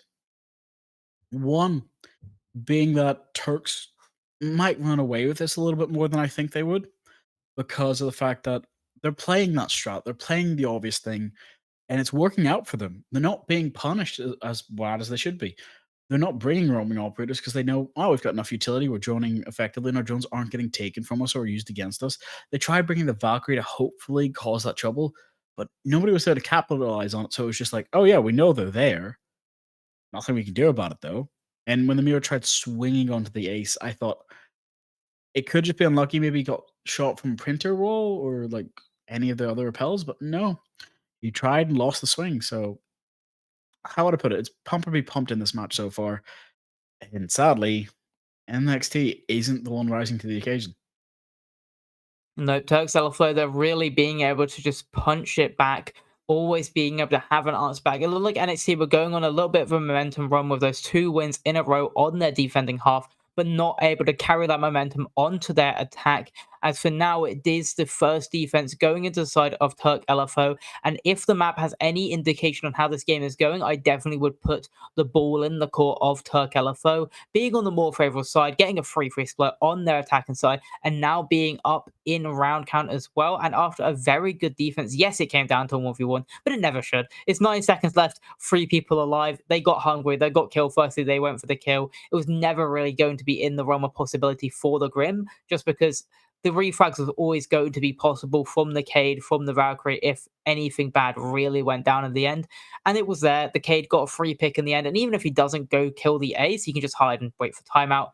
So I'd say unless maybe they just try to focus a little bit more in, make sure they're ready for these gunfights, ready for just holding off on the cross angles, they can maybe get it done. But at the moment, it is definitely looking bleak if you're an NXT fan. I'm going to say we're going to wait a couple seconds, head into break. So we'll be right back. Everyone take a couple seconds, go get yourself a cup of tea. We'll catch you in a sec.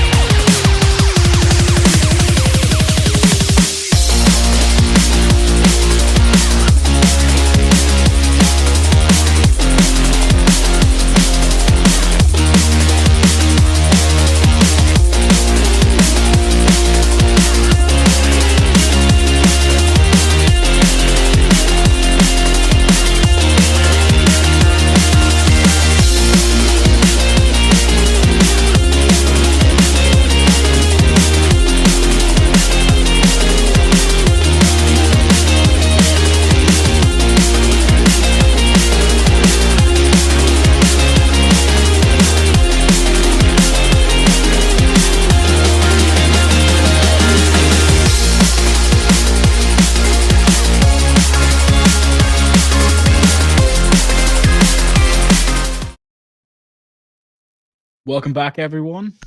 Thank you again. So, small technical issue, but we're starting off right where we are. The only issue is operators bans haven't set correctly, so we'll remind you throughout the time, and we'll call out the players if there's anything weird happening. So, Milo, anything you want to say? I want to just see, like I said in the before, I want to see NXT just being a little bit more focused, a little bit more aware with what Turks LFO are trying to be pulling, as it seemed like they were able to get away with a little bit of rat spots, a little bit of tomfoolery in that last round that really allowed them to get them away and give them the victory. So Grana has a 89% cost on day 2, highest of the play day. Very good for them as they're still keeping up. But before see the rehost, they looked like one of the top players for NXT, had a really good last round, but unfortunately Turks LFO able to pull it away. Obviously, unfortunately, we don't have the stats currently because obviously those are rehosts, so we don't no longer get the stats. But at least everyone can now technically start with a blank slate, seeing how they can do in the second part of this map. But we're going to see a basement bomb put with a heavy extension on the top floor, on the second floor. It's now about if NXT can try to clear them off. Currently looking at the lineup though, no roam clear operators. I have a feeling that this is how it's going to be. They're not wanting to roam clear, they're wanting to get to site, hopefully causing much hassle and bring roamers to them. Or just, you know, somehow stumble upon them and execute them as they go along. Seeing that Mute's been brought out, Mozzy's been brought out, they're finally realizing that, you know, Turks should have got rid of all of the drones. And that's what the problem with, if the drones aren't being used, it's going to be a problem. Yeah, and there's a second as well. Teaser with a double on Turks. Wonderful from the Mozzie. 2-0 now. And he's just cooking them up.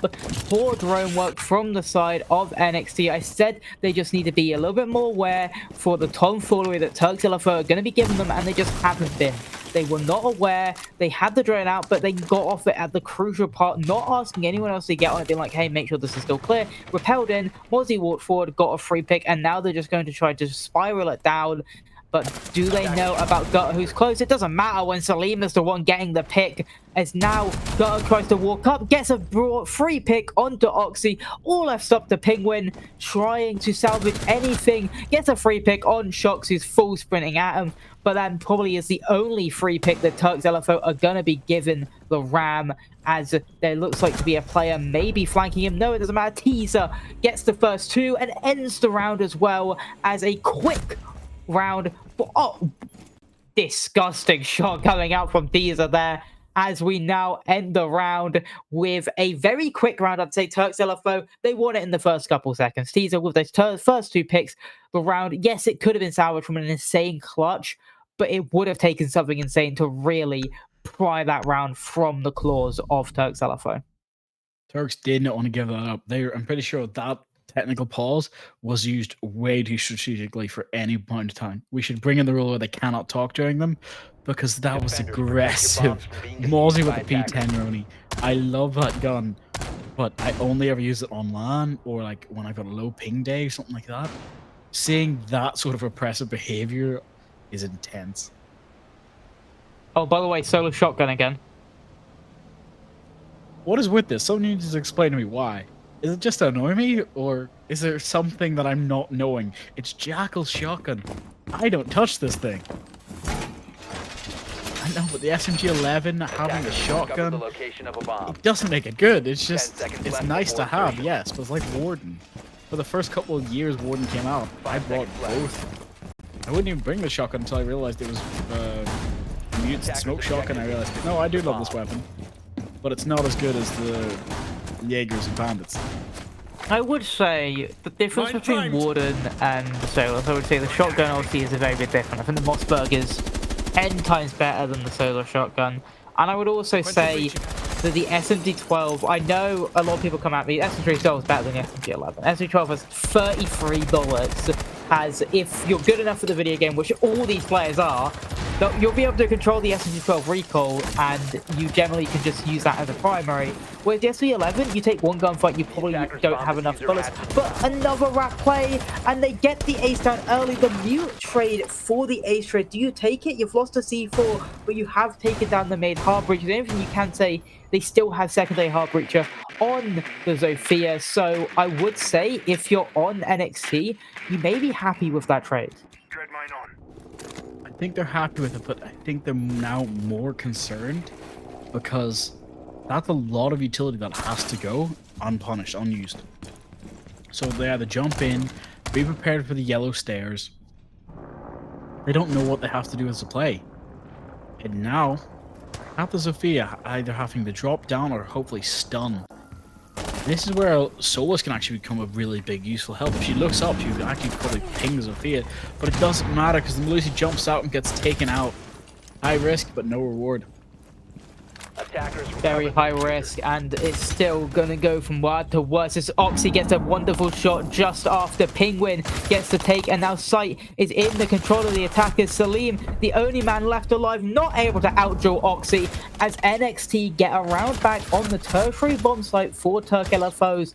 But at the same time, they've battled it back. They're in within one. Turks LFO, though, do get to go to their primary and secondary bomb site again. So NXT, they cannot favor defeat here. They have to at least win a secondary or primary bomb site twice. Because as soon as they lose one primary bomb site or one secondary bomb site each, they then lose the game. 7-4, it's over. So they have to at least battle it back a little bit, because I'd still say, yes, they did great in that round. Yes, they were able to combat what Turks LFO were trying to go for. Those rat plays, those jump outs, those aggressive plays.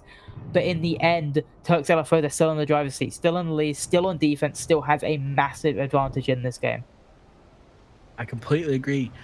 But it looks like they're now planning to bring a bit more of a strat. I know. This is how I hold up ranked. Having the Goyo, having the mirror, having everything open, ready for the swing, ready for the fight. I'm playing against coppers and randos and even the odd pro player. These guys aren't. These guys are preparing this fight for somebody of equal skill level. So I think this is where their spec is finally getting put back in place. Where they understand, hey, don't challenge everything. Swing with what you can. Be prepared to back off. My one concern is this Kai. Now, I have a feeling he's going to start swinging because he remembers how well he did the first half of the match. Here comes the second, so let's pray. Let's hope. I feel bad for the mirror because they keep like kind of doing this with the mirror. They keep putting it on when they haven't destroyed the wall, so then they keep just getting an abundance of just debris on the mirror, so they can't really it could just be client side, obviously debris is, but if that actually is what's on their mirror right now, they can't see a thing. But that mirror basically is useless because it's just a wall, because there is so much debris in their face. But they've still got the C4, they've still got audio, they can throw it over the top and maybe get a free pick as someone is trying to repel in.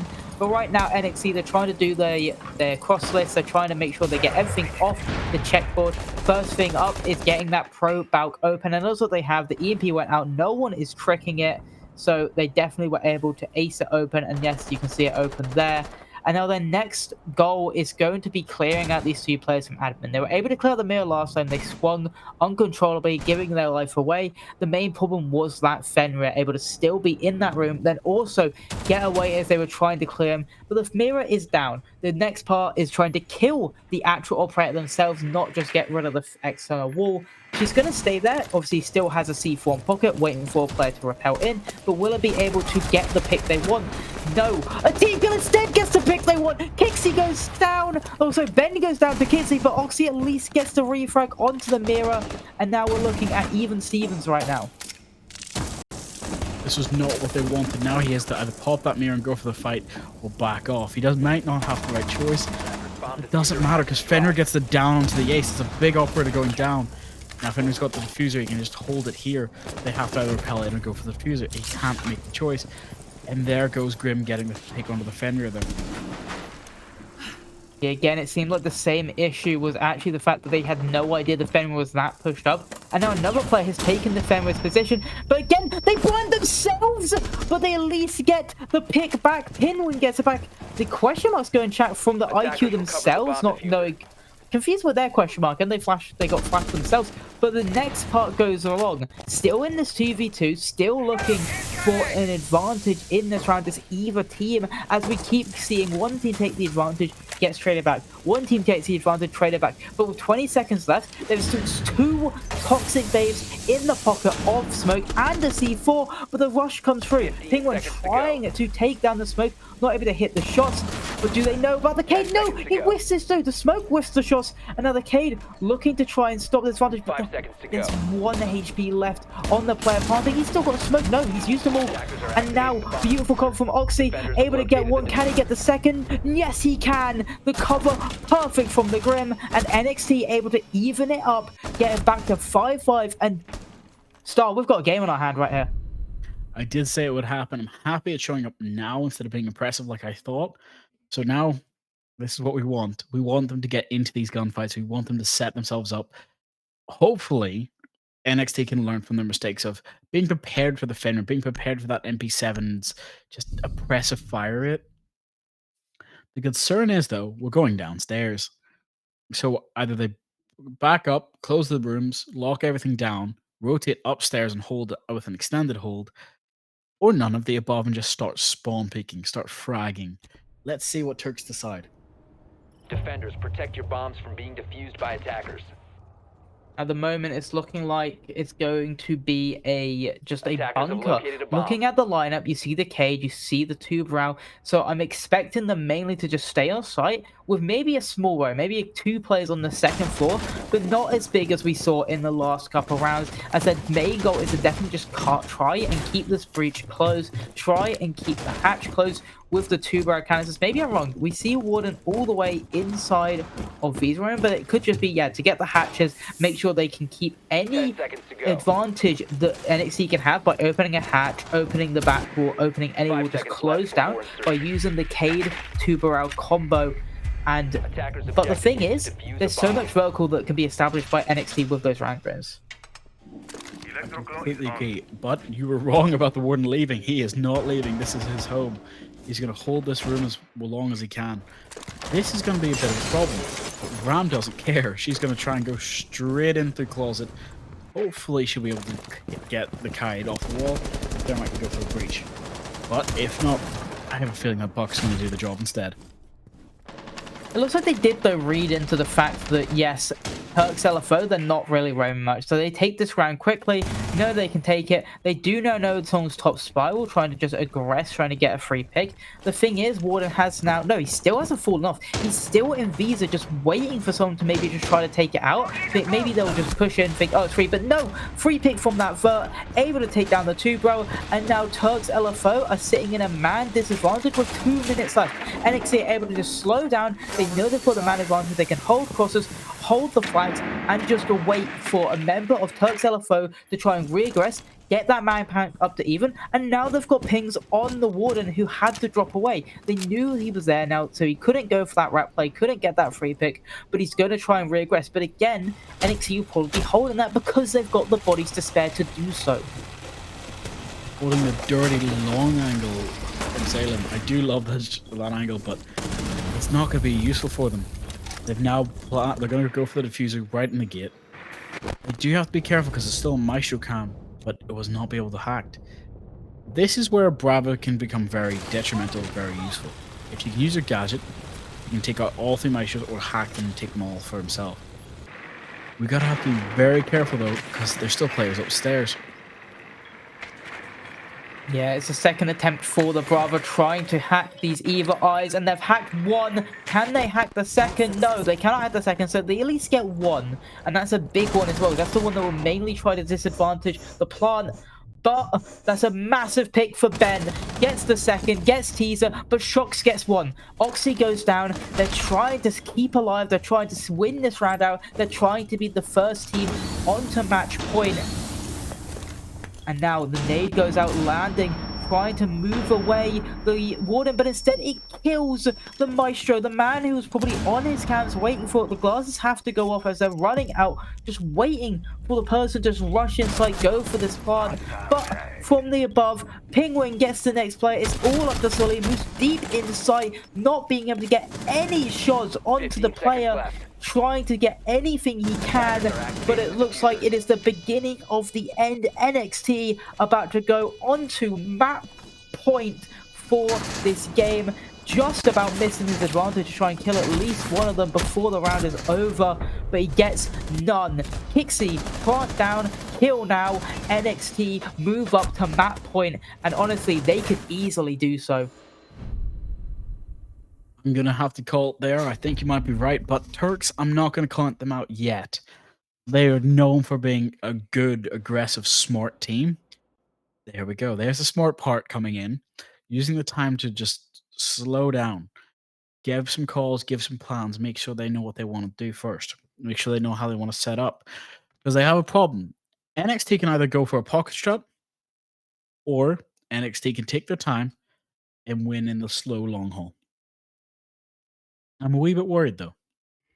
Not only do I see them just deciding, okay, we're going to go downstairs, we're going to play it similarly again, but bring traps. I also see the fact that NXT can talk during this time too. So there's a high chance that they're going to plan something even, let's say, more aggressive or slow down all the way to the last 10 seconds of the round to hopefully go for the plan. We just have to wait and see. Yep, it looks like Turks has had their talk. They know what they're doing. They're going upstairs, bringing Mirror, Smoke, Castle, Bandit, and Mute. It's a good lineup, definitely, for what obviously their main problem was last time, just allowing them to just stomp over them.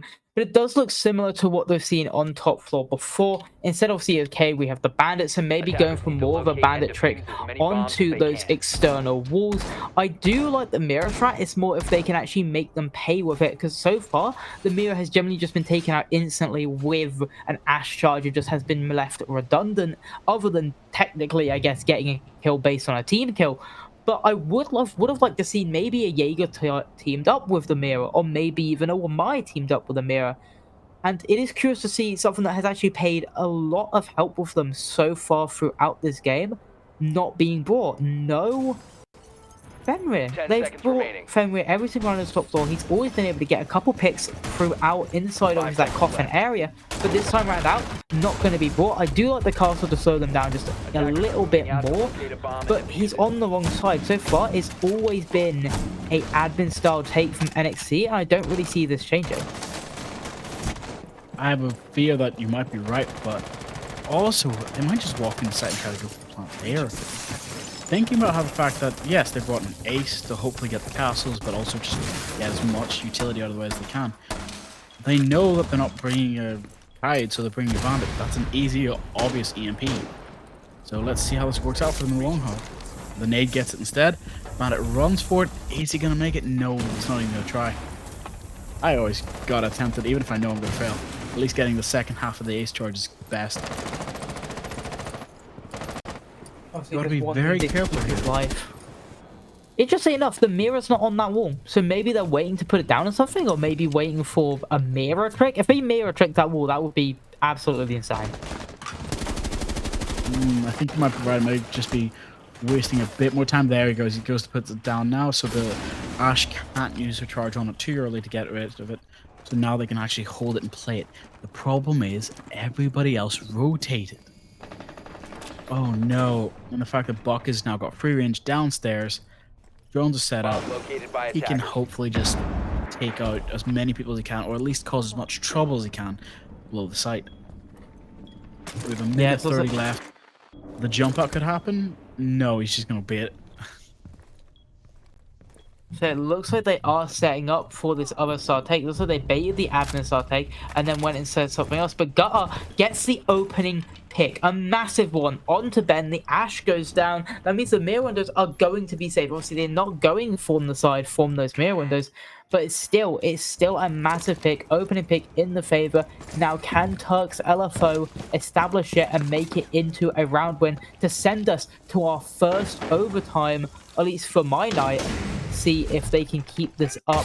Buck is creating the chaos. You talked about looking for any pick, moving these players around, just making them not sit comfortably. And there you go, he runs around, but the Buck's just not able to take him out because of him holding that skeleton key. And it's a pick by Gutters again. Gets another pick.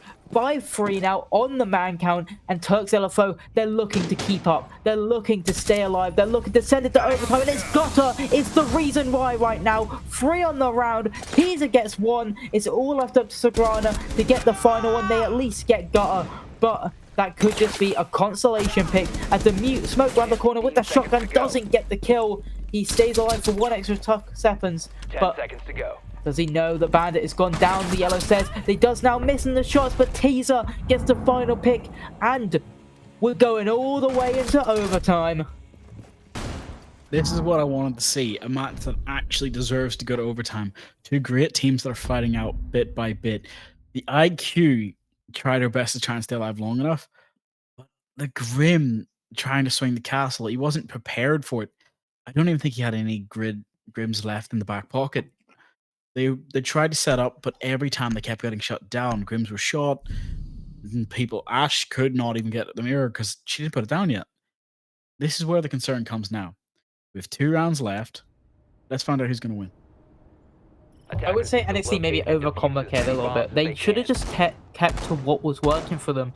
The admin style take worked. Yes, they didn't have the mirror up yet. Yes, you had to wait for them to place it down. But once you've got that control, once you've ashed it, you can then take the control, take the ground, and you know it's been working for you. Yes, they'll adapt to it.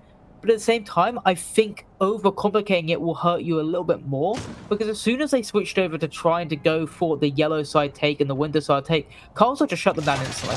Getting that free kick on the round, not giving them a little bit of space, and just able to completely flush them away. And we're going to see if Turks LFO can do it again, put themselves on their first map point of the game, and win out this top floor for a second time. Attackers must locate. I think you might be right. This time, it looks like she's going to keep it in her back pocket and use the Valkyrie camera to hopefully know the people trying to jump in. Just a small thing. I realize now that we have the IQ, we have the Ash, but the Ash isn't running the R4C. So I'm wondering what the play is here. Why not bring the Iana instead? I understand it's to bring the utility of Ash, but you've got Sophia then. I'm trying to think of what the play is. I think it's mainly just to counter the mirrors. Obviously, with the Ash, you can obviously take those mirrors out. I think that's the main reasoning. Obviously, you could bring a Twitch instead for that as well. But I think that is the main thing. To be fair, since the buff, the G3 isn't the worst gun anymore. I still would favour the R4C. I think the R4C is definitely a better gun, more fire rate, more damage. But I think mainly it's just to counter the mirror. For the moment, they are going to keep it simple. They're keeping to this take of just going to this admin side over. They get the mirror window open early. They've already placed it down. So again, a minute gone, they're able to just maybe make ground here on this admin side take, and they're able to drone out, make sure no one is able to just get any rat plays here this time around out. But the Mute is going to make it hard with droning, and Penguin taking a lot of damage from the player inside of that pro box. D4 goes out, doesn't land from Badolf, and we're looking at a minute 30 with all 10 players alive inside the server. It's going to come down to a slugfest to finish this off. You might be right about that. There might not even be a chance to go for the plant. In this case, they're just going to have to go in and rush. They don't have the time. 1 minute left. They've got to decide, all right, set up the drones, set up the plan, and then go for it. They know someone's behind the mirror, but they can't get rid of it. And Buck gets killed from above by Badolf. If Badolf swings and gets the ace, though, that's an even more dangerous position. Yeah, not going to be able to find him, though. It is a beautiful pick to get the Buck and the open pick, but he's going to look for the Ash. Instead, he gets the Ash, goes for the shotgun. Can he get the ace as well? No. He runs away at the wrong time, and Ace gets a double kill. Kixie, wonderful from him. And now we're looking at NXT swaying the sides as another kill. Valkyrie on the pro back box, able to be taken down as well. The C4, though, can be massive to stop this plant. C4 gets ripped. He runs away, though, smart. and now he's going to be looking to reaggress. No one's actually on the cover, and it's a wonderful pick from Mira. Really poor from Sagrada, not able to cover it out. And now, again, the man count, the man favor, the map has swayed again into the balance of Turks LFO, and they're looking to close it out, looking for that round victory, looking for map point. 10 seconds remaining. Having the drone and camera there watching, it's a 2v1 situation where you 5 have to seconds pick remaining. which person to try and swing, but the person is ready behind that. Castle swings first, and Mira gets the second pick, and Castle gets the kill in the IQ. It's not what you wanted. Just the perfect team play of the cross angle where you had to pick and choose. Also, I'm a wee fun bit fact, I have surprised. just been told that this is the first OT of group stage in general. Really? I gotta say, that's kind of impressive, and I'm even more concerned now because of the fact that this is two really important and really strong teams fighting. The fact that neither of them wanted to give up their top place just shows how impressive this match can be. But the Malusi, Goyo, Fenrir, Bandit, and Smoke, people's crutches upstairs, everyone's bringing it out. There's no mirror this Protect your time. bombs from being defused We're by bringing a attackers. Goyo, same gun, different idea. No shotgun pit, a secondary for him. Just smoke setup, Malusi shotgun, and Fenrir shotgun. That's it. Everything else is in their pockets. The impact grenades, C4 and Bandit, and now everything's swing or be swung. NXT is planning to play to their ops, play to their strengths, play to their comforts. Yeah, we're going to see if they can do exactly that. Obviously, they're looking to just 10 play seconds around the insertion. map. It's looking at the side of Turks LFO. I was going to expect them 5 to go seconds for a remaining. quick play, but more looks like they're going to be a little bit reserved, just waiting for their time. I do like the Deimos pick, though. We haven't seen a lot of Deimos on this map so far, but he's very strong at just hunting down those bottom floor roamers, but also just getting those tracks on the players above, because most of this flooring is soft. You get a track on one of these players and just shoot them from below. That's a free pick in the end. And again, you see that floor is probably going to be trying to just get rid of these players playing around the checker hall, playing around the vending machine area, and maybe just trying. No, it's going to go down yellow instead. So this could just be that window part that's been mentioned a couple times, and then just send the guy down yellow, as this looks like going to be the main situational Bomb wanting located by of the team attackers. of Turks LFO. They really just want to go for the window plant, getting rid of that Goyo canister early with the nade. He missed the Attackers have first one, but recovered gets their the second one. Now they just have to figure out how to clear the first one from below, and then also the Fenrir that is playing on top of the desk. If they're listening, they should be able to hear the Fenrir. Hopefully, that person can get pushed out, whether it's through nades, smokes, or something else. Deimos still has 2 in pocket, but he's only got 2 people tracked on ping, which isn't good because the Goyo is still able to run around on first floor. Sorry, the Malusi is able to run around on first floor, which is even more impactful. Yeah, not having a track for the Malusi, not having a track for the Fenrir. The 2 operators they're mainly trying to clear out in this moment of time. And especially if he just thinks it's someone else on that middle floor, maybe he thinks it's Goyo, tracks the Goyo, then have the information. Goyo's like, oh, by the way, Deimos is with you, Malusi. He's trying to hunt you down. And then it's a free pick for the Malusi because Deimos doesn't know that Malusi's down there, but Malusi does. Just because the Deimos knows where someone is, it works both ways and can give the information and give an advantage towards the defender. As right now, Malusi looks like they do have the information on the Deimos, and a bit of damage being taken by the Deimos, but the information is not coming out. There's a guy at piano, we need to clear him, and it doesn't look like they have any clue, but it doesn't matter, as Flores is actually the first to go down, and then another Penguin gets the next as Chiesa goes down as well, and it's all down to the remaining 3 players of Turks LFO to win it here, to win it now. Or we're going not only to our first ever overtime, but to our first ever max overtime in groups, going to every single man count, and it's looking like we're doing so unless heroics from Gutter can happen again. But no, the final pick comes out for Oxy, and in the end we are going all the way 7-7 round 15. I've got to say, this terrifies me most of all because this decides who the winner of this is and who's going to be top of the standings. Seeing a 7-7, it reminds me of the old days when we used to have infinite overtime and you could spend days in a match just being tied down. G2 versus Empire. Oh, don't. GT versus Empire back in the old days with Penguin, their roster. But that's not what matters. IQ, Ash, Thermite, Brava, Ram. They're planning on either playing this fast or taking as much time as they can so Brava can hack it. Defenders, protect This your might bombs from all being come out to defused the by plan of attackers. what are the opponents running, because IQ immediately got switched for Deimos. So I think they are going to play for go upstairs, shoot down. Obviously, Maestro was played last time, so Bravo is a good counter pick, I would say. I would completely agree, and the fact that they know they're downstairs puts them probably in an even more unfavorable idea of, we almost lost this by 1 last time. Let's make it more secure in the long run. Turks can do this, but they have to remember about what they're fighting for. It's not kills, not playing. It's to win the match. This is it. Both sides will be sweating. Ready for the last 3 minutes of siege for tonight?